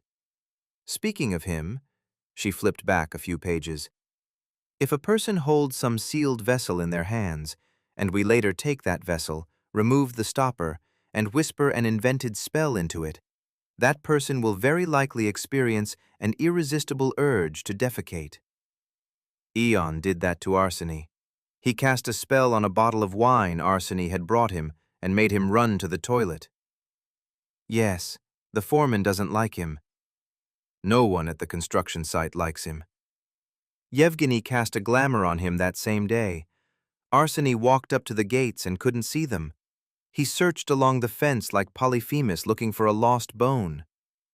He's handsome and maniacal. I like him, but he's too obsessed with cleanliness and doesn't like freedom. We sleep together, by the way. Until then, talk of other men had left Vasily indifferent, but now he felt a stab of jealousy. Who else do you sleep with? He asked. Venya, too. He's a homeless musician, a little dim, but kind and warm-hearted. Vasily imagined a man in a leather biker jacket, carrying an old, cracked guitar. Ilyana flipped to the end. And here is the most important part. She pointed to a separate passage. There are 3 values that poison human existence: beauty, love, and life. Whoever deprives them of meaning will become much more cheerful. This is the wisdom of Fat-Frumos. That's all very punk, Vasily remarked. Eon used to be a punk. A mohawk made of spit, the whole thing. Vasily made an uncomprehending face. When someone is initiated into the punks, people spit into his palms, and he uses the mixture to make himself a mohawk, she explained. Vasily imagined Eon with a curly, jet-black mohawk gleaming with slime. I'd like to learn how to summon this genius of the whirlpool, Vasily said. Ask Eon. He'll explain it. It will work at the construction site. Ilyana set the book aside and looked at the middle of his body. What do we have here? She asked playfully, pulling down his trousers. It's a 10-story building. She ran the tip of her tongue over his penis, and Vasily felt it swell with blood. Now 12, she hummed. Vasily understood that she was humming deliberately, but it still aroused him. 15. Now construction can be handed over to the other organs. She lay beside him and pressed her back against Vasily. Emergency! Residents must evacuate the premises immediately, Vasily exclaimed an hour later, when the woman was satisfied and waiting for him to finally finish. The building has collapsed. Ilyana looked at Vasily's soft organ lying on his stomach in a puddle of semen. We'll rebuild it in the morning, he said weakly, and fell asleep. 14. Vasily came to see his father. After giving him the gifts he had brought and talking for a while, he stepped into the corridor and met the doctor, who greeted him. Tea, the psychiatrist offered, and Vasily agreed. As they sat drinking tea, he felt an urge to ask the psychiatrist about his unconventional methods of treatment. He was afraid to ask, but curiosity prevailed. I have a question. The doctor looked at him expectantly. I heard that you beat your patients. Vasily raised his voice on the last word, making it sound like an accusation. I do, and it helps many of them. The doctor rose abruptly, went to a cabinet, took out a folder, placed it carefully on the table as though it were valuable, and opened it. This one suffered from depression and fear of contamination, the psychiatrist pointing to a medical card. A bad combination. You constantly want to wash yourself and clean the apartment, but you have no strength. He's been in remission for 2 years now. He comes by and brings me sweets. I don't drink, so people don't bring me alcohol, the doctor explained. Vasily thought that the doctor did not drink because he used drugs. This one had panic attacks, he said, pointing to another medical card.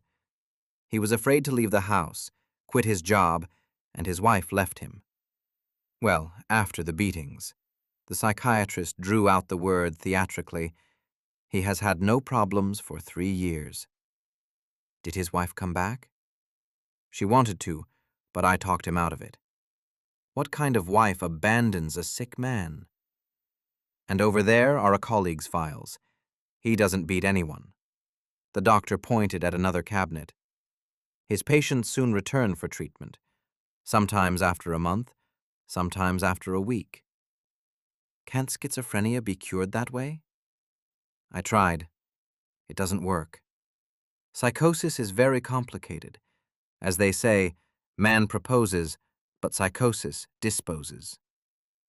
I also heard that you sleep with your female patients, Vasily continued, encouraged by the doctor's frankness. Why not? The doctor said in surprise. Mentally ill people need affection too. Do you need it? Yes. And I need it. So they don't? They're already ill, and you want to deprive them of that as well? Vasily felt guilty. No, I don't, he replied. But couldn't they do it with each other? He imagined a thin, intellectually disabled man, cross-eyed for some reason, pressing himself onto a fat woman with Down syndrome. Then they'd start getting pregnant, the doctor said, surprised. He raised his shoulders and kept them raised for a long time, as though he had forgotten about them. So it's the lesser evil? It isn't evil at all. The psychiatrist finally lowered his shoulders. What kind of evil is it if everyone feels good? And what if they tell someone? The doctor waved a hand. Life is too short to be afraid of everything. And here's an interesting case. Ekaterina, from an intellectual family. The psychiatrist flipped through several medical cards. In her youth, she decided to lose weight. She was naturally nervous, the atmosphere at home was bad, and she developed an eating disorder. By the way, do you prefer thin or fat women? Vasily thought about it. Thin. So do I. And if she's pale, too, that's just right for me. Anyway, this patient walked around saying, "Food is filth." 2 other patients listened to her and stopped eating. Mentally ill people can be very suggestible. People in general are suggestible, but the mentally ill especially. So this Ekaterina would lay food in her mouth, chew it, and spit it out. Getting rid of the filth, Vasily suggested. Exactly, the doctor confirmed. She spat it into a plastic bag and kept it under the bed. One day a cat found it, tore it open, and carried it to Ekaterina's mother. There was a scandal. Vasily imagined a plastic bag full of food mass, gray for some reason, and a cat, also gray, playing with it, tearing it, and carrying it to the patient's mother. Food leaked onto the floor. Tension mounted. Anger, fear, resentment. Her mother brought her to me, the doctor continued, and I decided to use the following method.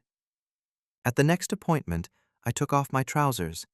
Ekaterina was surprised, and I said, "This is sausage. Put it in your mouth." She must have wanted sausage badly because she obeyed. She took it into her mouth and began smacking her lips with pleasure. Then, when I filled her mouth, she swallowed and said, "It's foul, but somehow good, somehow gratifying." She must have read a lot of classics. An intellectual family, after all. And did it help? Vasily asked hopefully, wanting the story to end happily. Of course. After a month, everything passed, but for some reason she told her family about my method, and there was a scandal.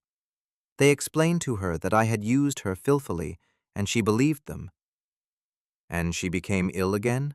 Vasily asked, distressed. Yes, another neurosis, but a different one. As they say, the paths of neurosis are inscrutable. Other people are treating her now, without success. When Vasily left, he passed a group of patients, mostly women, who were being led to another building. One of them, with eyes so excessively slanted that she resembled a bird, approached him. "Come on, fuck me," she said unexpectedly. "I'm ugly. I can get on all fours if you like, so you won't see my face." She did not seem ugly to Vasily, and he wanted to tell her so to reassure her, but then decided she might follow him and cause a commotion. He quickened his pace, probably leaving her disappointed, slanting eyes behind him. 15. The long-awaited party was held on Friday. After work, Vasily approached the basement with Ion and saw Zinaida Pavlovna and Natalia. "Ion," Zinaida said lovingly and began embracing him. During the embrace, she looked at Vasily with interest and licked her lips. The two prostitutes Vasily had already seen there arrived. One was skinny, the other fuller, with a wide, low pelvis. Both bore traces of alcoholism on their faces. Their hair was pulled into ponytails, their faces powdered, and their eyes heavily made up. They kept close to each other. 3 builders came over: crew leader Nikolai, Titu, and Muslim. "I told you that you look like a heron," Nikolai said to the skinny prostitute. She gave a loud, abrupt laugh. "And what do I look like?" the other asked. "A flamingo," he replied, and Vasily thought that with her large, low pelvis, she looked more like a goose. The flamingo prostitute bent her right leg and stood that way for several seconds. "Let's go downstairs," Ion said, and all 9 of them headed into the basement. The foreman went first, followed by the women from the company. Then the workers mingled with the prostitutes, with Vasily and Titu bringing up the rear. When everyone had gone down, Ion opened the door, and the mass of people moved along the corridor. It was hot and humid. Ion pressed the switch, and several bulbs along the ceiling lit up. "Africa," Natalia said. "All we need are black men," Zinaida Pavlovna added cheerfully. "What's wrong with Moldovans?" Titu asked. "We're cheerful and musical, too." "And I have a big ear of corn," Nikolai said, and the laughter of the prostitute who had been compared to a flamingo drowned out the conversation. "Oh, a spider!" Natalia said in fright. To the left, beneath the ceiling, a small spider sat on its web beside a trapped fly. When they reached the office, Ion took out his keys, opened the door, and switched on the light. Everyone went inside. Vasily took the handle, moved the door back and forth, and closed it. The foreman took a large bottle of whitish liquid from the refrigerator. "Quintessence," Zinaida Pavlovna said delightedly. Nikolai grimaced and stroked his chin. "The stopper is made of cork," Vasily observed, pointing at the bottle. Ion took faceted glasses from the cabinet and filled them halfway from the bottle. Nikolai and Vasily moved one of the tables closer to the sofa, then placed armchairs and chairs on the other side. Zinaida Pavlovna was the first to take a glass. She looked at it as though it were her own child and drank. "Faceted," the heron prostitute said, running her fingers up and down the glass. "Are you from a village?" Zinaida Pavlovna asked her, and she nodded shyly. "I could tell from your fingers. They curve inward. That happens from physical labor." Vasily looked at Zinaida Pavlovna's fingers. They were straight and wrinkled. "Mine are short," Nikolai announced. "The important thing is that your cock is long," Zinaida Pavlovna replied, and Nikolai lifted his head proudly. "You have aristocratic fingers, too. Thin ones," Zinaida Pavlovna told Vasily. "You probably work badly." "Yes, I'm lazy," he confirmed. The foreman laughed, drank, and exhaled noisily. When everyone had emptied their glasses, Ion poured more. Vasily realized that intoxication had begun, and that he was looking at the people with a feeling of unity. "Let's drink." Ion poured again. Zinaida drank hers in one gulp. For a while, Vasily looked at her glass with the trace of red lipstick, then understood from the general liveliness that the most important part was about to begin. Nikolai took off his shirt, trousers, and underwear and threw them under the sofa. Cement clung to the hair on his chest. "I'm getting hot," Natalia said, and began unbuttoning her blouse. "I like it on the floor." She looked at Vasily and jerked her head to the side. Vasily looked into Natalia's dark brown eyes and felt warmth spreading through his groin. He enjoyed her in advance, and saw that she was enjoying him too. They felt good, but not completely. The pleasure was tense and pushed them toward action. Natalia was taking off her strict black skirt. "A she-wolf consumed by lust," Vasily heard Nikolai say, and turned around. "Come to me, my dog," Zinaida Pavlovna called to him, and plunged a hand into the hair on his chest. The crew leader growled. Vasily looked at Natalia, feeling the viscosity of the world of alcoholic intoxication and arousal. "Excitation of the penis," he said inwardly. He saw Natalia smile and became more aroused. She was wearing only her unbuttoned blouse and a brown bra. Her legs were slim and full of some ripe passion. His groin began to throb. Vasily sat on the floor beside Natalia. The floor was warm. "The floor is warm," he said, and thought that Eon had installed underfloor heating specifically for such occasions. "This is our Africa," Natalia said. "We could bring that spider from the corridor for realism," Vasily suggested. The woman's hand unfastened his trousers and reached inside. The corners of her lips rose, displaying satisfaction. Vasily wondered what allowed them to rise that way, the circular muscles of the mouth or the muscles of the cheeks. "The full-flowing Nile carries its waters and irrigates the desert," Natalia said in a sing-song voice, pressing a finger against the hard artery at the base of his penis. "That's the Elbe, the source of the Nile," Vasily corrected her. Completely naked, he lay on the warm, very pleasant marble floor. His sweaty back slid over it. The sweat, penetrating the pores of the marble, seemed to bind him further to the stone, which remembered prehistoric times. He shared in the history of the earth itself. Millions of years ago, mollusks had died and left shells behind. The shells had turned into limestone, and heat, pressure, and time had transformed the limestone into marble. Natalia sat astride him.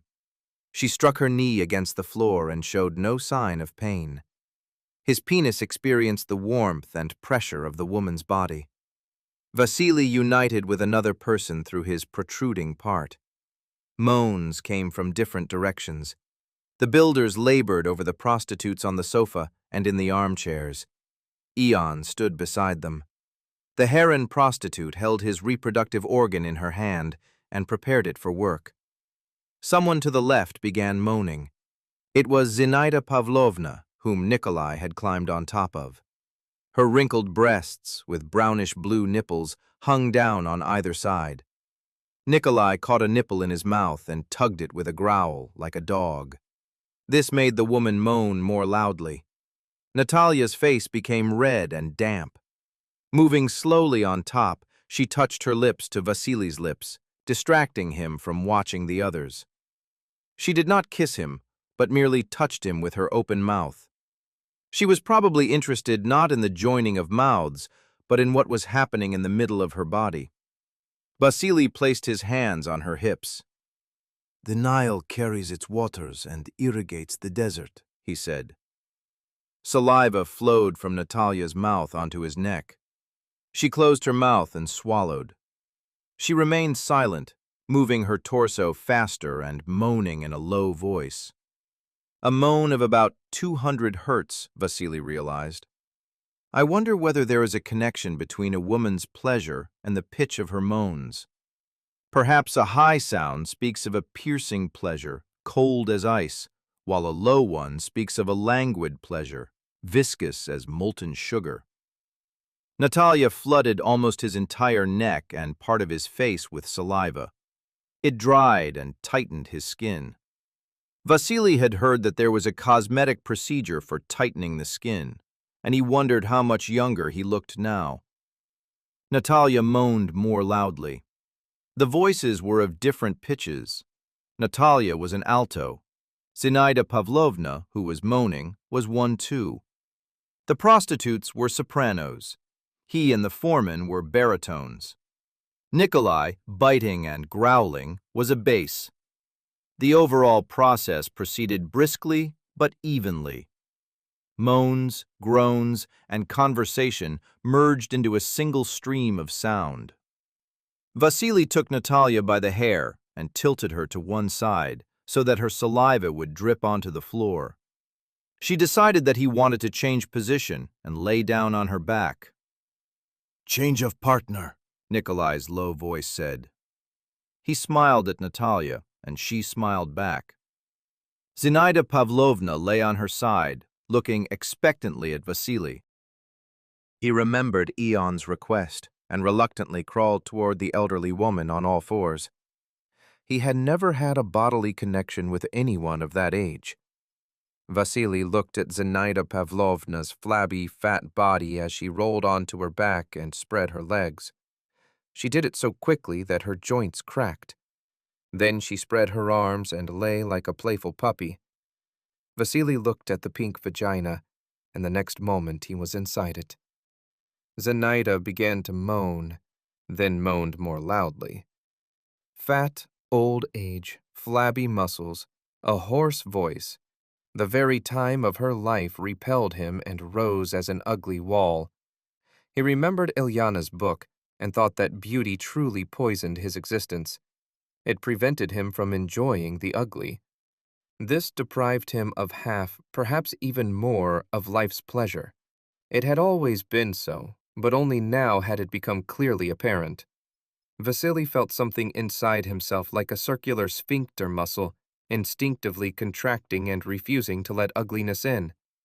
He tried to relax it, but it would not yield. Another effort, and a little ugliness seeped inside. It began to flow into him in a thin stream and turn into pleasure. It felt good. He put Zinaida Pavlovna on all fours. She looked younger that way. Everything that sagged or had grown flabby was hidden from his eyes. Her belly pulled the skin of her waist and made it narrower, but that no longer mattered. Inside Vasily it became bright and cozy. Every moment was beautiful and lasted a long time. After Zinaida Pavlovna, he turned to the prostitutes and concluded that the flamingo prostitute moaned more loudly than the heron prostitute. "Eruption," Vasily said quietly, spattered both women, and fell sweetly asleep on the sofa. He took part in every such gathering. The participants varied. Natalia came rarely, the prostitutes changed, but Zinaida Pavlovna was always there. They joked that if she ever failed to come, it would mean she had died. 16. Vasily was walking to Ilyana's along the poplar alley. It was dark, quiet, and damp. He liked damp air. Substances dissolved in its fine suspension of water smelled stronger. Damp air enveloped and embraced him, entered him, became the person himself, and then came back out enriched with the smells of tobacco, vodka fumes, garlic, stomach juices, and many others. Suddenly a greenish light appeared in the middle of the road. It was a firefly. Vasily looked closer and saw it sitting on a small pile of shit. Probably this insect's father was a scarab, Vasily joked to himself, imagining a heavy, rounded beetle solemnly climbing onto a light, delicate female firefly. Ilyana greeted him dressed more elegantly than usual, in a loose black dress with thin straps. Vasily thought that lately he liked her more and more. They began dinner. Vasily dipped his spoon into the soup and fished out fragments of coagulated egg white. "Is this called green soup?" he asked. "Yes, I break eggs straight into the pot. The white coagulates and takes on a random shape," she replied. "Ugly, but quick. All food quickly turns into shit, so there's no point fussing over it." Vasily looked at the woman's nails, coated in yellow polish. "You painted them," he stated. "Yes, I decided to paint them today. I do it rarely and badly." She showed him the nail of her left index finger, its polish peeling. In the bedroom, after a brief silence, Ilyana took hold of the straps of her dress at her shoulders and pulled them apart. A second later, the dress fell. In the morning, they lay on their sides, embracing.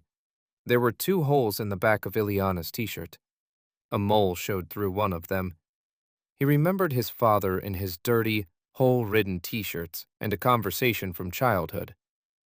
"Wipe your mouth. Grease is dripping," his mother told Vasily as he ate.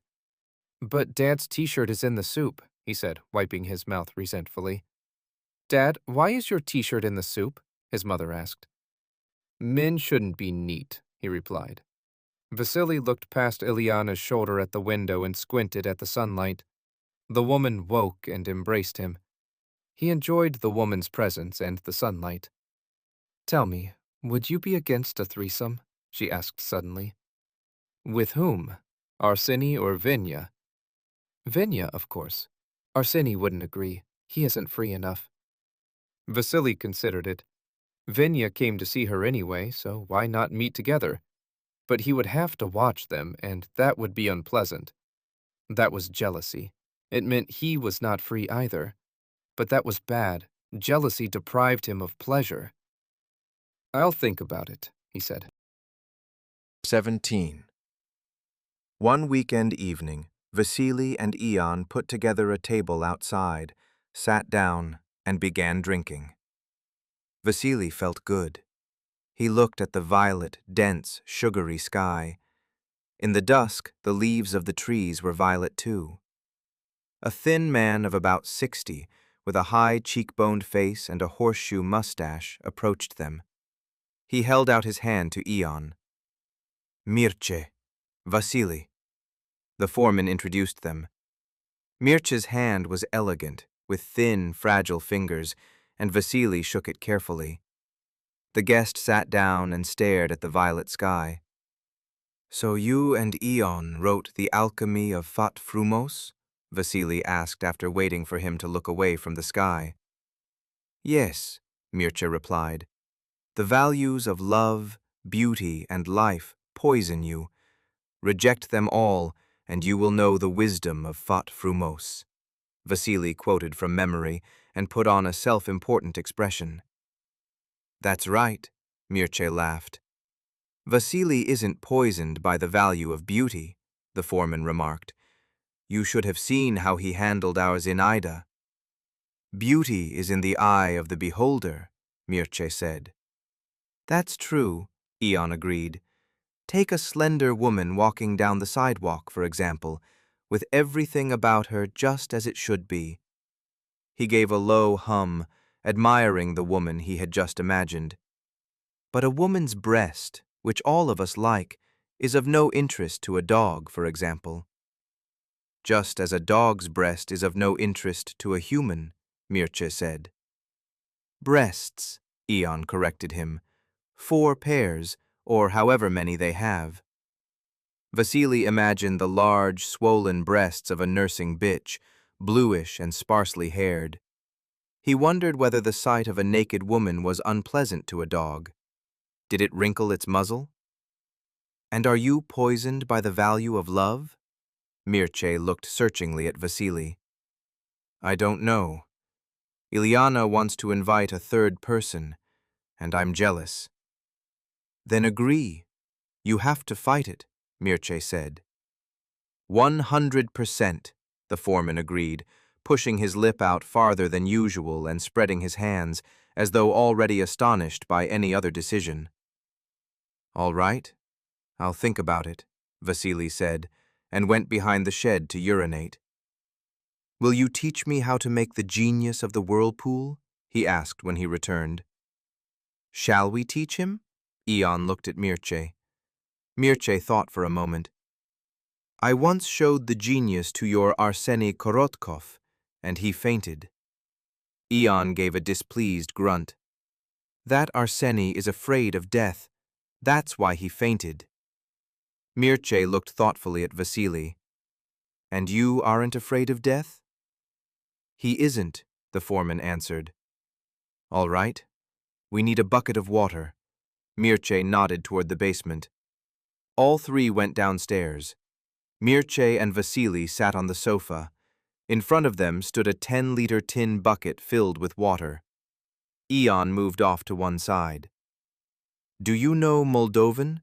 Mirce asked. "A little." "Invent a spell in Moldovan for summoning the genius of the whirlpool." Vasily thought for a moment.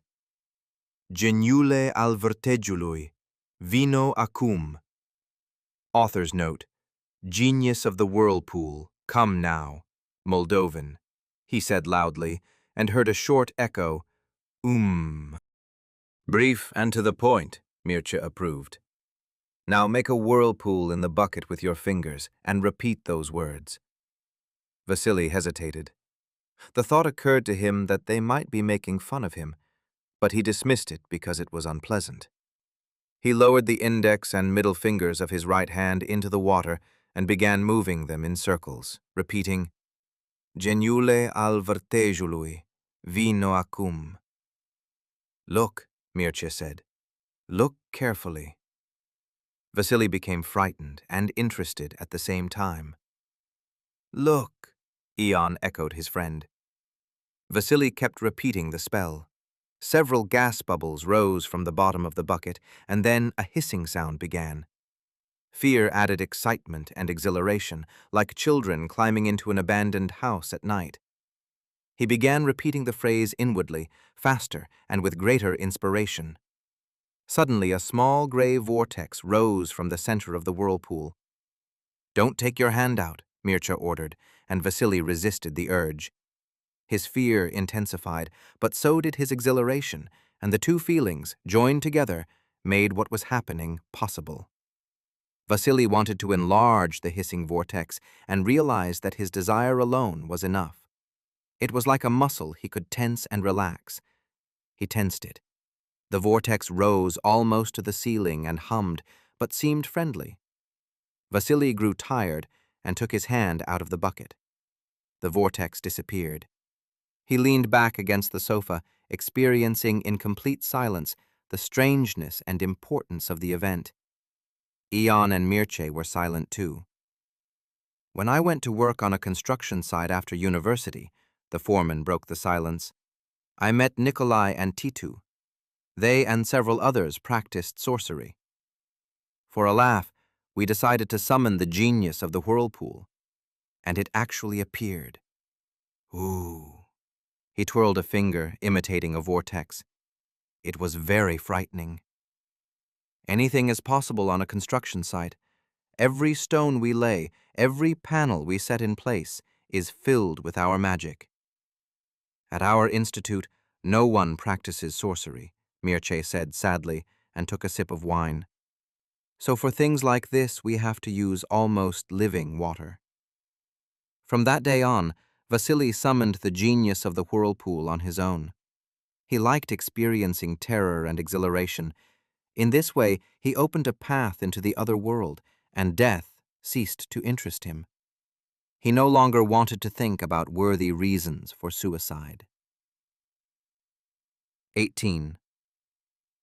Ilyana met Vasily at the bus stop. They headed toward her house. Vasily walked slowly. The woman took his hand and led him forward. They climbed the hill toward her house, and Vasily saw a chemically colorful sky ahead. A man was waiting by the gate. This is Venya, and this is Vasily, Ilyana said as the men shook hands. Venya looked at him with kind, slightly foolish eyes. He wore patched black jeans and a brown leather jacket. 5 minutes later, all three were sitting in the kitchen. I'd have a beer, Venya said. There's no beer, Ilyana replied. But there's wine. The wine was poured into 2 glasses and 1 cup, which went to Vasily. Venya said that he had once graduated from a music college, married, then divorced, drunk away his late parents' apartment, and now lived with friends and in basements. Ilyana went to the toilet, while the men went into the living room. We should unfold it, Venya said, and unfolded the sofa. The homeless musician had a good-natured air, and Vasily felt ashamed of his jealousy, ashamed that he begrudged this man pleasure. The toilet cistern flushed. Ilyana entered the room in a t-shirt and underwear. Venya stood up from the sofa, glancing from the woman to Vasily. Ilyana took off her t-shirt, and 2 nipples saw the light like 2 eyes. She approached Venya, embraced him from behind, and began unfastening his belt. He awkwardly spread his arms, lowered them, then raised them again. The greasy black jeans fell noisily to the floor. The underwear followed. The air filled with a mixture of old urine, semen, and the sweat of male genitals. The woman knelt, buried her head in Venya's groin, inhaled noisily through her nose, and began licking him there. The man squeezed his eyes shut and began breathing heavily. Vasily was becoming aroused, but painfully. Something like a circular sphincter muscle inside him contracted unpleasantly and stopped the flow of pleasure. He remembered his experience with Zinaida Pavlovna. Then the muscle had contracted because of ugliness. Now it was because of jealousy. He tried to rejoice in someone else's happiness. Gradually, the sphincter muscle relaxed and began letting pleasure through. Ilyana climbed onto the bed and got on all fours. Venya positioned himself behind her and began breathing heavily again. Ilyana looked at Vasily, opened her mouth, then closed it with her high whining sound and lowered her head. A few minutes later, Venya stopped, lay down to one side, and gestured invitingly toward the woman. Vasily undressed completely and approached the bed. The musician lay there, satisfying himself. His hand moved evenly, confidently, beautifully, and Vasily wondered how beautiful his own masturbation was. He easily entered the prepared, slippery passage where another man had just been, and felt affection for him, as for a co-worker. Venya moved to the woman's head. She took his organ into her mouth. A minute later, the musician squeezed his eyes shut and, with a crazily red face, uttered several dull, drawn-out "ah" sounds. This aroused Vasily even more. A piercing, brilliant pleasure took hold of him. He lay on his back and felt himself to be a source of boundless love. He loved Ilyana, loved Venya, loved the ceiling, the wallpaper with daffodils, and the air with its dust and moisture. Gradually, he drifted into a sweet sleep. In the dream, he was leafing through the Alchemy of Fat-Frumosului Trismegistus, but it was a different book. It contained color illustrations of strange animals, including a big-eyed crow with hands and various plants with unknown names. On one page, he saw a picture of a rectification column, like the one in his mother's book, but here it was also a human torso.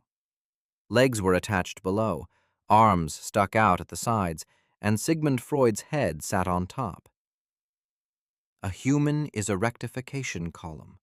He translated the Moldovan text beneath the picture. At its bottom boils the cauldron of sexual passion. As the vapors rise, they turn into sex, love, the work of the brain, and movements of the body. When Vasily woke, Venya was already gone.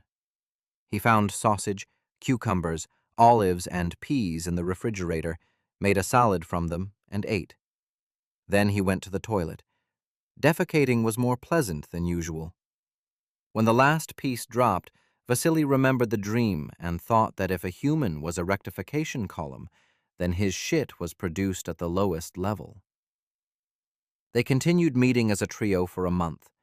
Vasily became more indifferent to Ilyana, while she, on the contrary, grew more attached. Then Venya disappeared. Ilyana filed a police report, but nothing came of it. 19. Late one evening, after leaving the toilet stall, Vasily was on his way to Eom's to try some cherry tincture. A white cat appeared on his left and began walking beside him. Vasily heard someone calling him. He looked around, saw Arseny, went over to him, and Arseny invited him down to his basement. Vasily was surprised. A few days earlier, Ilyana had been walking him home, and they had met Arseny in the poplar alley. Arseny had looked at him coldly, even maliciously. His glasses made his eyes look much smaller, and small eyes look meaner. Vasily agreed. After going down, they walked left to the end of the corridor. Arseny put vodka, beer, and glasses on the table. The vodka had a strange aftertaste, and Arseny explained that it was a tincture of medicinal herbs made according to his mother's recipe. Arseny asked what he and Ion did together. Vasily told him, but his interlocutor listened without interest. His body became viscous and moved slowly. He went over to the bathtub, sat on the edge, looked at the water, and touched it with his fingers. The water was an unnatural green, and his fingers were an unnatural yellow. It seemed he had been drugged. He grew anxious. His brain worked poorly. Arseny was saying something, accusing him and, apparently, threatening to kill him. Time broke into fragments more sharply than it did with alcohol, and some of them were forgotten at once. He began moving his hand in circles through the water. It calmed him. The green water in the bathtub was friendly and seemed to offer help. His fingers tingled pleasantly with pleasure, summoning life into the water. A small vortex appeared, and Vasily experienced the fear and exhilaration usual for such occasions. "Look," he said, wanting to share the fear and exhilaration with Arseny. The vortex grew rapidly. "Look," he wanted to repeat, but his mouth seemed to be falling asleep, and what came out was only "motr." He tried to say the word again, but managed only "ot." He felt a blow to his arm and saw blood running down it. Arseny stood beside him with a knife. Vasily felt no pain, but understood that he was in danger. He grabbed Arseny and threw him into the bathtub. It happened somehow naturally and easily. A metallic impact sounded. Arseny looked upward from beneath the water, and then his eyes went still. Sleep pulled irresistibly at Vasily. He sat down on the floor and leaned against the bathtub. There was pitch darkness all around. Suddenly it grew lighter above. He looked up and saw arrows of light flying from space, piercing the dark violet sky and expanding into golden radiance. Moscow had the northern lights now too, he realized. Vasily woke to loud knocking, opened his eyes, but could not focus his vision. The room blurred. Someone was knocking at the door. Arseny's body floated in the bathtub, his left leg hanging over the side. Vasily rummaged through his pocket, found a ring of keys, went to the door, and unlocked it. Ion and the Moldovan boy were standing there. "Ți-am spus, e aici." Author's note. "I told you, he's here." Moldovan. The boy said and ran off, while the foreman entered the room. Vasily tried to remember what had happened. He wanted to stab me. Then, probably, we fought. His concrete corridor came to an end, Ion said, pushing out his lower lip. For a while they looked at the bathtub with the dead man in it. "He shit himself," Ion said, grimacing. "We need to carry him out quietly and pour concrete over him somewhere." The foreman looked at Vasily's wrist, where a small wound had dried. "And we need to bandage you." Ion went outside and returned some time later with Nikolai and Titu. They looked with disgust at the man in the bathtub, put him into a large sack, and carried him away. 20.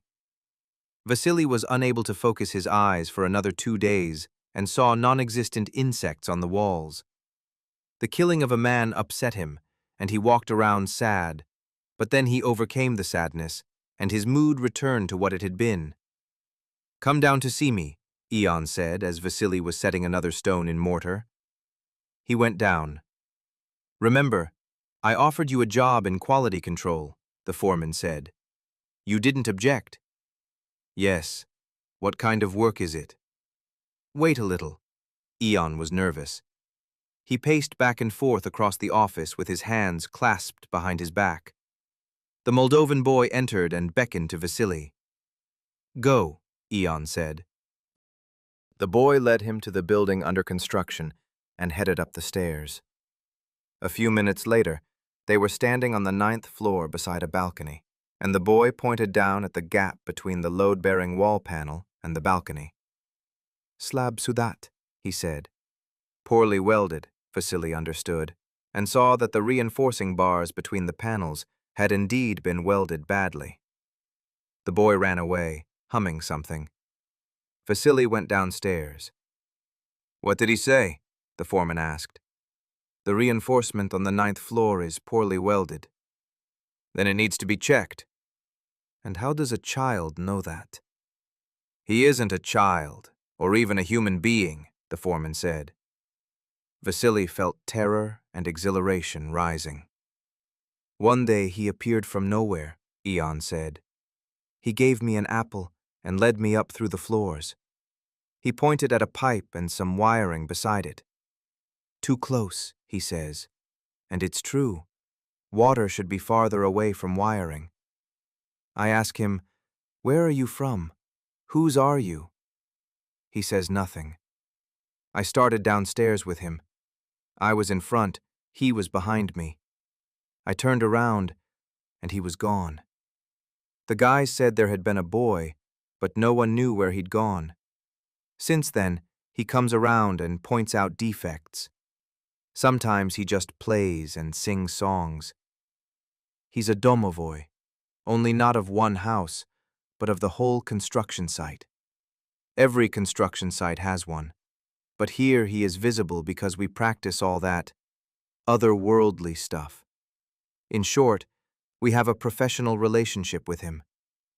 But I'm tired of running up and down. I'm not the right age anymore, so I want to hand this work over. I'm ready, Vasily replied. Good. We'll register you as an inspector and give you a bigger salary. When he calls, you go and listen, then report to me or the crew leader. A cat meowed in the corridor. By the way, our cat is the same domovoi, only in another form. Vasily once again felt terror rising. But as a cat, he doesn't point out defects, he only catches mice, and we should thank him for that too. Vasily went out and thought that he had indeed never seen the cat and the Moldovan boy at the same time. The sun was setting, bathing the construction site in orange light. A couple of times a week, the boy domovoi showed him one or more problems at the construction site. His remarks were always correct, but sometimes he demanded that the walls be painted blue or another floor be built. Ion regarded such wishes as whims and did not fulfill them. In such cases, the domovoi whined and stamped his little foot. Arseny was declared missing, and his condensate collection device was dismantled. 21. About a month later, Vasily and Ilyana were sitting on a bench in the poplar alley, not far from her house. Venya walked past. He squinted at the sunset sky, then shifted his gaze to them, as though inwardly he remained in the sunset. Oh, the missing one. Ilyana rushed to embrace him. I had a criminal story happen to me, he explained. Tell us. Your Arseny locked me in a basement, and I sat there all this time. I read books and ate preserves. There was a whole rack of jars down there. What did he do to you? Vasily asked, ready to sympathize. Stabbed me a couple of times, but I healed like a dog. Venya lifted his shirt and showed pink scars. Then he stopped coming. The preserves were almost gone, and I prepared to die. Then I see the hatch opening, and a woman with glasses and this huge nose climbs down. Venya drew a large nose in the air with his finger. Looks like a witch. I think, that's it, the end. They're going to kill me ritually. But it was his mother. It turned out he had gone missing. She grieved and grieved, then decided to visit the dacha and came down for the preserves. I apologized for eating them. I told her I had a reason. Her son had kidnapped me and kept me locked up there. She embraced me and cried for a long time. I'm sorry. Elena stroked his arm. On the other hand, free housing and food, Vasily said. Yes, and I stopped drinking and read a lot of books, the homeless man added, then fell thoughtful. Then how about my place? Elena said, and the three of them headed up the poplar alley toward her house. They cooked corn porridge and poured wine. Vinya drank little. Elena often touched and stroked him as though checking that he was real. Vasily watched them. All three of them felt good. Soon they would go to the bedroom, and it would get even better. Suddenly an idea came to him. He left the kitchen, went to the telephone, then returned looking pleased and slightly guilty. "My ex-wife is coming over," he announced. "You don't mind, do you?" "Oh, 4 of us," Vinya smiled. "I don't mind," Elena said, laughing.